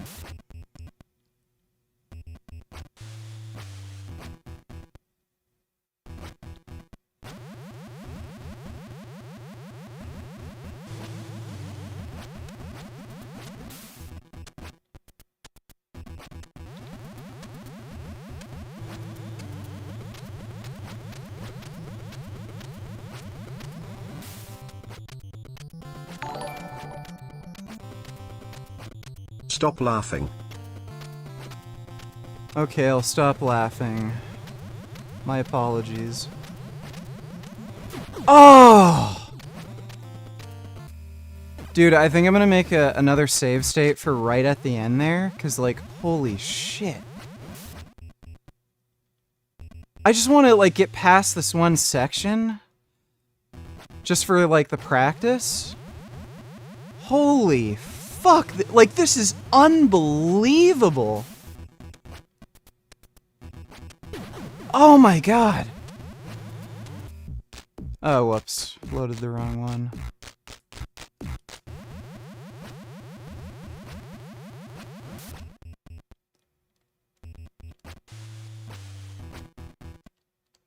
Oh my god, I might be too tired to do this now.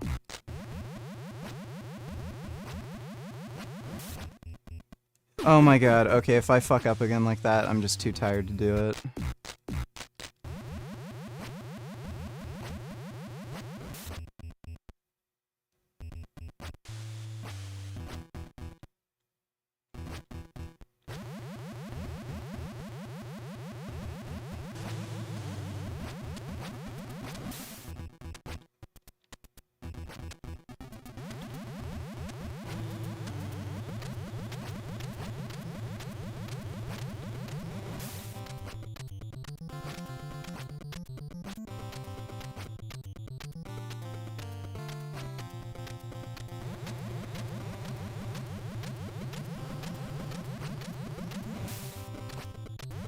Ah! Damn it, I should have made a save state. Like, I'll try one more time.